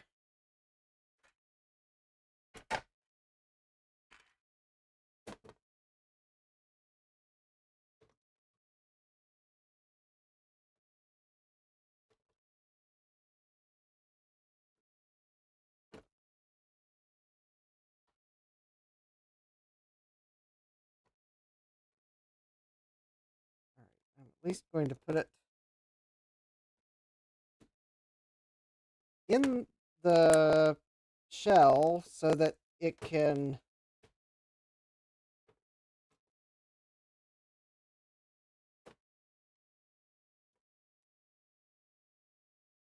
act as the strain relief. I'm also seeing that for some reason it is not going back together as I would have hoped. Oh.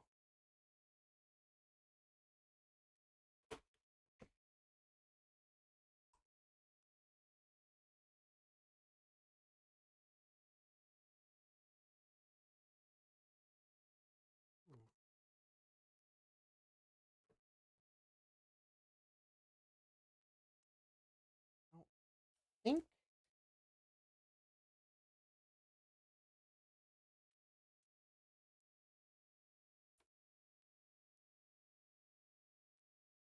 I don't think I picked a component that's too tall. I think it's just.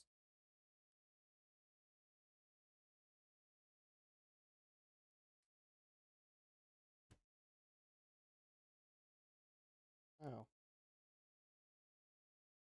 That one resistor is. Oh. That one resistor is conflicting. Yep. That one is definitely a problem. All right. Well, I guess for the first power up test, I won't have to.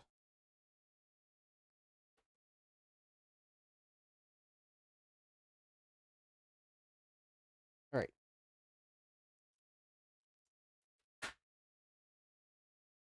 For the first power up test, I can't put it all the way back in the case. I'm also going to make sure I don't see any shorts.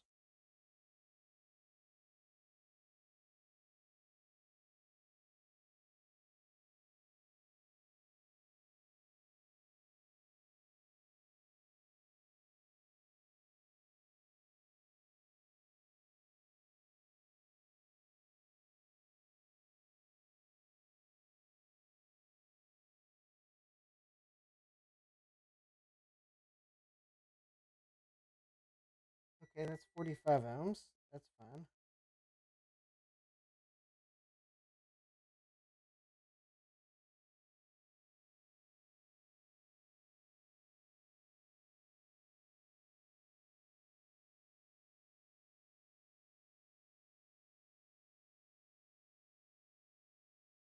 Okay. So, no, don't have any direct.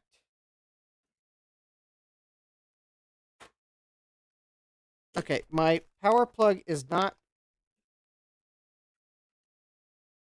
live.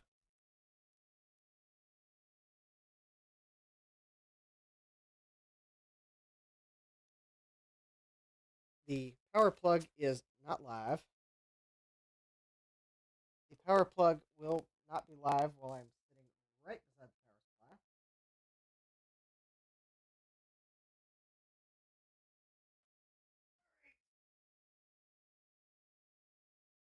Power in the hole in 3, 2, 1. Okay, that's a good sign. Do we have a green light? Yes, I've got LEDs. I have a green and an amber light. Plug in LTE into it. Shall we?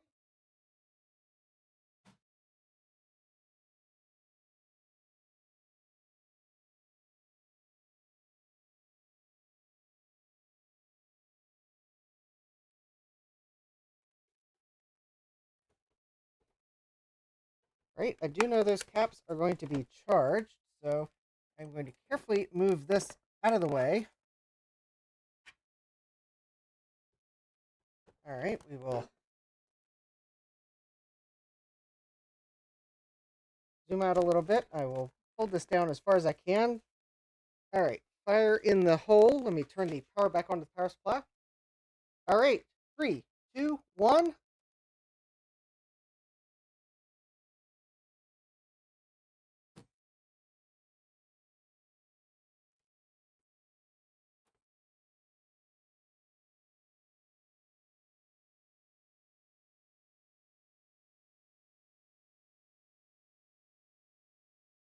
Focus. Focus.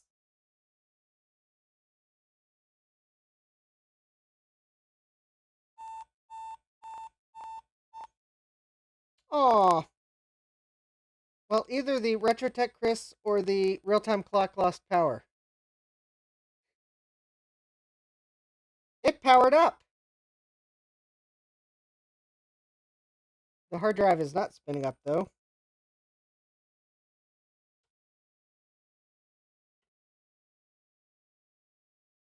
I need to create a diagnostic disk for drive A.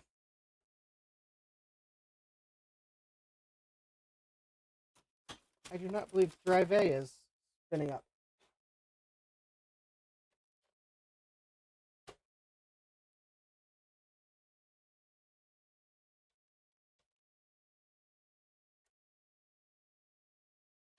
Yep, I bet the floppy drive needs repaired.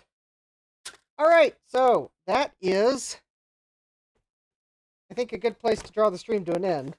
Also because it's like 12:14. So what have we done? We have recapped the LTE 286 power supply, including the required trace damage because of leaky electrolytic capacitors. I will need to fix this one capacitor here because it is conflicting with the post.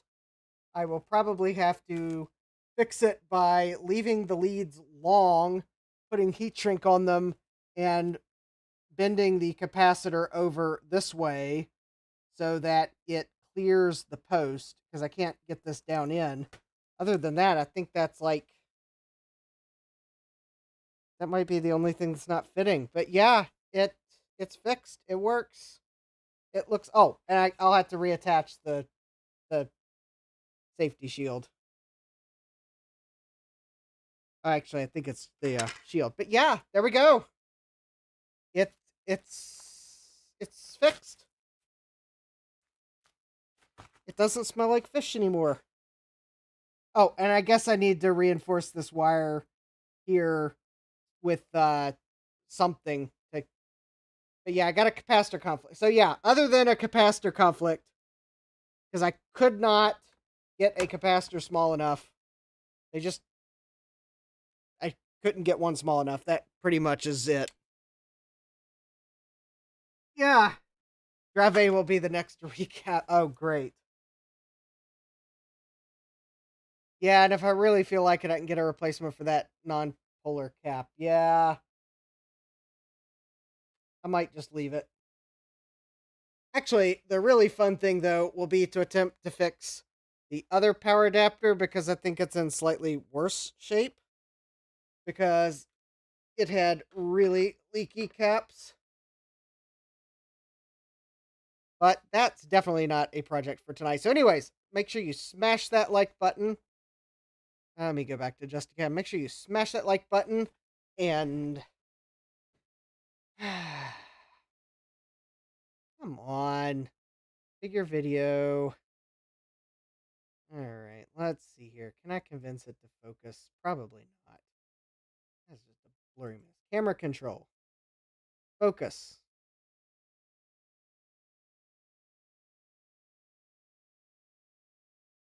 There we go. That's better. I had to manually focus it, but there we go. That's better. Now I'm in focus. So make sure you smash that like button and subscribe and turn on notifications and ignore my trash can because yeah, I got to find a new home for it. Don't forget to oh yeah, don't forget shop.jdmcs.com, April Fools for 7% off your order because I now have merch, more merch like the, all right, let's see here if I can balance things. Oh, there we go. Like the Computerized Start coffee mug. This one's the 20-ounce version. And I've got hats. So, yes, you can check that out. And yeah, Trash Can wants to be the star of the show. Yeah, it probably is focusing on the trash can or something stupid. Uh, or well, no, the cat's actually behind the trash can. Yeah, it's probably focusing on the. Actually, it could be focusing on the microphone because even though the microphone is not in this view, it is in the camera's frame of field of view. So it might have decided that, oh, the microphone looks like his face. Let me focus on that. It's an AI powered. I cannot recommend the Anchor Work webcam. I'm actually disappointed. I'm probably going to get another webcam because, yeah, I've got more merch. Yes, yes, Jack, I've got more merch. Also, Jack, I have a small pile of things set aside for you. I'll uh, I'll have to get those to you. Anyways, um, yeah, I think that's where I'm going to draw the stream to an end because that was pretty successful. I mean, got the power adapter recapped and repaired, and this Compaq LTE 286 powers up. And of course, now the thing is, we didn't get to tonight was to see if the other. Yeah, Jeremy especially liked the trucker hat. Yeah, I liked how the trucker hat turned out too. Uh, the trucker hat is available in different colors. I decided I wanted to sample the red, white, and blue one. There is also a monochrome option for the trucker hat. So if you like blackout hats, I think it'll look pretty good in blackout. I think I also did the white on my logo in white on black because I know some people just like the monochrome look. But yep, coffee mugs. Now, coffee mugs are only available in white and the ones that have like the color inside, the highlight colors. So I'm not gonna make all the different coffee mugs they have available because there are some things where I just like my logo to look a certain way. I think I did add some other drinkware, so there is a water bottle, which I don't have my water bottle at home because I took it to work. But yeah, the water bottle's available and a couple other things. So I'm kind of slowly rolling it out. Don't have any shirts yet because I kind of wanted to use April Apples to kind of see how people liked those shirts because I don't want to make every type of shirt available because oh, hi Kibbs. Welcome. I'm about to end the stream because they have like a bazillion different shirt choices and unfortunately the way they do it, I can't just like upload one design and then you pick the shirt type and color. Each shirt like brand and type is a separate selection I have to upload a design onto, which is nice in some ways because there's some of the shirt types where I'm like, no one's going to buy that. I'm not a high end merch store, but it would just really be nice if I could just say, all right, offer any of the brands of shirts. Here's the colors of the shirts, even if it took me a while to sort through all the colors. Like, okay, here's all the colors my logo would look good on. Let people just pick it from one page, but no, they're each separate designs. That's kind of like the one.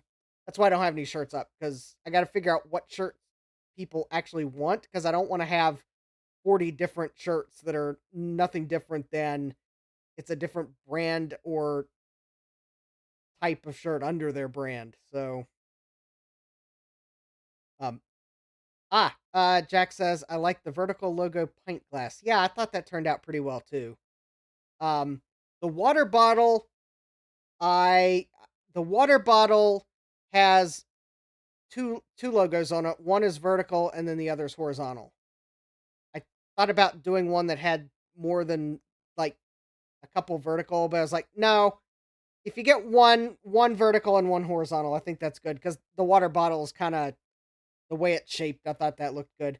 Yeah, I kind of looked at the pint glass. I'm like, yeah, I thought it looked good with the vertical logo. I mean, I might do another water bottle with just the logo vertical, but it's kind of one of those. Let me get some things up and see what people say. So if you see a design I've uploaded and you're like, I think your logo might look better in this direction on it, let me know. I mean, I can always put another version up. But anyways, yeah, I probably will. Yeah, the water bottle turned out good. If only the water bottle had the flat cap as the lid. I That would cost a small fortune because I'd have to have that custom made. Yeah, I know. Only the water bottle cap was my cap. Um, yeah, if only. I'll have to put my cap somewhere else. Anyways, all right, let's see here. Thursday, assuming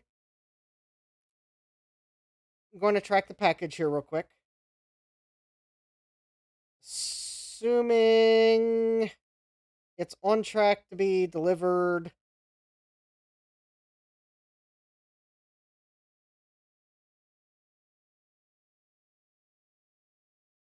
Oh, okay. The postal service is telling me it's arriving on time. So I think Thursday we'll be looking at the Apple II Plus and computer.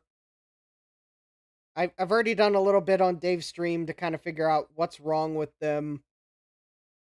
I made some eBay purchases. I know the place where I buy things I later regret.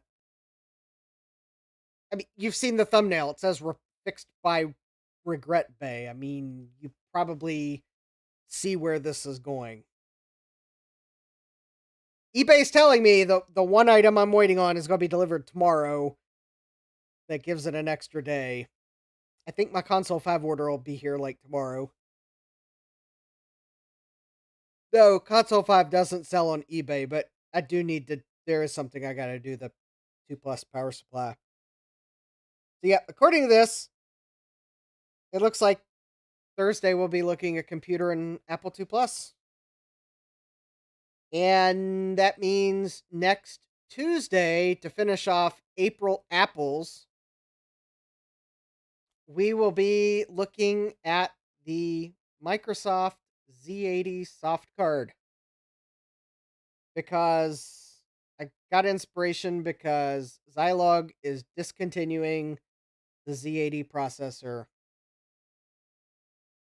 Or for you Canadians, the Z80 processor, but it was made in California. We had this discussion during Joe's stream last night. But yes, we will be looking at the Microsoft Z80 soft card. I've never used one. I bought it on eBay, the place where I buy things I later regret, so it might not even work. I might need a new Z80 processor in it. Who knows? It might fry the computer I put it in. Hopefully not, because it'll have to go to my 2E because it needs an 80 column card. Anyways, we're going to be looking at that to kind of close out April Apples, as well as, I guess, kind of take a look at the Z80 processor. Because Zilog discontinued the Z80. Their wafer manufacturer no longer wants to make the Z84C00 product. Now, that is not the end of the instruction set. Zilog does still sell the EZ80 processors, but those are not like direct pin compatible. They're not direct pin compatible, but they are compatible with Z80 binaries. So those are still made because those are on a different process node. They're on a newer one. But the original Z80 processors, apparently Zilog has been making them on the they had a wafer manufacturer that I guess finally decided they wanted to get rid of the old line, because apparently, according to something I read, they have been making the Z80 processor on the same process node as they were making it back in the 70s, which just mind blown. But anyways, apparently that wafer manufacturer probably decided it was finally time to upgrade that line. So anyways, yeah, the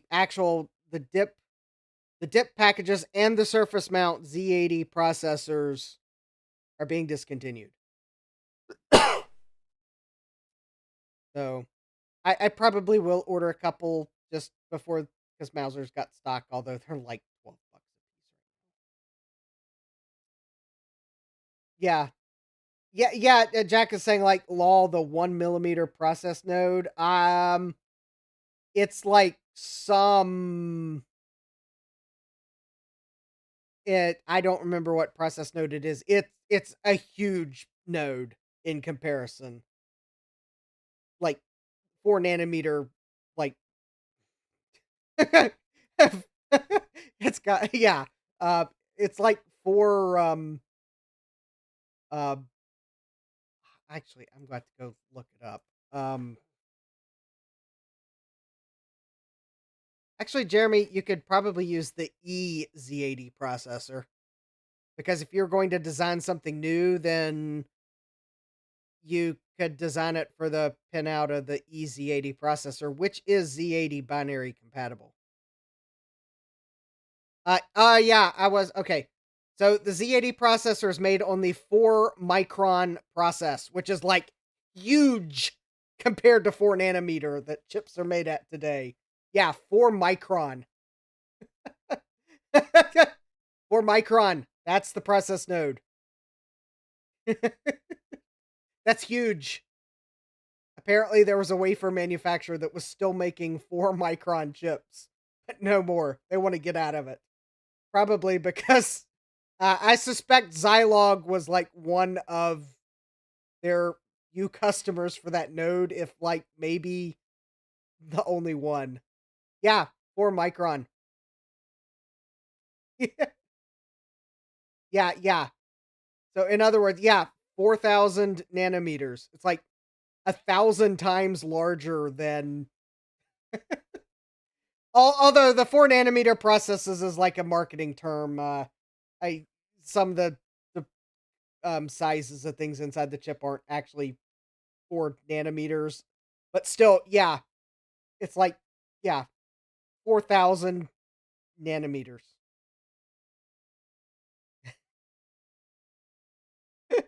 I will paste the I'll paste the article I found into the chat just in case anyone wants to like um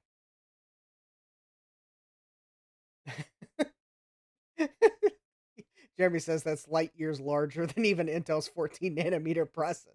Yeah. Now I when I saw that, I thought that I honestly thought that it would those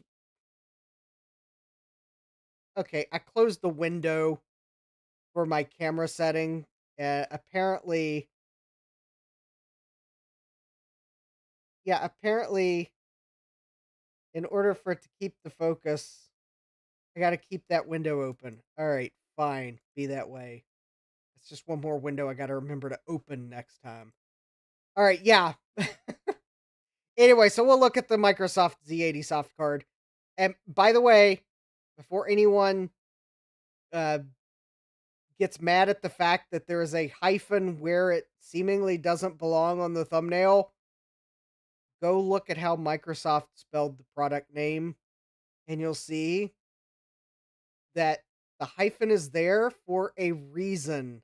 And that might be because Zilog told them you can't put our product name in your product name. So they put a hyphen in it. So, yes. Anyways, hopefully we'll have some fun with that. Apparently, Joe said during a stream last night that at one point, the Microsoft Z80 smart card was like Microsoft's number one selling product. So that would seemingly mean that for a while, potentially Apple IIs were pretty high on the CPM like market share. All thanks to an add-on card for a 6502 computer. I hope it lives up to the hype.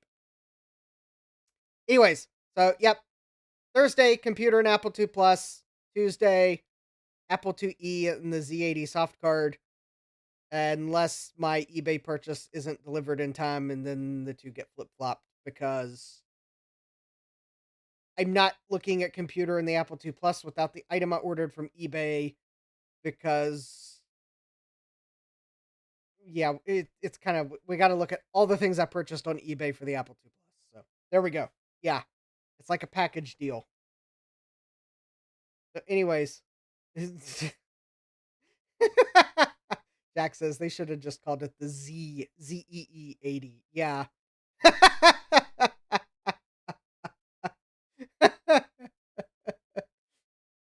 Or maybe Microsoft should have called it the Microsoft 80Z soft card. Yeah, that would have been totally not confusing. Anyways, it's getting late. I should wrap this stream up. I do have to work tomorrow. So anyways, thank you all for joining me. Glad we had some fun today. Glad I got this power supply recapped. Yeah, and it's mostly done. I got a few cleanup things I'll probably do uh probably at some point, just to get them done and put this thing back together because the fragile bodge wire on it. But anyways, yeah, glad y'all joined me. Take care and God bless. Computerized Start is brought to you by my awesome patrons on Patreon and by your tips and memberships on Ko-fi. These and other channel supporters make my live streams possible. You too can become a channel supporter with tiers starting at just $1. Don't forget to smash that like button. And if you've liked what you've seen, subscribe and turn on notifications so that you don't miss the next video or live stream. And as always, thank you for all your support. I hope to see you next time. And until then, take care.